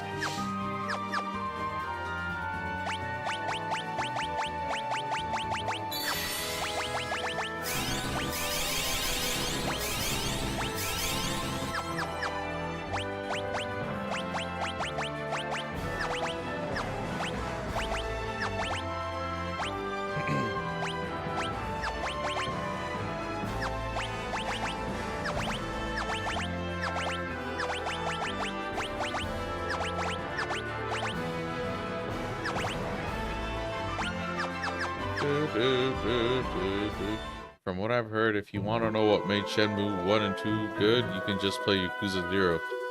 I've actually heard something pretty similar. I know for Yakuza they say 0's the best in general. The only Yakuza game I beat was, and I 100%ed it, was Yakuza 4. And it wasn't bad. I would give it like maybe a 70 to 75 out of 100.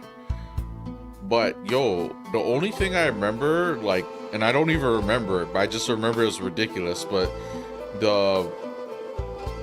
okay, don't quote me on this because it's probably wrong, but something about rubber bullets, and like the dude came through like the headquarters and shot up everyone and killed everyone, but apparently it was rubber bullets or some shit, so the guy didn't die, or everyone else didn't die.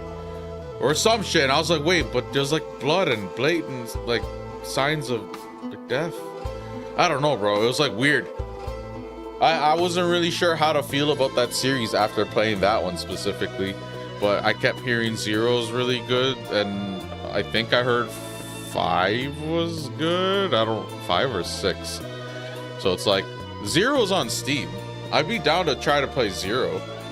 So like if I play 0 and I really like it, I guess I can try to cover the whole series, because they do have other games I might potentially be interested in. So like a Dragon, and then that Judgment game. I don't know if they're like critically acclaimed or anything like that, so I don't really know the public perception of those games. But oh wow, they have everything. 0, Kiwami, Kiwami 2, 3 remastered, 4 remastered, 5 remastered, 6, Like a Dragon. Oh geez, yeah, they have the whole thing here. Like a Dragon Gaiden, the man who erased his name. I don't know anything about that. Like a Dragon Ishii. Dang, Steam's pretty lit. Steam has like everything. The only thing I remember about Shenmue 1 was the forklift shit I saw. And then it kind of looks like Virtua Fighter. I think it's like based off the engine of that for the fighting. So like the way they fight was kind of like, it kind of seems slow. Like they do one jab at a time or some shit. Like jab, kick. It's like some old school. I don't even know how to describe it, but it was kind of weird to me. But hey, if 3 came out and it was like so good, it fulfilled expectations, then it's like, all right, let me check this franchise out. I'll go through number 1, 2, and 3, that sort of thing. Okay, what was I doing?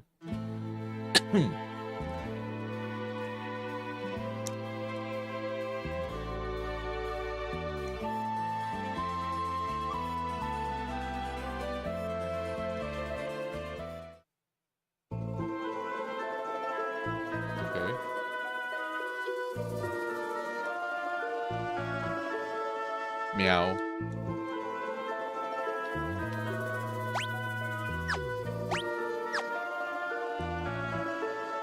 I've learned a lot about how things stand in this ruined world from the thieves and travelers who pass through. Anywhere you need to know how to find? Narsh.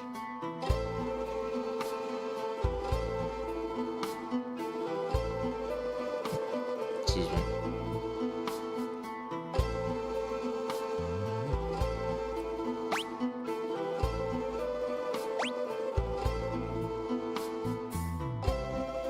Oh.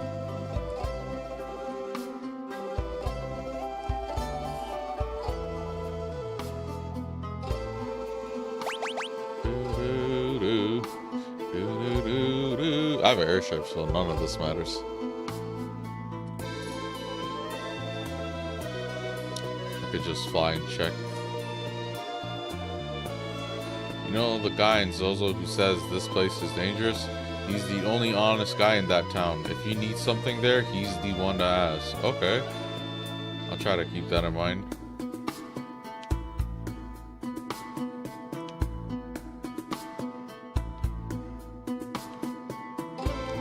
I used to be a thief. One time I busted a gut climbing up the Cult of Kefka's tower to steal the treasure. I barely made it up the first treasure room alive and had to turn back.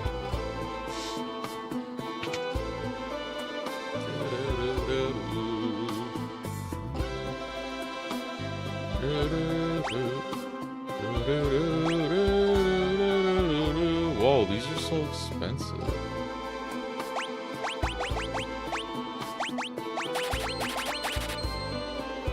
Are we back in Zozo? This is Miranda, I think? Yeah, Miranda. We're gonna probably head to Zozo. Oh, we're heading to Zozo soon. I think next is Zozo, Zazo, Zao Zao.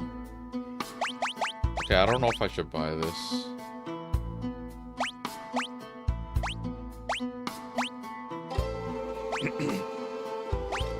Why not?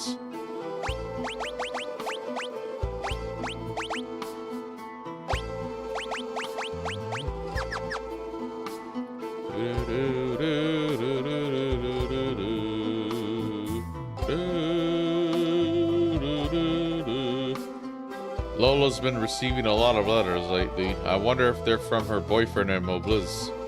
Bro, that Mobliz is a ghost town, bro.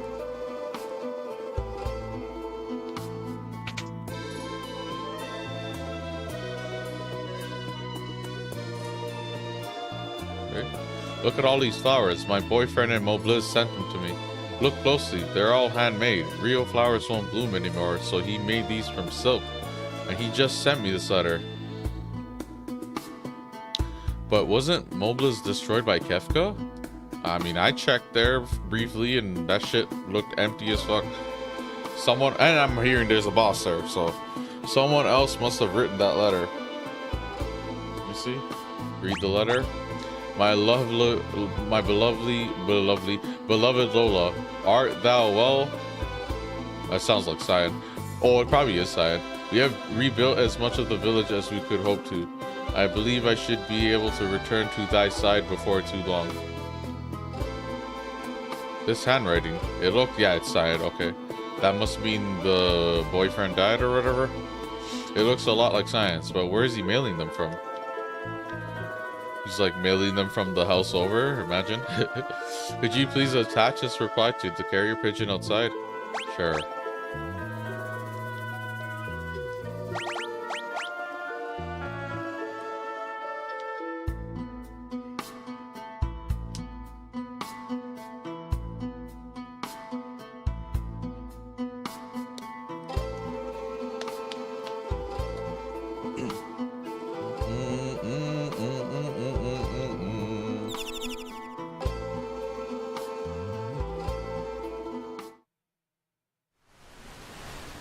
Oh, no shot. It's going to show me the pigeon's POV.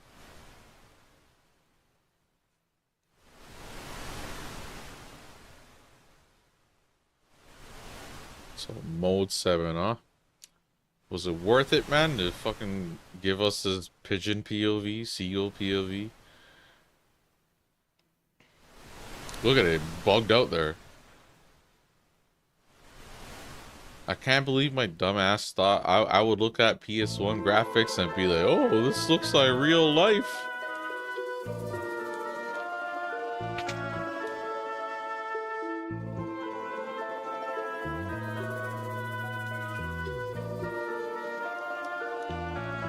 Okay, I guess we're gonna head there next.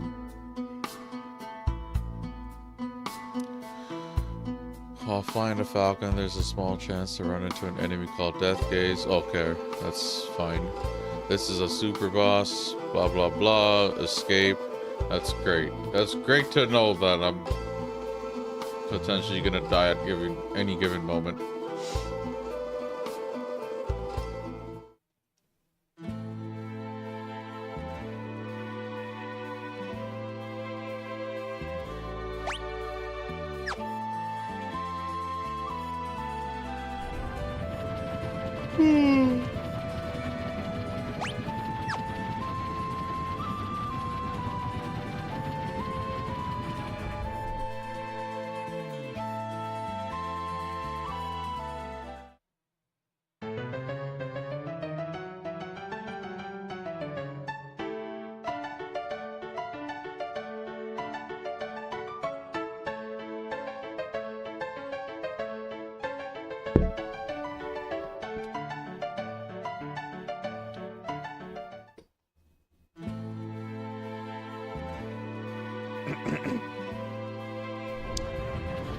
So this is Jidoor, I'm assuming.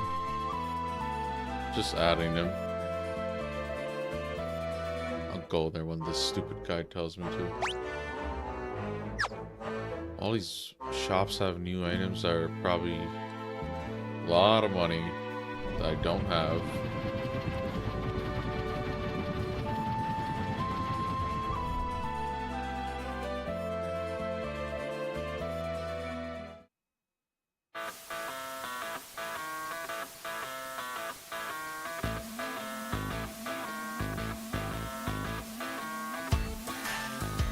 No.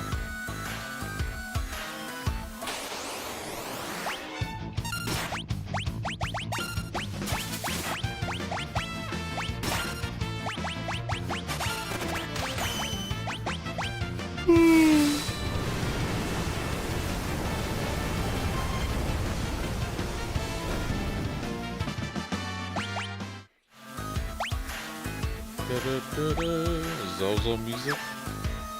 It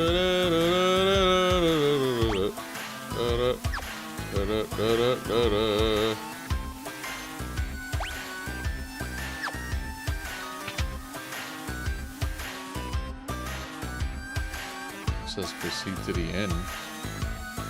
Where's the end?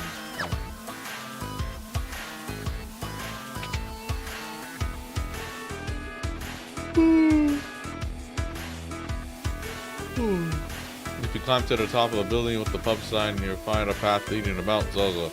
The monsters up there are quick. If you go, you better have a way of making sure you're able to hit them. Like one of those, you know, sniper whatchamacallits. Oh, the relic. This rust aid will let you open that door up there. Sure.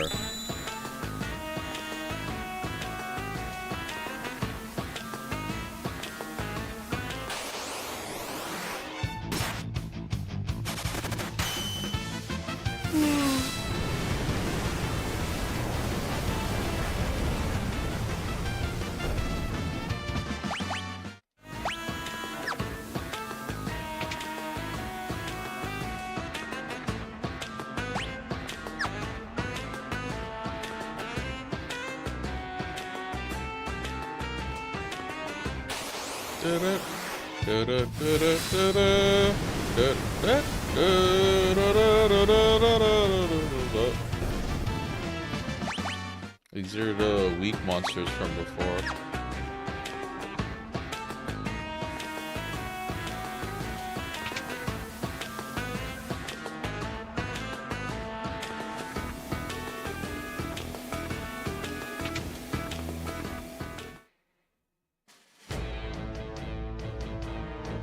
Really? Wait. Does geography there makes sense? Oh yeah, I guess it kind of does.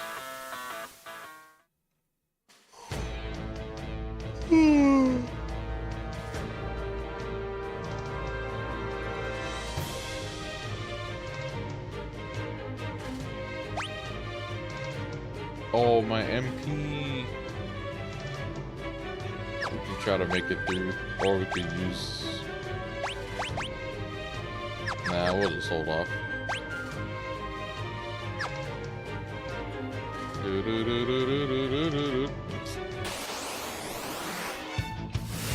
Glacia Labulus.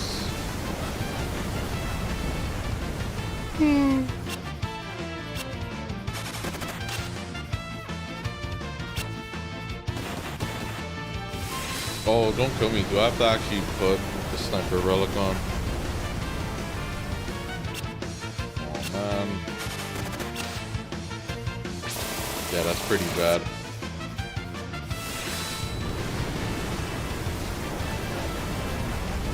Not a fan of, like, requirements like that.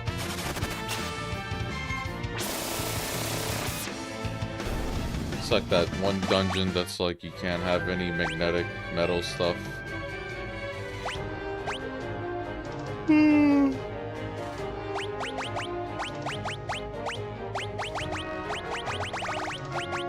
I literally only have one. Alright, you get it, buddy.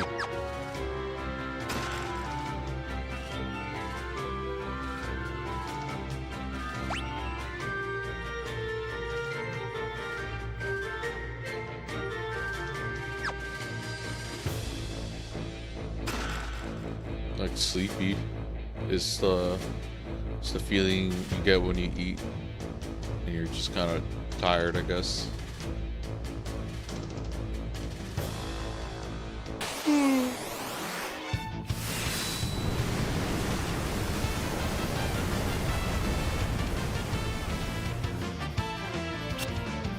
Wow, even with that you still miss?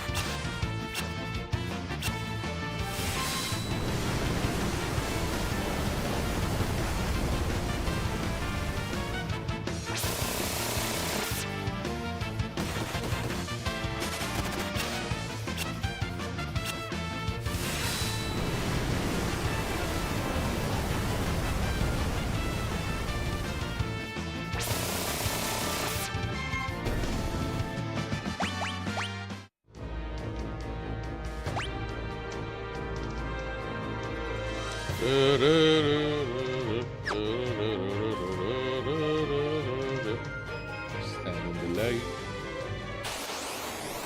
Bathe in the light.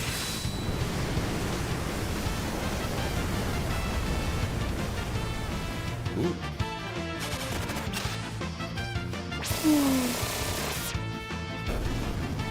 This is probably a good sign. I did say I want to fix my schedule. I like woke up at like 4 a.m. or something. So I'll probably try to sleep like 9, 10, or midnight or something. Oh, from what I remember, in the Super Nintendo FF6, there was an enemy called the Hades Giant. When I googled it later, it was supposed to be named the Hill Giant. Makes me wonder if Ted Woosley typed Hell Giant by mistake and Nintendo censored it. This game has a lot of like translation errors or grammar errors or like translation differences. So I totally believe that. And then you say the thing about Nintendo censoring everything, bro. They don't like anything. That's why, like, if I ever have a kid, I'm like pretty comfy putting him on a Nintendo system. They take that kid-friendly shit serious. Just need to keep him keep him offline. But then even Nintendo's online is so bare bones. It's like, how you gonna get griefed when you can't even talk to people? I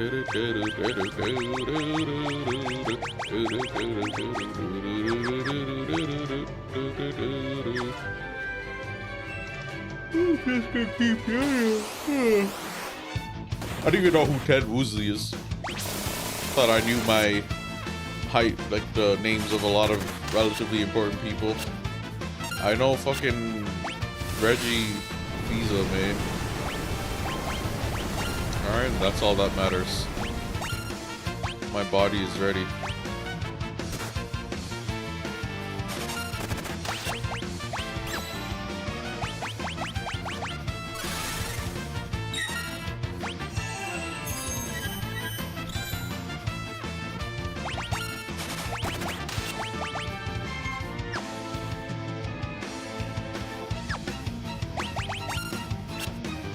Oh, you're like frozen. I'm wondering why this guy's like... Wait, am I? Oh, God. Okay, chill out, bro. Like, let me... Don't just randomly one-shot people. Like that.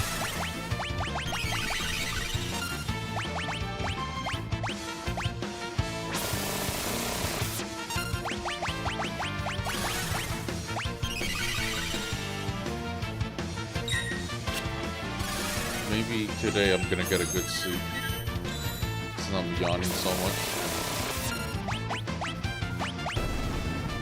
Ted Woosley was a translator for Square Enix USA branch. He is famous for completely rewriting Kefka's personality. Really? Okay. Believing the Japanese version of Kefka only, not the game, to be stupid and boring. Huh. I wonder in what way specifically.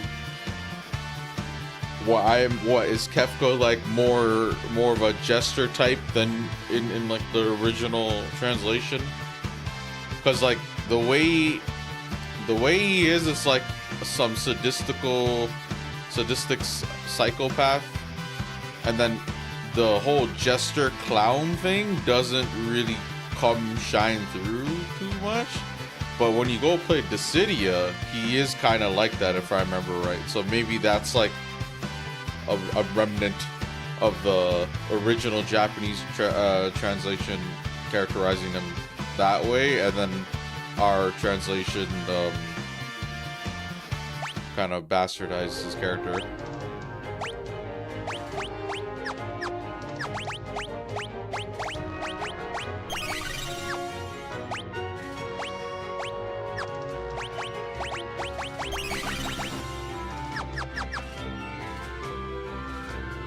All of y'all are frontline, bro. I was thinking about it, but I'm like, nah.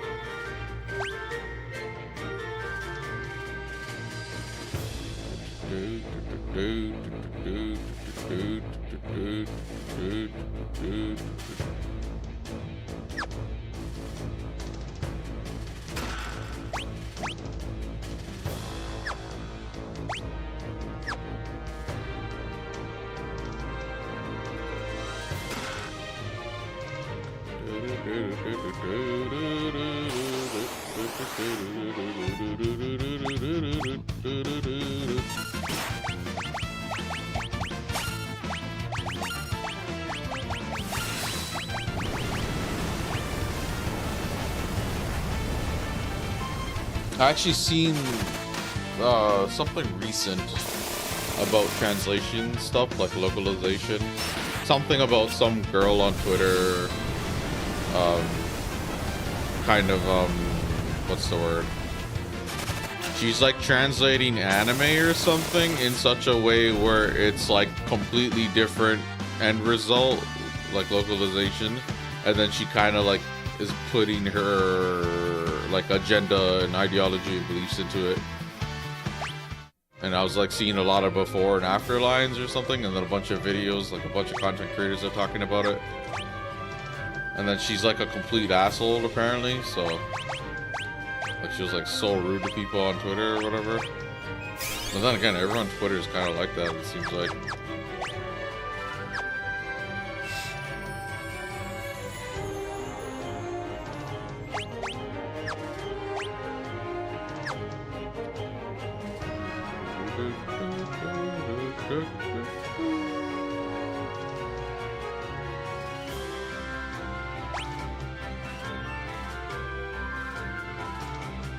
Okay, that's the last treasure.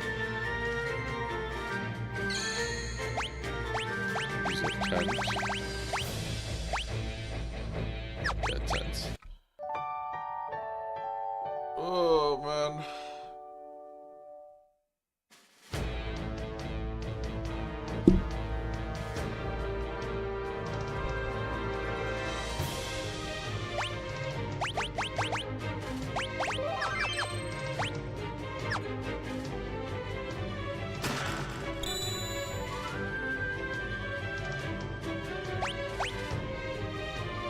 All I know is the Dragon Maid anime has contentious translations, and I cannot pretend to care who is a genuine linguist and who is just an alt-right misogynist.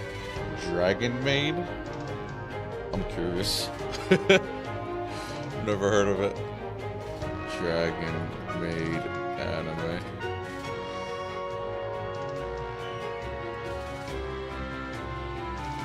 I actually seen some of these characters. Maybe like the internet like memes them a lot or something.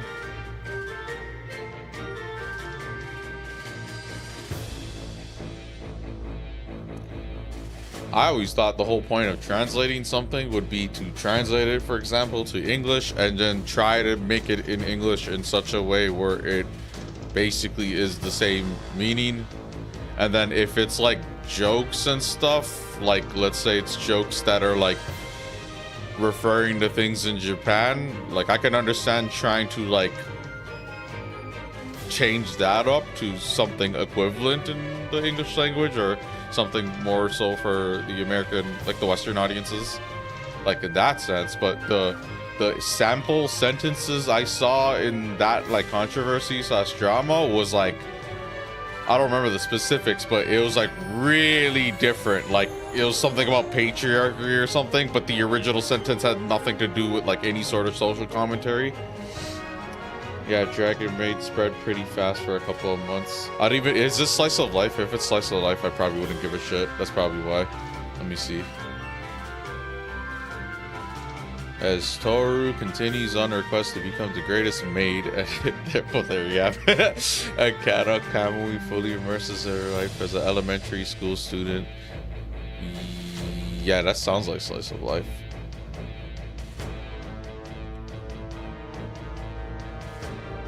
It's comedy too. Okay, cool. So you're talking about the Dragon Maid scene? I don't even know what scene. I just seen like a sample tweet of the before and after of something, and then it was like something about whatever, and then like the changed line was something about patriarchy and feminism or something. I don't know. Don't quote me. I just kind of glossed over it. To be honest with you, it's like there's so much stuff like that always. Like it always seems like there's something new that's like so devastating and controversial and bad. Like if I just continue to like put all my focus and attention in like figuring stuff out like that, my brain will probably rot, and you know, I'm better off living in my own kind of world. It's not like I'm ignorant though, so you know, I know when the time comes, my morals and stuff will, you know, hopefully lead me the right way. The goddess Quetzalcoatl Weren't you the person that talked about when I asked about Quetzalcoatl, the fucking Thunderbird summon in Final Fantasy VIII? It might have been you, or it might have been some other chatter, but the goddess Quetzalcoatl, one of the dragons, normally loves skimpy outfits. Oh, you're talking about the anime though. Like, okay, so that character is based on that, which is based on that, which is based on that. Okay, cool. Normally loves skimpy outfits. In one scene, she covers up because she was having genuine trouble walking down the street. The translation keeps the general gist, but does indeed mention the patriarchy. Oh, okay. So that might have been the sentence I saw. No, that must have been someone else, probably. I remember y'all names, but sometimes I don't remember the interaction order and stuff. So far, a lot of the people that have been coming to my chat are actually like the kind of people I think would like kind of match well with the games I'm playing and stuff. Like, it's not like I have some kid coming in here and it's like, oh yeah, I only play Fortnite, I don't know what the fuck any of this is, I don't know why you're playing this, you should get on Fortnite. No, y'all are coming in here, like, you guys seem to be well versed in some sense, like, you know, in this hobby, know all sorts of games, play all sorts of games, pretty old school stuff too. So it's like cool. It's like the YouTube algorithm seems to be working somehow. It's kind of cool when I think about it, because it's like actually pushing my content to people that actually would probably give a fuck about it. As for examples of retranslations that actually need to happen, I like to point to Earthbound.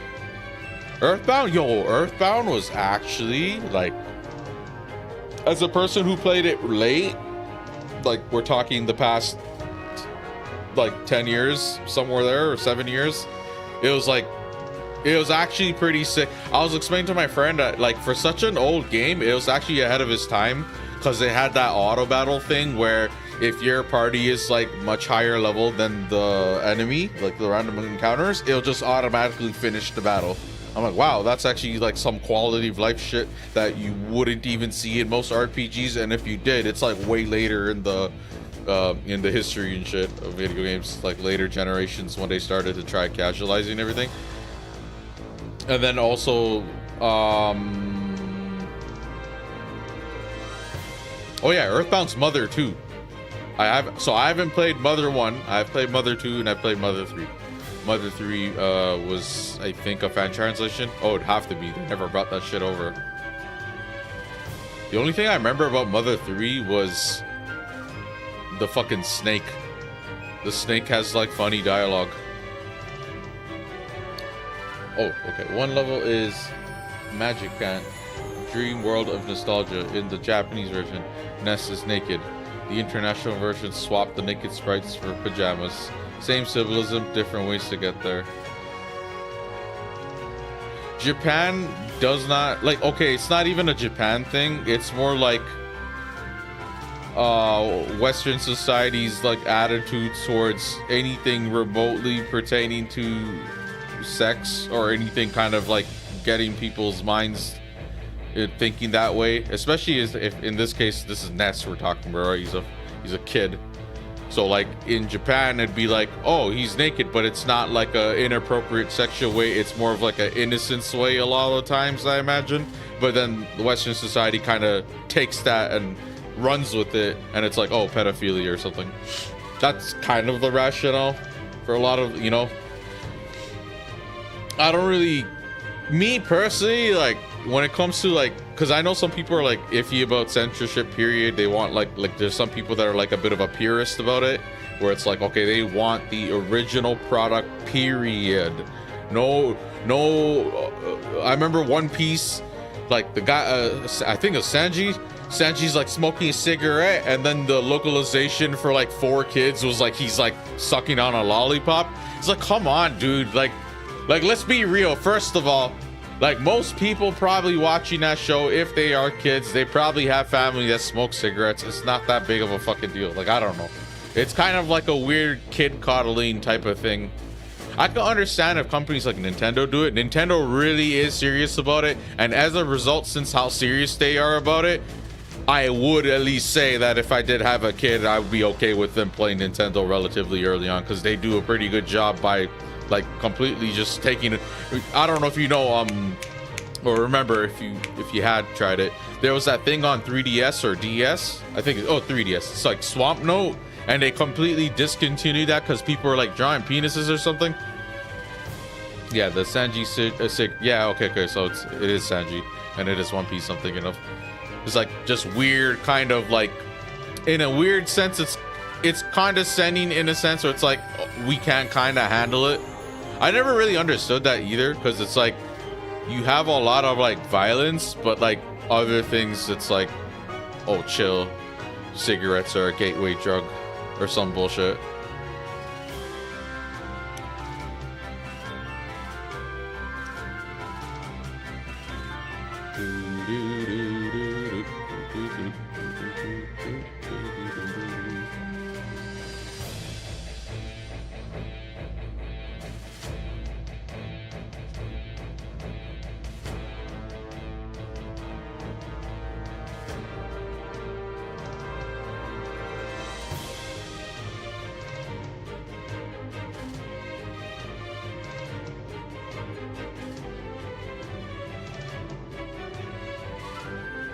A lot of the times I probably wouldn't even notice that something was censored. So I guess in some sense, ignorance is bliss.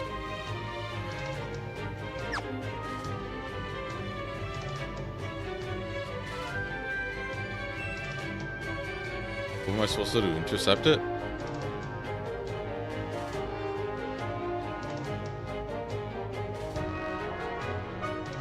Alright.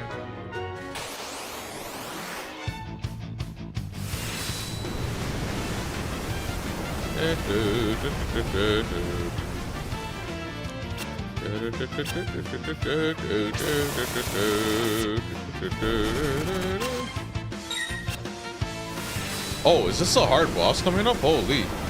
I just saw the HP. Jesus.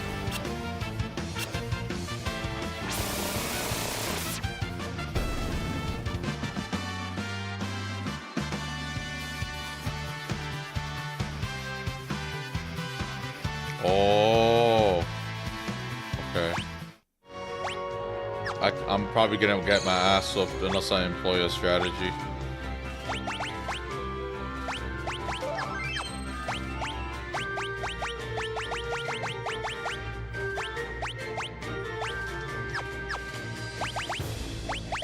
We can try. See how it goes. Or we're just gonna wing it. Okay, you're just here.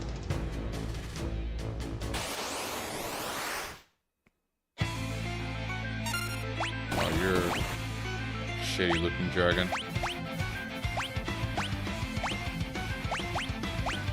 I don't know, use Holy on it or something.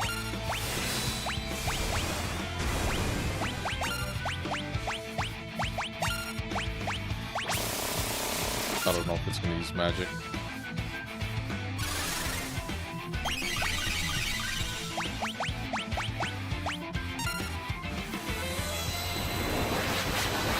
Like Clint Eastwood's characters stopped with the cigarettes after a while because they hurt his eyes, but if he didn't start sucking on lollipops, they would have looked stupid.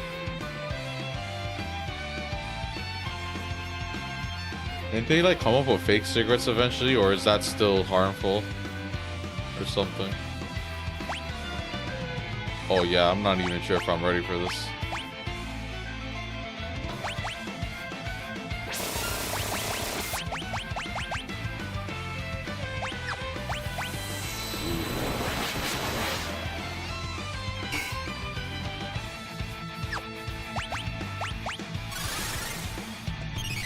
Not looking good. It's saying if I can't beat it, I can come back later.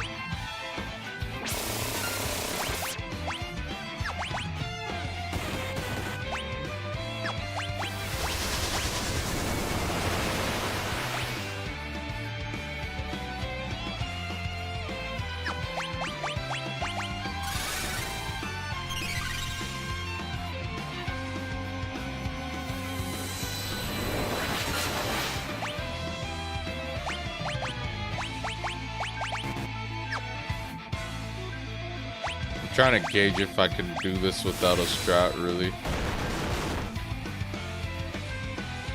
Yeah, the damage I'm taking too, like realistically, I don't even think I could beat this right now.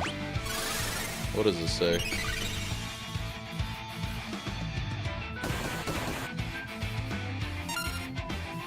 Run away.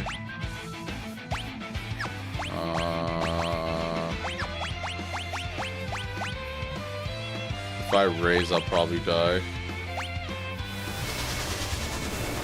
This dragon is wrecking me. Oh jeez. So basically there's 8 of these dragons. They're not really super bosses, but they're like high-end bosses. And like basically the guide is telling me I can face this right now, but if I can't handle it, I could leave it for later. So I don't know. That seemed like he was... I might need to use Runic to kind of lightning rod the spells. It doesn't help that I have stuff like this. Kaiser Dragon? Kaiser Dragon? Which one's Kaiser Dragon? Is that the GBA super boss? I don't think they have Kaiser. Hold on, I have to Google it. Because that name really rings a bell. Kaiser Dragon FF6. Oh yeah, okay, this. Super boss in FF6 GBA and 24 releases. It is the master of the 8 legendary dragons. Yeah, which is this dragon's one of them. So is this not in the Pixel remaster?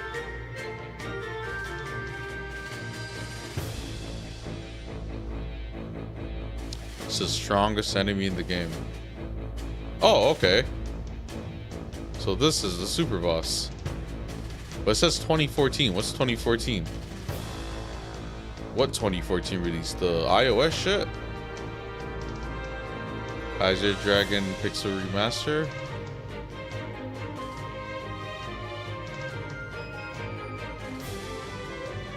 The Pixel Remaster versions in general are based on the originals and don't have the extra content from the other versions. Oh, okay, so no. None of the GBA content is available in the Pixel Remaster. The game is still blah blah blah. Okay, whatever, cool. Alright, so no Kaiser Dragon according to these people on Reddit.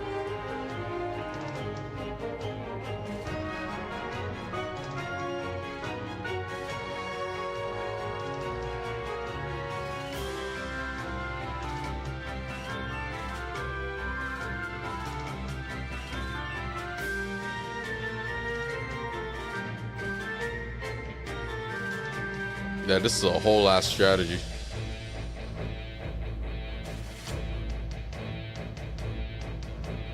Oh wow, and we still have a lot of the dungeon left.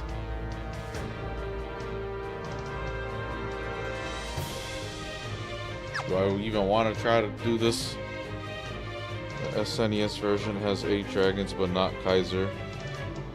Yeah, so apparently what I just read, Kaiser was added into the GBA and 2014 versions. I don't know what it means when it says 2014. Like, I don't know what version that specifically would be. Like, I'm assuming iOS version, Android, the mobile.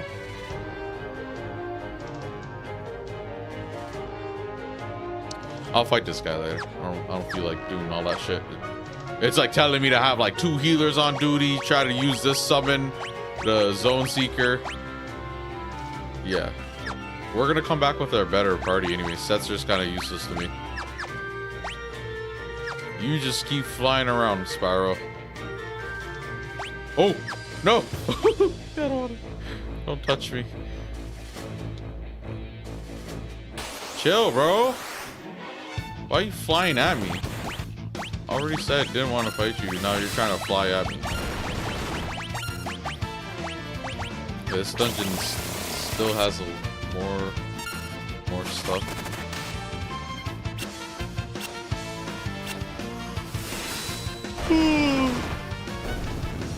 Yeah, I saw his HP is like 42k, and like one of my dudes is able to attack for 1,000. It's like, I don't know about that one, Chief.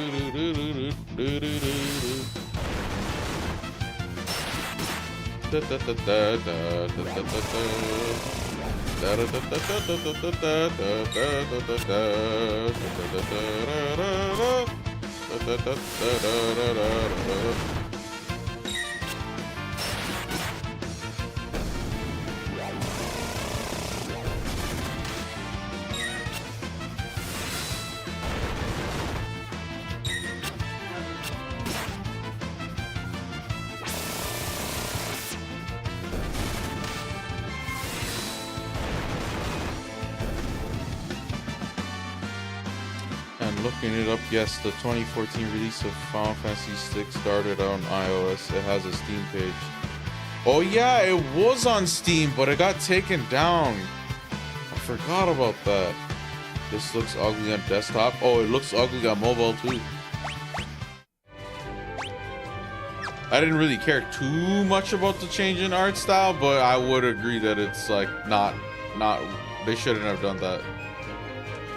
Dear Lolo, I'm writing to beg for your forgiveness. I am guilty of perpetuating a terrible lie. I have only now realized the error of my ways and taken up this quill in hopes of correcting a great wrong. Your boyfriend, whom you believed to be in Mobliss, passed away some time ago. I have been writing to you in his stead. We humans have a tendency to become trapped in the past and refuse to move on. I implore you not to let this happen. Now is the time for you to look forward and rediscover love and all of the other joys of life. Cyan. Great. It's locked.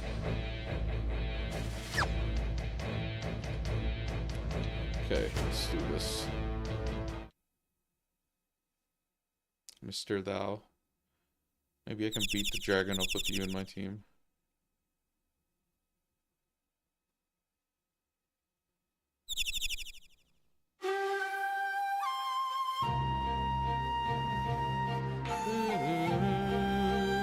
Memories of the world before the fall remain, but the light of dawn doth never change, nor the hearts of men. Okay. Cyan! You are all alive?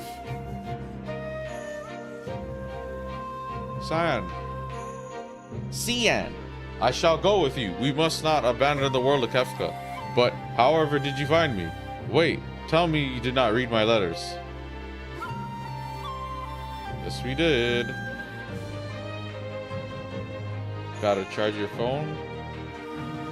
Do that up. My phone is always... It's always on this like wireless charger, so I usually never really think about it. It's always like near 100%. Even in my car I charge it. These are... They're sort of a minor diversion of mine.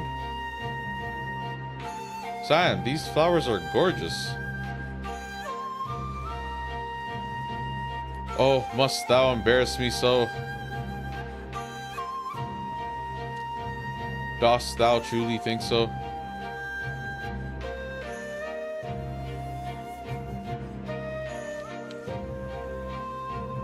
I wonder what had become of that poor girl, always waiting for a word of her beloved. I decided to pay a visit to Miranda. I learned that she had long since stopped receiving replies, but still sent a letter each day. I could not bear to stand by and do nothing. As I wrote to that girl, I began to realize that I was no different from her. I was refusing to move on. I could not let go. I will no longer live in the past. We must all look to the future now.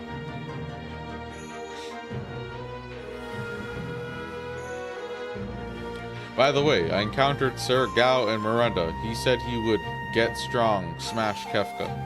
I believe that means he intends to hone his skills in order to challenge the Lord of the Tower. Knowing Sir Gao, he probably was headed for the Vel. Cool. Why is it still locked? Oh, I can't even get him yet.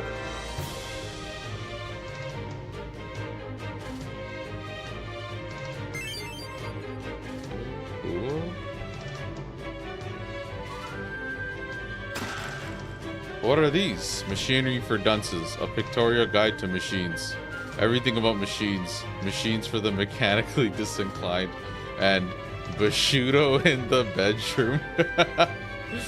Stupid.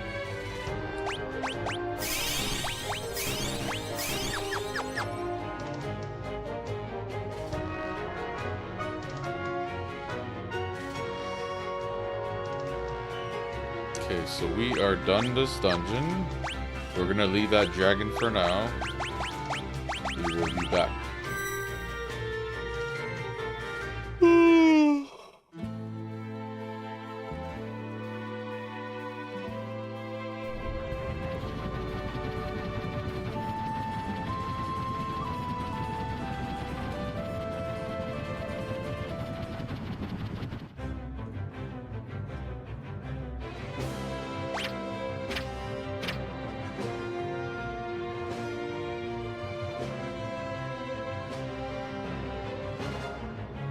Oh yeah, it's a different airship. What an intriguing apparatus. Oh, this guy's trying to try to learn about machines.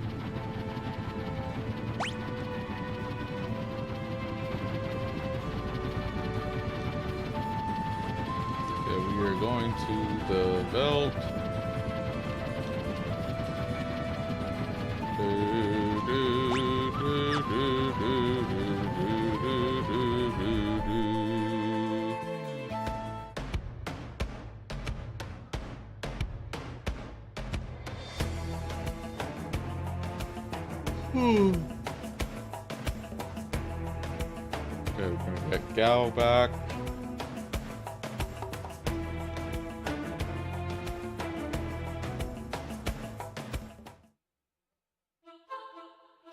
Okay, we're gonna ignore that.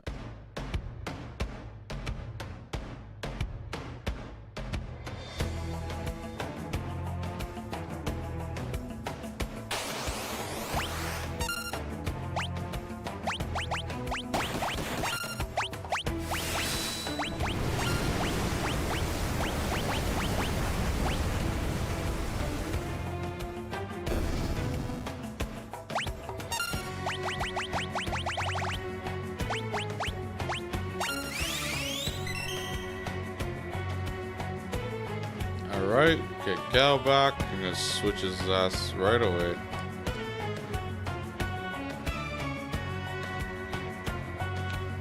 What a weird way to get a character, but whatever.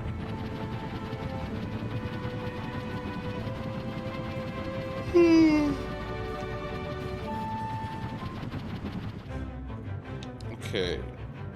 Switch.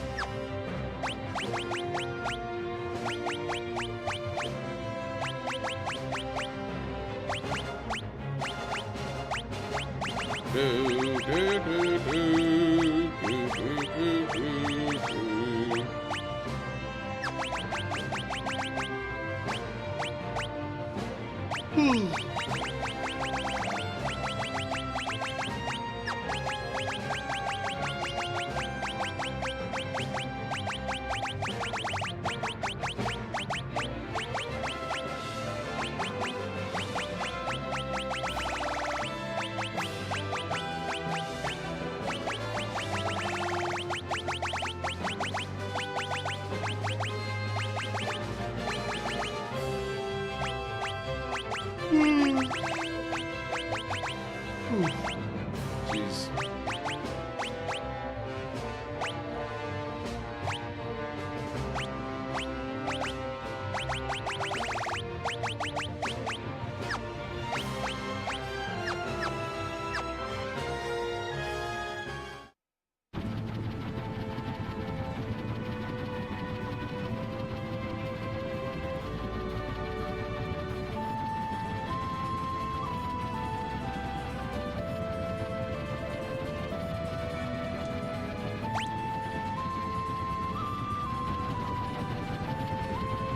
Okay, now we have here.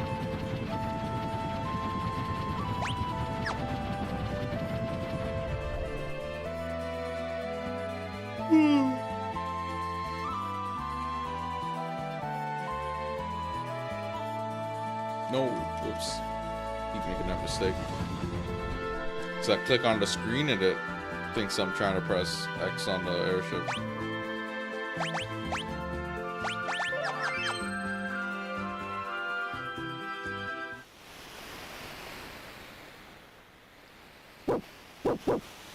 Oh, a shadow here?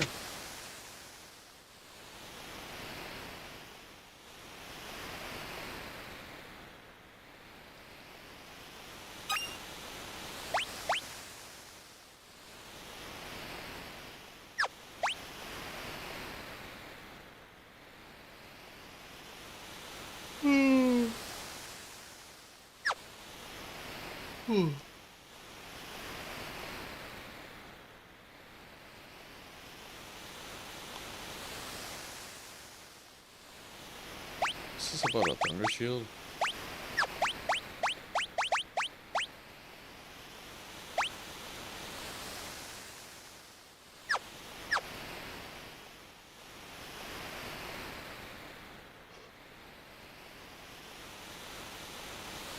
Oh, man.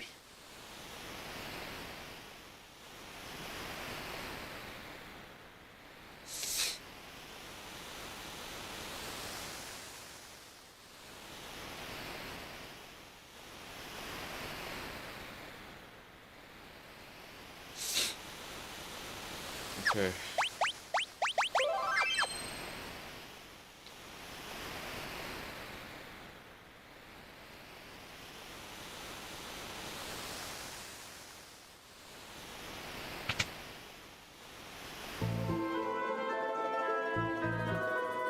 You're gonna have to fight your way in here. We can fight too, you know. Wait. Terra. Mama, are these people your friends? I'm so glad to see you're safe. I wanted to see you again. Terra, come with us. There's no saving this world unless we defeat Kefka once and for all. I know, but...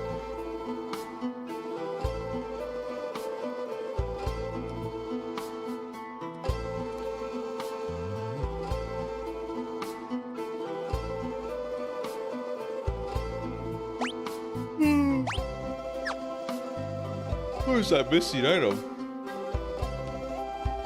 I can't fight anymore. The very day the world collapsed, Kefka turned his light of judgment on this village. The adults, these kids' parents, they all died trying to protect their children.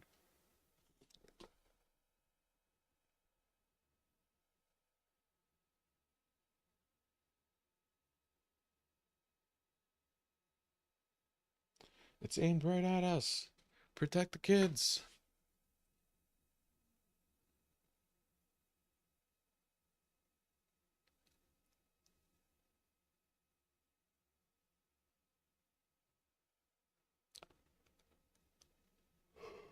Whoa, Dad. We all need so much, Holy. Maybe we should go to bed earlier. This is a village of children now. They clung to me from the moment I arrived. They needed me.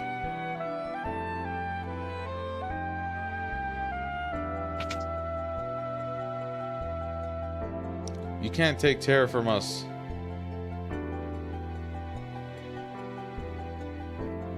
Dwayne, please forgive him. It's just, if we lose Terra, we lose the only thing that's holding this village together.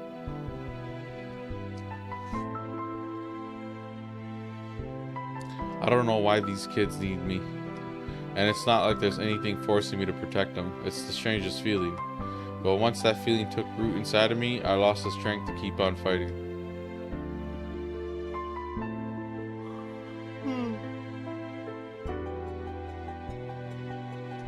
I feel like I'm on the verge of understanding something important. It's hard to describe, but the harder I look for the answer, the more I lose my strength to fight.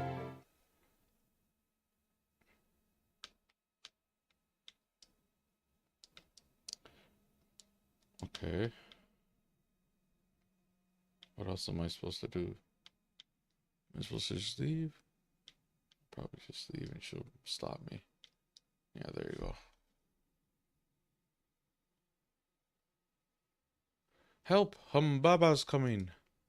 Humbaba.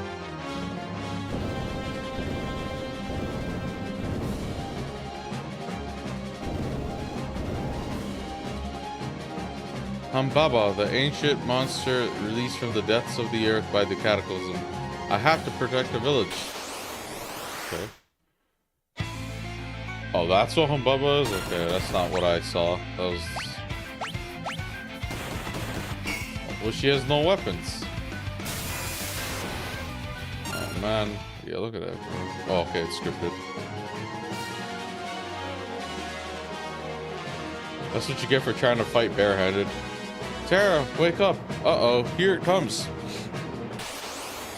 This kind of sounds like Final Fantasy VII's Gold Saucer battle thing. Ooh.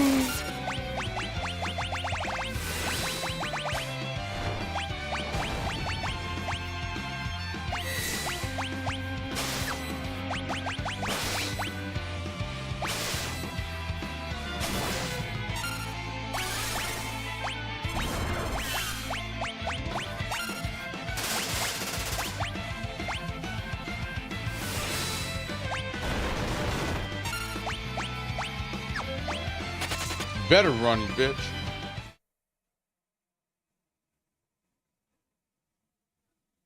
I guess I really don't have the strength to fight anymore. Mama, are you okay?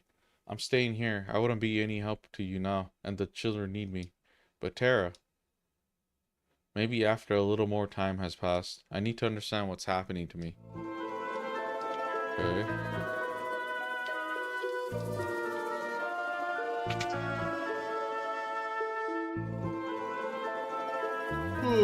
Thanks for scaring Humbaba away. This fell off the chain around his neck. Here, you can have it. Fenrir. Oh, okay, cool.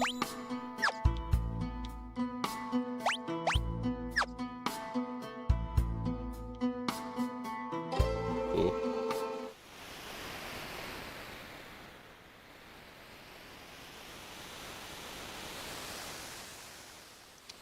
Okay, we're gonna get this item. It's like some secret item or something.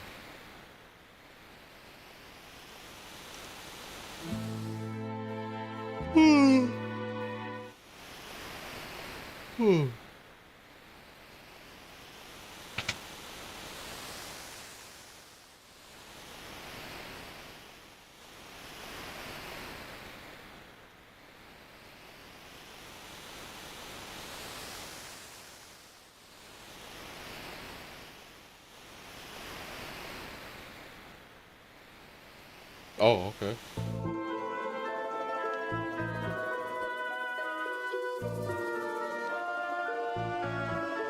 You're back. Katarin's going to have a baby. I'm so happy that I'm going to have a child. But when I told that to Dwayne, he turned cold all of a sudden. Yeah, having a baby in this world. Katarin, I'm sorry. I just didn't know how to handle all of this.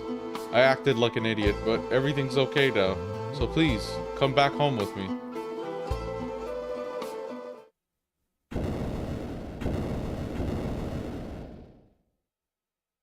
Ah, Humbuba's headed this way again.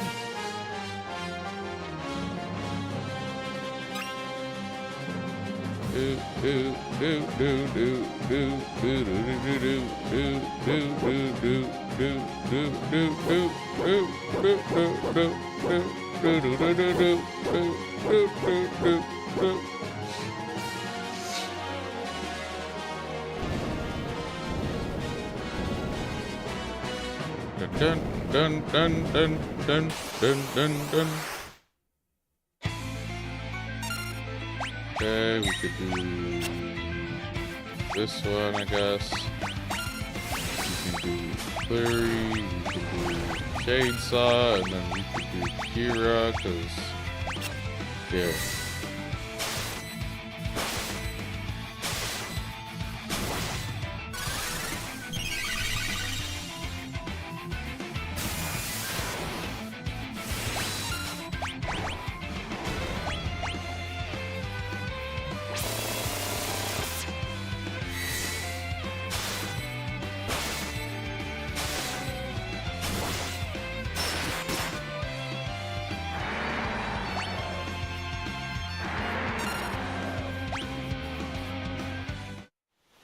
Okay. Well, why do you keep doing this and interrupting a battle, bro? Terra!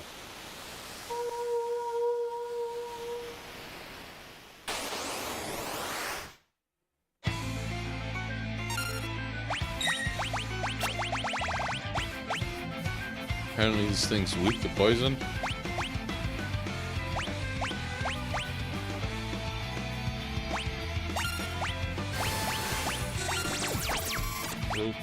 Oh wow, okay. Oh.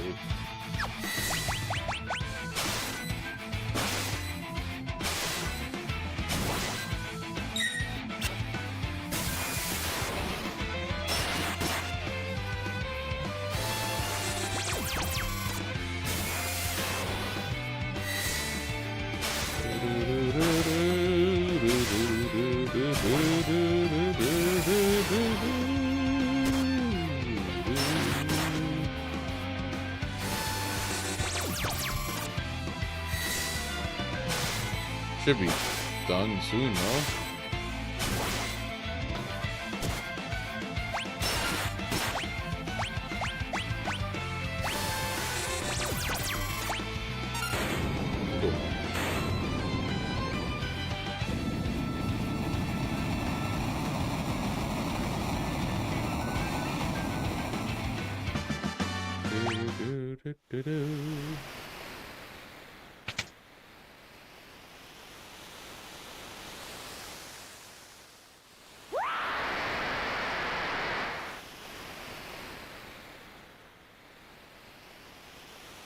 It's another monster. It's scary. I'm afraid.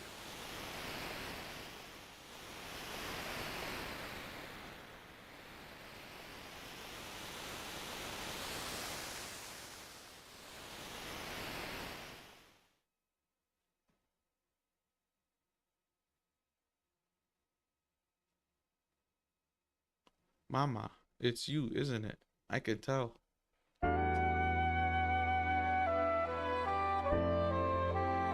Huh? Mama? Terra? Mama? Terra?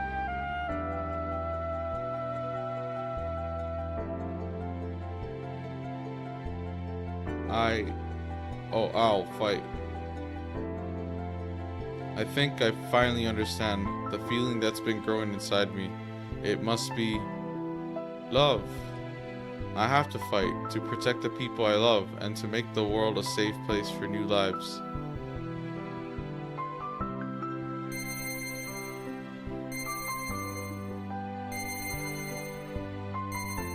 Dwayne, keep Katerin and your baby safe. Children, Mama has to go away for a while to make the world a safer place for you to live. But I promise I'll be back as soon as I can. Mama, I'm not gonna cry. Me either. I'll be good, so come back soon. Don't forget, you promised.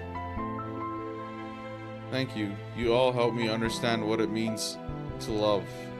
I'll fight. I'll make this world a place where life can flourish and children can grow up in peace.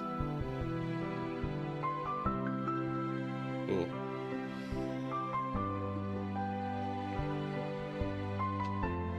And we are done that boss segment, and we got Terra back.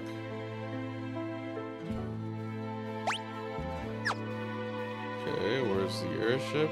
We'll redo our party. And we'll see what we're gonna do next. I might potentially call it, to be honest. I'm like yawning, I'm kind of getting tired. I did say I want to fix my schedule, so sleeping early might not be the worst idea.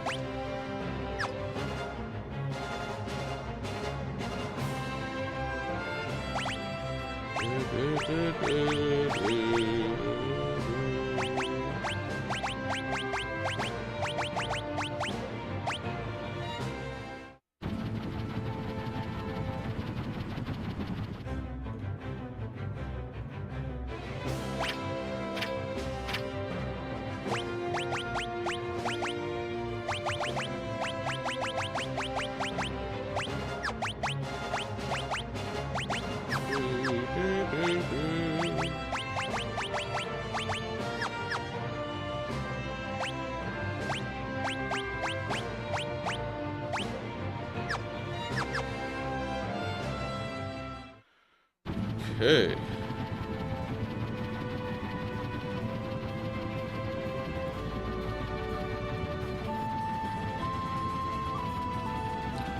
So we did a bunch of different places. 1, 2, 3, 4, 5, 6, 7, 8, 9, 10, 11. Or no, we did 10 places. There's 1, 2, 3, 4, 5, 6, 7, 8, 10, 11, 12, 13, 14, 15, 16, 17, 18, 19, 20, 21, 22. Okay. So we still have a bit of stuff to do. I guess getting the party to band back together is like the first portion. Who are we missing at this point? Or we're missing Locke.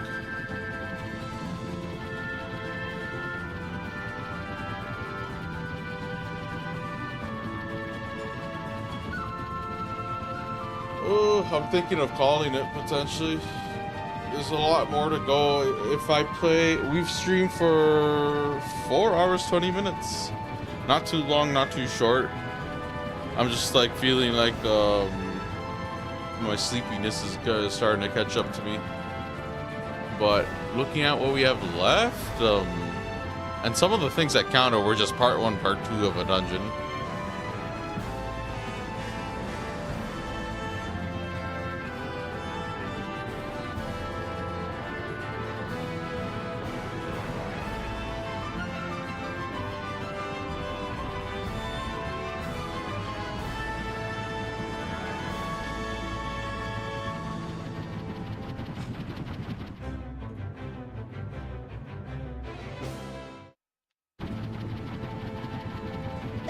Try to play a little bit more, maybe. I want to make it so the next time I play, I could pretty much like wrap up the game.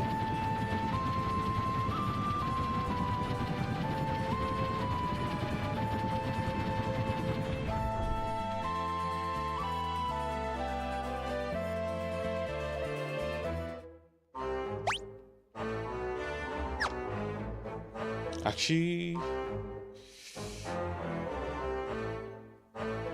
I'm thinking, should I end it or not?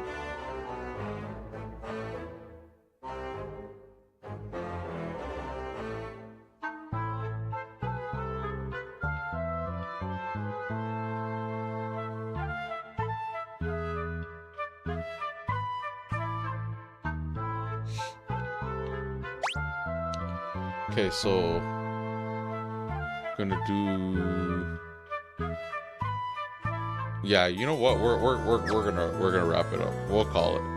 If anything, it'll take 1 or 2 more sessions, depending on how long the next session is. But I think I do want to try to get a schedule going again. That's probably a large part of the reason why I'm like feeling like low energy and like restless, because I'm like basically on like a stupid sleep schedule where it's like, you know, my whole body's rhythm is out of whack, and even like the quality of sleep is kind of suffering because it's like random times I'm sleeping. But if I can fix and go on a schedule, the sleep times should stabilize. The quality of sleep should get back to normal, and then I'll feel more well rested. It's like when I got sick, I basically messed up my whole sleep schedule, I think. I would be sleeping in so much. I like when I was like super sick, I was slept like the whole day almost. And then like I like woke up like, and I try to sleep more, and then it's like, okay, I can't sleep more, so I just kind of stayed up in the middle of the night and shit. And then that's like pretty much where it kind of started. So right now it's like 7 p.m. We'll probably just call it, do a bunch of stuff, wrap stuff up, get ready for the bed, go to sleep, wake up in the AM, and continue with the fresh head.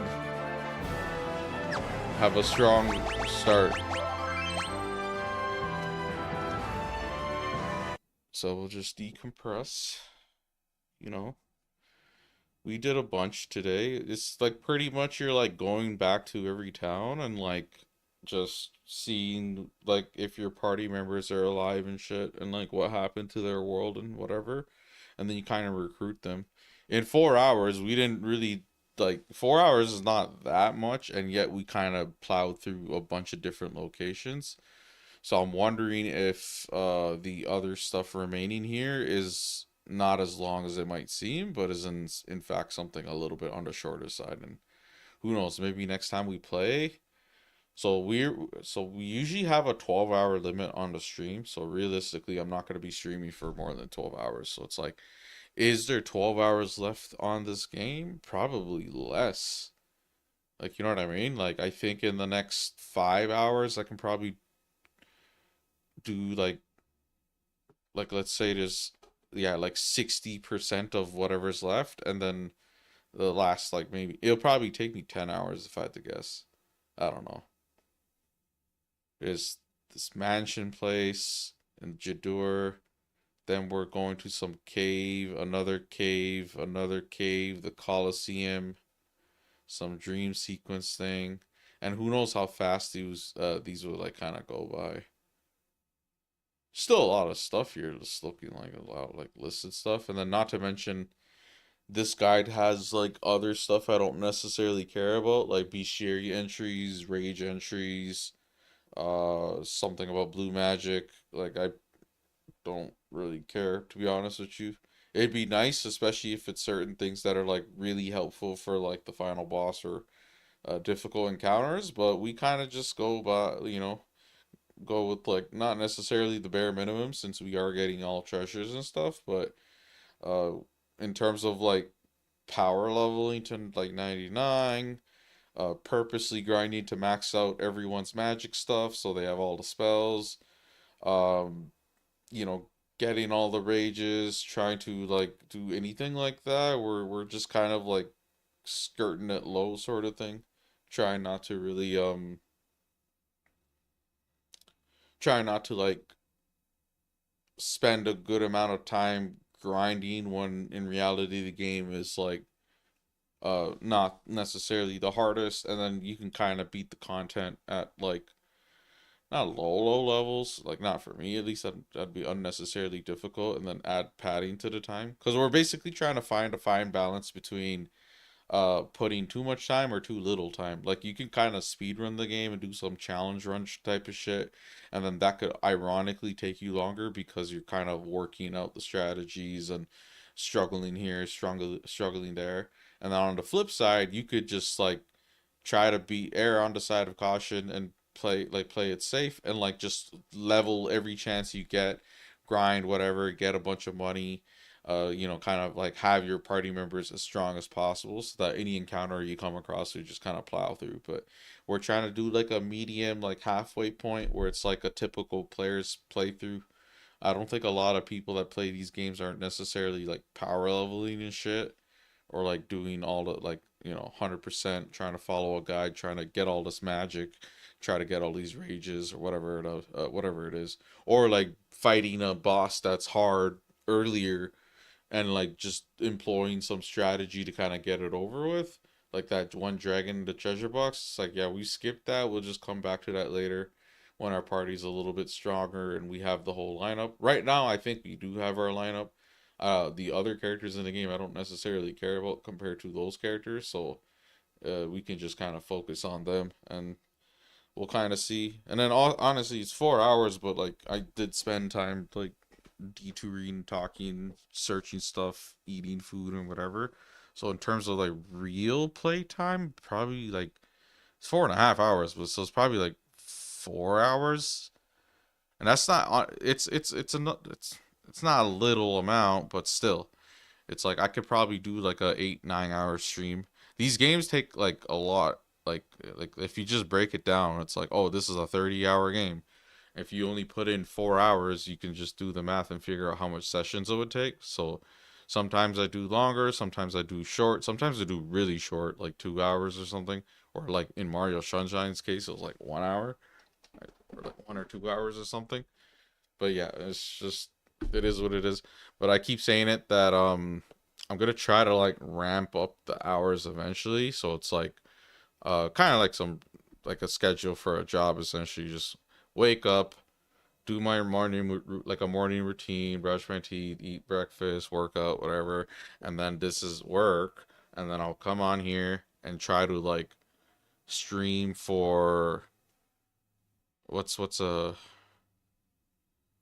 like 8 hours, right? And then if I do that for 5 days a week, that's your I'm trying to do like a typical work week type of logic, even though it's not necessarily like that, but like just kind of like emulate it to an extent to kind of get the same kind of effort like time wise in it.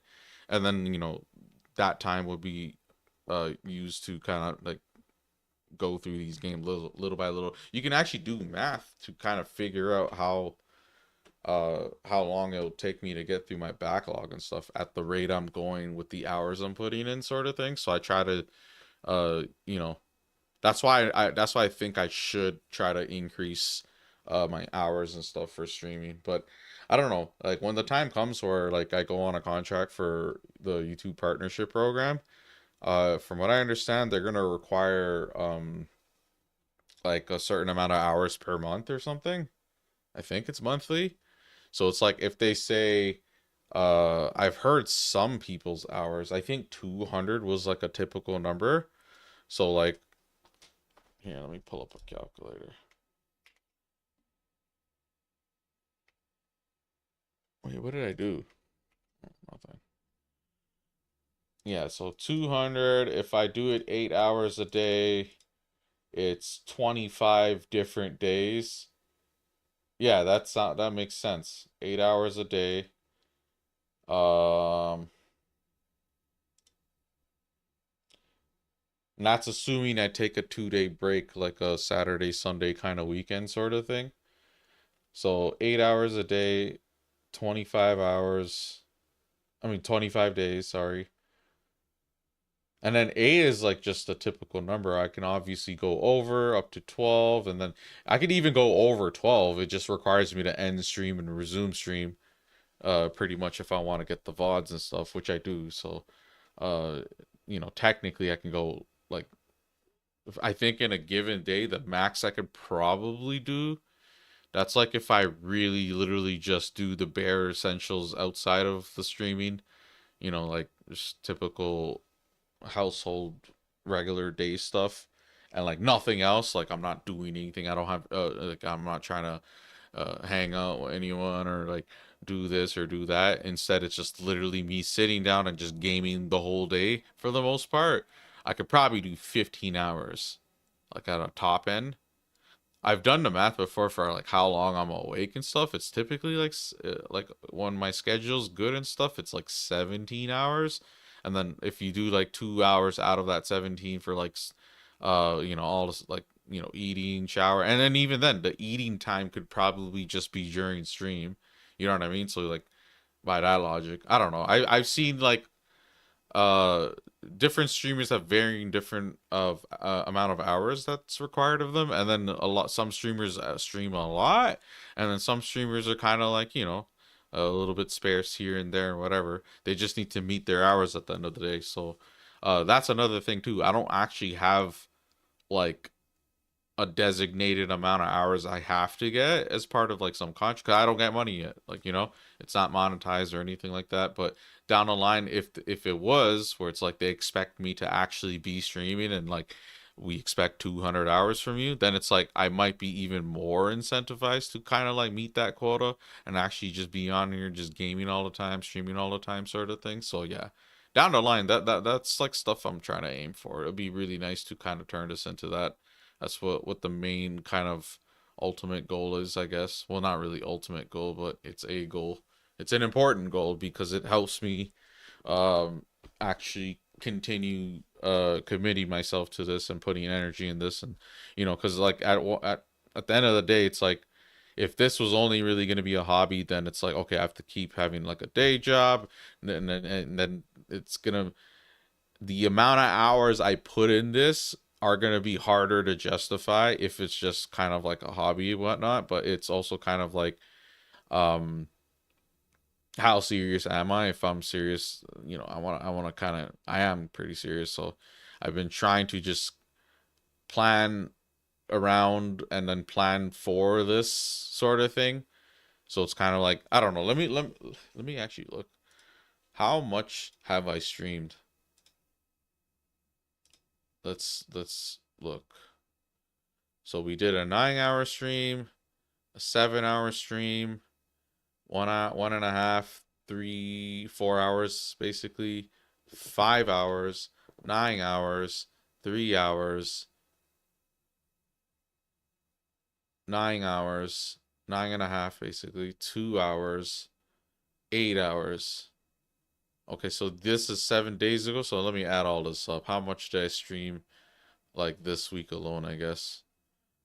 So current stream is 4.5 plus 9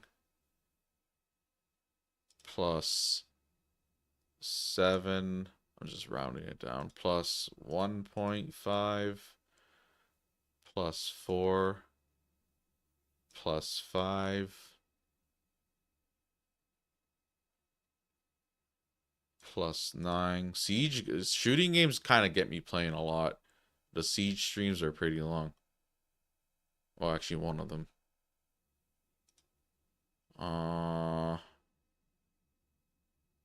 Did I already do plus 9? And then plus 3 plus 9.5 plus 2 plus 8. Yeah, Siege streams are long. So 62.5 hours. Wait, is that true? And this is all the past 7 days?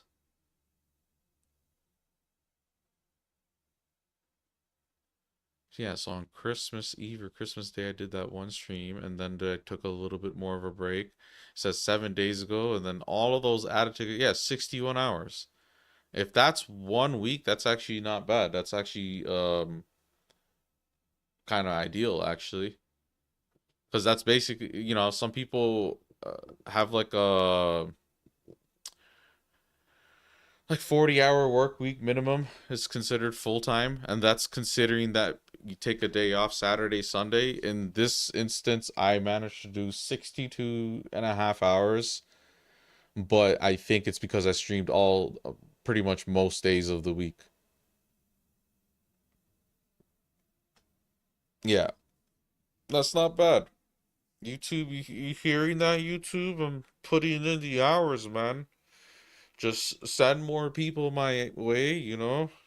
We'll sit here and talk about RPGs, I guess, and I'll try to entertain them as long as I can, you know? Uh, and we're just gonna game and we're gonna cover a bunch of different games throughout history and we're gonna work our way through a backlog and then while we do that we still have shorts and videos being made and we're kind of firing on all cylinders, man. I know the views aren't necessarily like crazy, like, you know, but for someone like me who pretty much started from zero, who's doing it organic, who isn't really trying to make anything viral per se. Like me doing playthroughs and stuff is not like none of that stuff viral material. It's like for me to do viral, even like my like unboxings, that stuff doesn't really go viral. Reviews don't really go viral.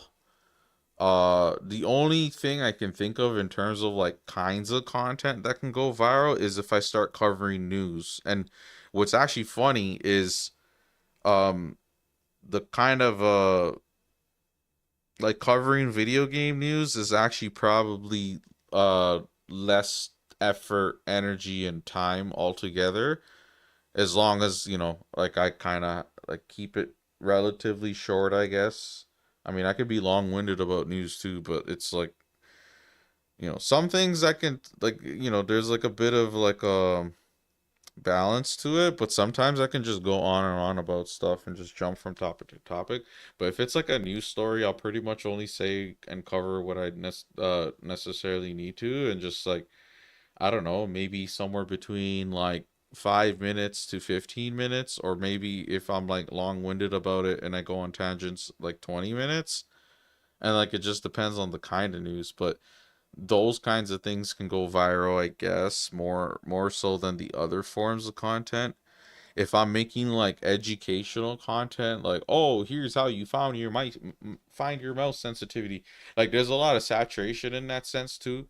So it's like there's so much people that are giving their own input, so I don't really see how I would like go and blow up like that. Maybe a shorts can blow up, like some specific vertical slice of anything really. It could probably blow up and kind of just like um create a lot of kind of like funnel a lot of people to my channel and stuff. But that doesn't necessarily translate to a sub, to be honest.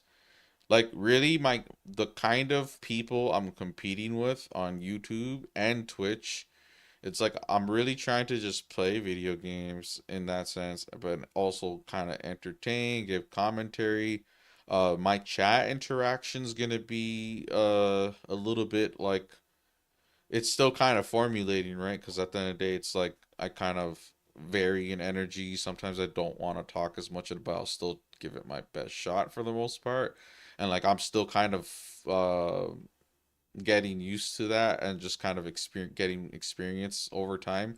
The playing the games are kind of like even though they're basically the focal point with me kind of being secondary or almost on par with the games themselves, majority of these games I've already played or I know a lot about, or it's one of those things where I find them uh like it doesn't really take that much of my focus or attention. It just depends on the game, I guess. If I'm playing a shooting game, yes, it just depends. But for the most part, I'm autopilot.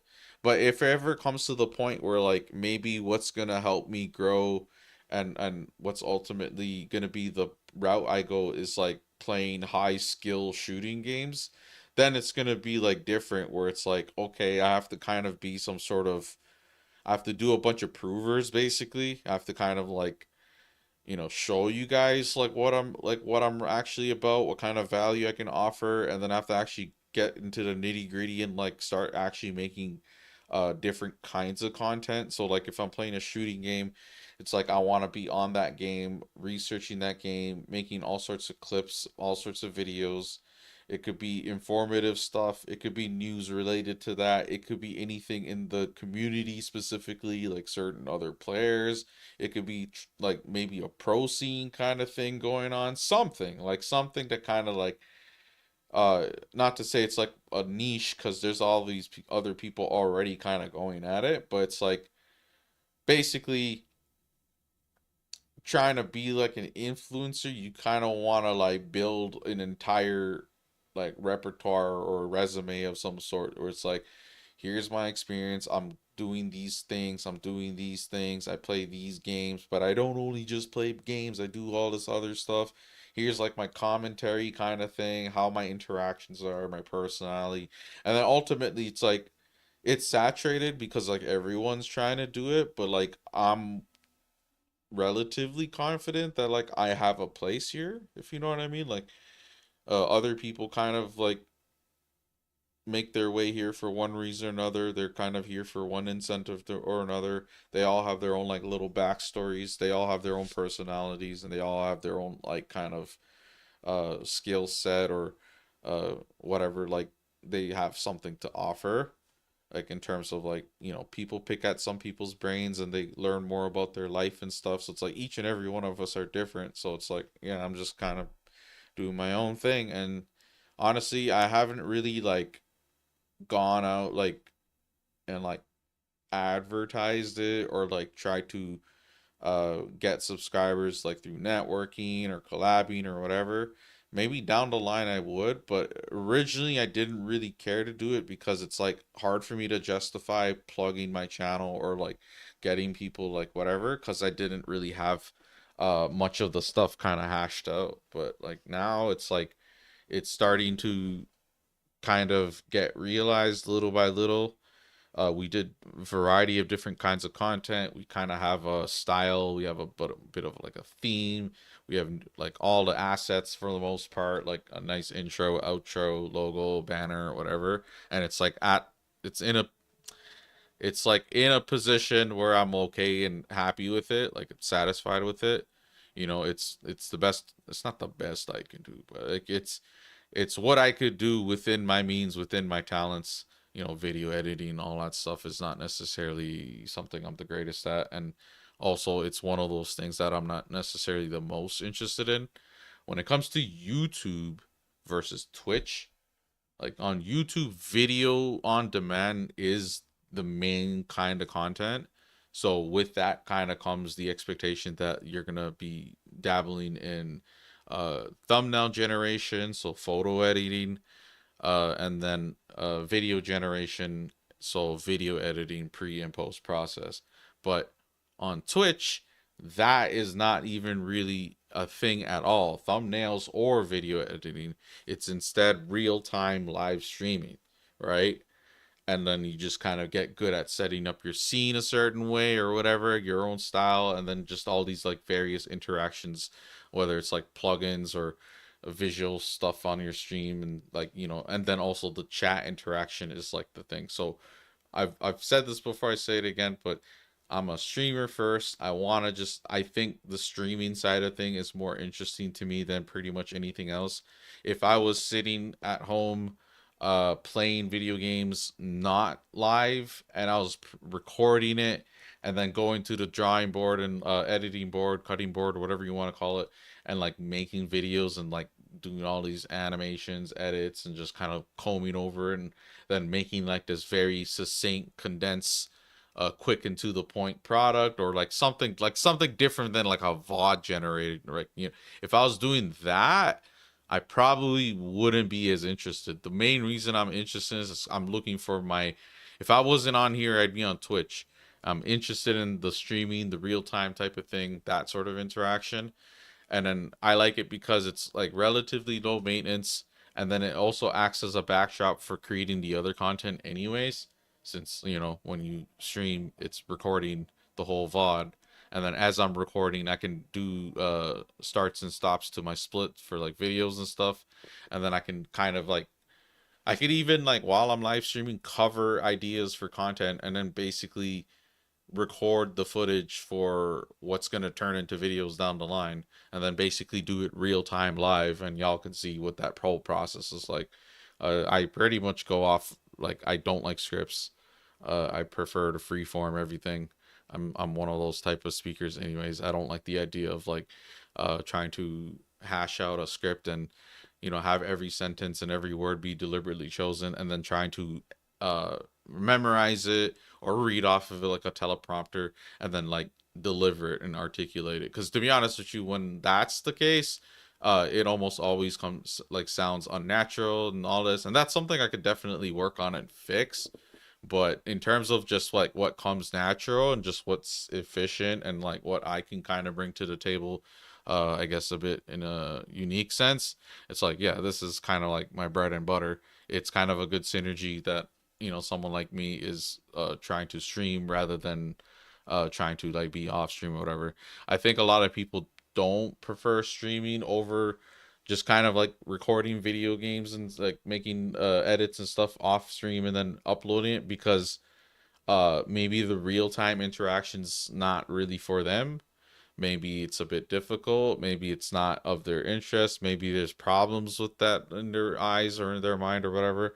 And for me, I could see it too, but it's like, if I had to choose between the two, I'd prefer this way. And it's just like there's certain things I'm clearly not like, uh I'm sure people can tell, but there's certain things I'm not necessarily the greatest at. So like if you look on my channel, thumbnail kind of stuff, my thumbnail game could use a lot of work. Uh like video editing and kind of cutting down my footage so there's no like dead air or like whatever people do to make their videos seem like really engaging and psychologically like stimulating. I don't know all the tricks in the book like that. I can imagine I have very good ideas, but it's like I don't really have the means necessarily, like the knowledge and the know-how or the skills. And then also it's kind of like a part of it is also kind of like, I guess I'm not that interested in trying that way. I'd rather try this way. Since I've seen success in both fronts, I'm seeing success in both ways. You know, like it's like that way is good too, but this way is also viable. And I just need to kind of like master this meta in some sense and like all the kind of skills that this might kind of demand. But down the line, it's like the cool thing is there's just so many different things I can always be trying to improve on and always trying to be learning and stuff. And that's not including the game itself. Like, you know what I mean?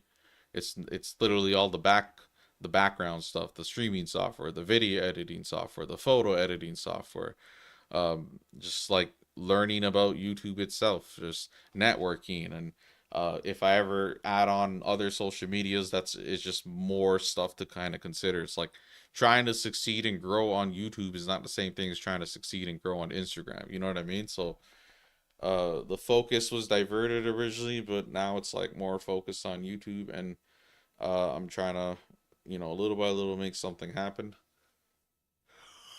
I'm pretty aware about the games I play and like how they're not necessarily the most conductive to growth and all that. Like these are pretty niche games, these are pretty dead games, but honestly, uh I'm pretty happy with the performance for the most part.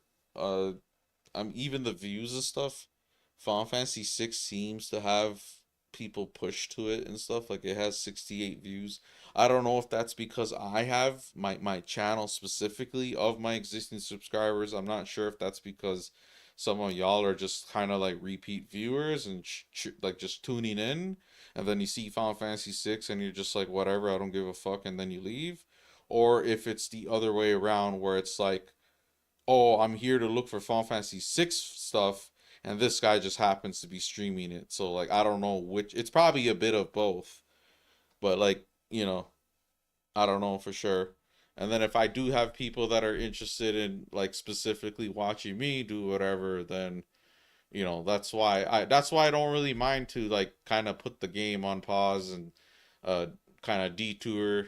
Y'all talk about y'all bring up some other games and I go like search stuff. You see how I am for the most part. So it's like that's just kind of how I am, and it's a bit more it's a bit more of a natural and organic approach to kind of like uh getting my stream, sorry, not getting my stream, doing my streams and just like the general flow. Like I don't think I'll be like playing the game and I'm like trying to do the dungeon and y'all are like asking questions and I'm like, hold on, fucking shut up, bro. I'm not even trying to talk to anyone right now. I'm trying to play this game. It's like, nah. Like don't get me wrong, sometimes I might kind of be like that. Like I'm trying to think. Like if I'm playing a shooting game and I'm like trying to focus up, but I'll probably say something. I'm like, hold on. I can't pay attention to chat right now. I'm playing serious. Let me focus up for a bit. But that itself is probably entertaining and engaging and appealing in its own way. Like when you guys get to see me try to be serious like that. But for the most part, I'm just kind of like all over the place. I'm kind of just chilling. I multitask. I detour a lot. I talk about whatever comes to mind. I go on tangents. If you say something, you can probably get like uh what do you call it? Like you could probably get my attention elsewhere, and that's not necessarily a bad thing because I don't remember who said it, but someone said it's like sorry to derail your stream. It's like I don't know. It could be a problem to I can see it be a problem down the line, I guess, where like let's say I have like 100 people viewing and one person asks a question and it's like a question only they give a shit about and I'm like interested in answering it, so I'm answering it and like the rest of the people are kind of just waiting. In that situation, it's like honestly, I just all I can really say is yo, y'all gotta just kind of hold it down, chill, and shut up and wait, bro. Because like I think that's like what a large appeal of live streaming is in the first place. For now, since I'm a small streamer, it's really easy to kind of tend to each and every single individual person. Uh I don't I do reserve the right like sometimes I might get distracted or I might not have like the social energy to like answer everything like very thoroughly or sometimes I might not even know what the hell y'all are talking about, like, or I might have questions for you and it's going to be like a back and forth to an extent, like a conversation. I don't know everything, and a lot of you guys are coming in here with like trivia and like information about a lot of stuff. And this I've said it in the past before in a previous stream. It's like I actually like that about like I like a chat that's kind of like that. It'd be cool to like I don't know. I was like playing the game. This guy's like, "Oh, didn't you forget the ribbon?" And I'm like, "Fuck, dude. I have a treasure guide, so I probably would have noticed. But you're right. I did forget the ribbon." And then I double checked it. I'm like, "Yeah, you're right." And we just, but like that was it was specifically the chatter that got me to, because I completely went in that room, got the two treasure chests, and just left. We're talking about Final Fantasy 6 too, so this is pretty recent. But like, I don't know. I looked at other streamers and how their chats are, especially when it's at scale, like 100, like not 100, like when they're like 1,000 plus, 7,000 plus, 20,000 plus people. Since there's so much people talking, so much reaction, so much people kind of talking amongst themselves, asking questions, all this, all that, and it just like zoom. Like I probably wouldn't be able to keep up with each and every one of you at that point, but we would try to consolidate and try to be smart about like what I answer, what I don't answer. So for example, if you're just coming in the chat asking stupid questions or inappropriate questions, I'd probably just ignore that in favor of someone asking a sincere question, and then like certain people kind of get prioritization that way, and that like facilitates some kind of flow that's at least like more on my terms. Like I thought about that stuff, but I'm not really worried about it because at the end of the day, I'm just gonna kind of, you know, I essentially run the show, right? So I'm gonna be able to have it my way for the most part. And then if people like trolls and stuff come to, maybe I'll ignore them. Maybe I'll kind of make an example of them, roast them or some shit. Or maybe I'll just kind of like pretend they don't exist. Or maybe I'll ban them. Fuck, I haven't even really, I haven't had to ban anyone. Really, no one's really doing anything like outrageous, like outrageously toxic or problematic. I accidentally banned someone, but that was just me trying to. I think I unbanned them. I don't know if I figured that out. So I can't remember what I did. If that guy's still banned, I'd feel bad. But like I haven't actually had to ban anyone. No one's actually come here yet. Like with that kind of energy.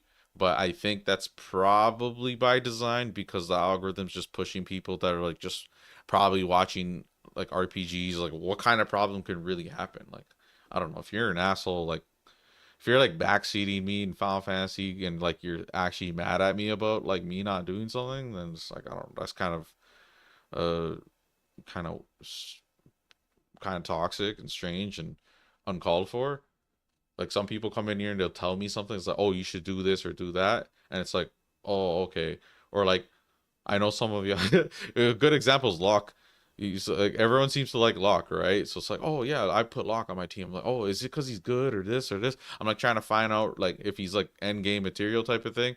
And like as I'm playing, I'm like, bro, I don't care about his steal command. I know you can steal items from like key monsters and stuff, obviously, but to be honest with you, I never actually traditionally do that in Final Fantasy games.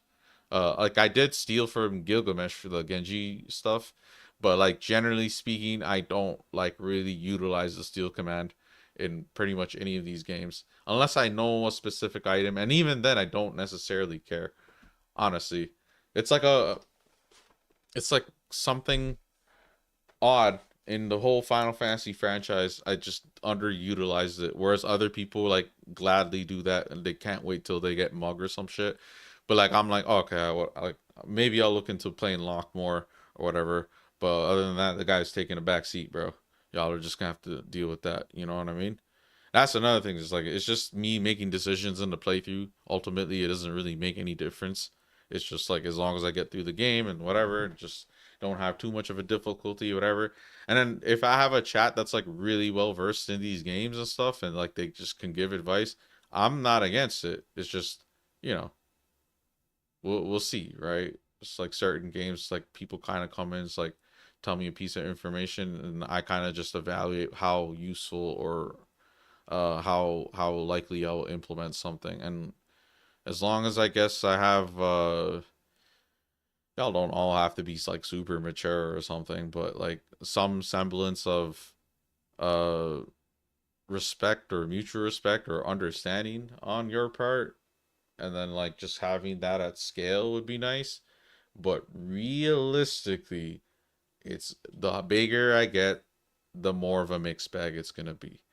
And then there's going to be devoted followers who are kind of on board and understanding and whatever, and those are the people I ultimately like give a shit more about making sure they have a good time, as opposed to like someone that's like kind of superficially just here. They're just kind of hating on me. Maybe they don't like me, they're just kind of like a troll. I beat them in Siege or something. Maybe I headshot them one too many times. I don't know. Like I've had haters outside of this context, IRL, whether it's in certain social groups or something, and then online in video game sense, like multiplayer games. Like when I was on PlayStation, yeah, I've gotten so much hate mail, but I also get good stuff too. But it's just the hate stuff does outweigh the good stuff by like a lot, like fucking 100 to 1. It's just, yeah, it's like 100 to 1 or some shit, or like 50 to 1 or something. I don't know. But yeah, the bigger I get, I anticipate that being a thing. And then at that point, that might be moderation. That's like needs to be contended with. That might be just me needing to kind of like ignore it, or just kind of like try to keep y'all in line, hold people accountable for how they behave to an extent. But that is the internet, so we'll see. But yeah, that's it for now, I suppose. 5 hour stream. We talked for a little bit before we end stream and shit, decompress and all that. And we'll definitely be back to play some more Final Fantasy 6, and we'll wrap this shit up. We're getting there. We're getting closer and closer to arguably one peak of Final Fantasy. A lot of people really like Final Fantasy 6. I really like it too, but um you can probably tell I have like a Final Fantasy 7 bias in the world of Final Fantasy, the Final Fantasy fandom, the fan base. If Final Fantasy 7 and 6 was a civil war, I'm on the 7 side, all right? I want to make that clear for those of you who really like 6 over 7, and you hear me say all these words and all this shit. It's like I can like everything, bro. That's just the thing. It's like, it isn't really one or the other, so don't even trip. But I'm gonna let Final Fantasy 6 finish, but Final Fantasy 7 is the greatest game of all time.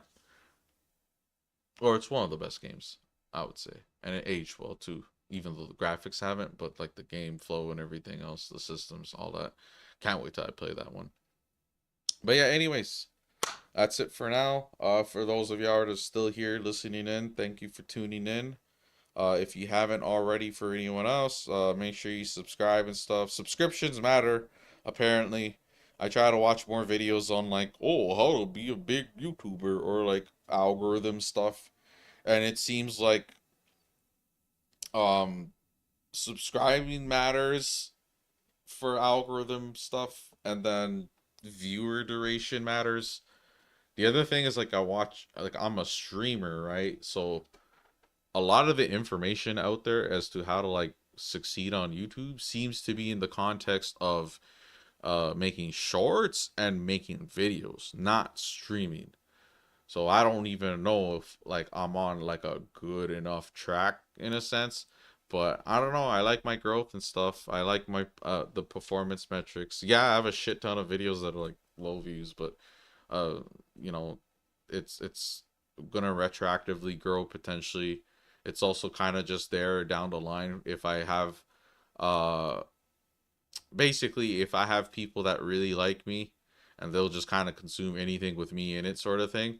At least I have like a whole channel organized with all of these different games that you can kind of just click around and like kind of explore, and I have it just ready to go.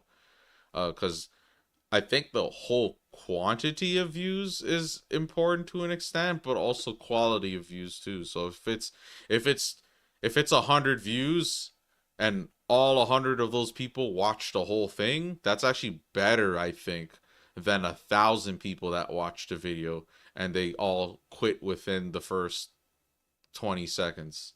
You know what I mean? So as long as I have certain people kind of like consuming or whatever, little by little, like as I build that kind of base that's like willing to do that, the metrics would be better, and I think the algorithm would notice that, and then it'll push it a little bit more, and little by little things will kind of like grow and blow up, I imagine. But that being said, I can always keep trying to min max and optimize, and I'm trying to learn more and more and more and more. It's kind of part of the deal, and baby steps. That's a lot of stuff to contend with, on top of the fact that I have so much games to kind of actually go through, which each and every single one of those games is like a whole thing, whole beast to kind of tackle. Not too hard, but it's like I got to figure out what exactly I'm gonna do, how much of the game I'm gonna play. Is it 100%? Is it like bare minimum? Is it like that sort of thing? But yeah. Anyways, thanks y'all for tuning in. I hope you enjoyed. I hope you like my streams and all that shit and whatever, whatever. If you haven't already, like if you're like watching and stuff, and I noticed YouTube's chat isn't necessarily like the most active, or um maybe I have viewers that aren't necessarily like the most active or willing to speak and stuff. Don't be shy if that's what's stopping you. If you feel like you have nothing really to say or contribute, that's fine too, because you can literally just react or say whatever. But just like, some of y'all I know are there watching. I see the analytics. I see all that stuff. I know certain people do watch, like my like family and friends and whatever, like my mom, for example.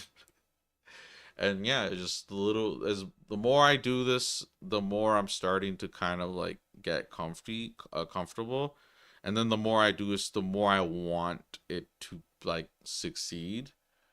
Like there's a bit of like an indifference at some point, but now it's like, okay, I think this is like what I want to do. I feel all sorts of positive things from it. It is better than how I did YouTube in the past. When I did YouTube in the past, it was way more negatives that outweighed the positives. But right now, I think the positives outweigh the negatives. Maybe down the line that might potentially change, and I can run the risk of burning out. That could be maybe because of the kinds of games I'm playing, but that could also be maybe because of like the inevitable kind of growth that leads certain types of people to me that are like not necessarily healthy for me or chat or the channel. You know, like fucking parasocial creepy types maybe. I don't know. I don't even think there's gonna be anyone like that for me. I've someone I've had like dealt with like a stalker type of situation before in the past, so yeah, that's about it, I suppose. Nothing else to really ramble about. Anyways, I'm gonna get some rest relatively soon, so I hope you enjoyed. We'll probably be live tomorrow. So yeah, peace out. Take care. Good night.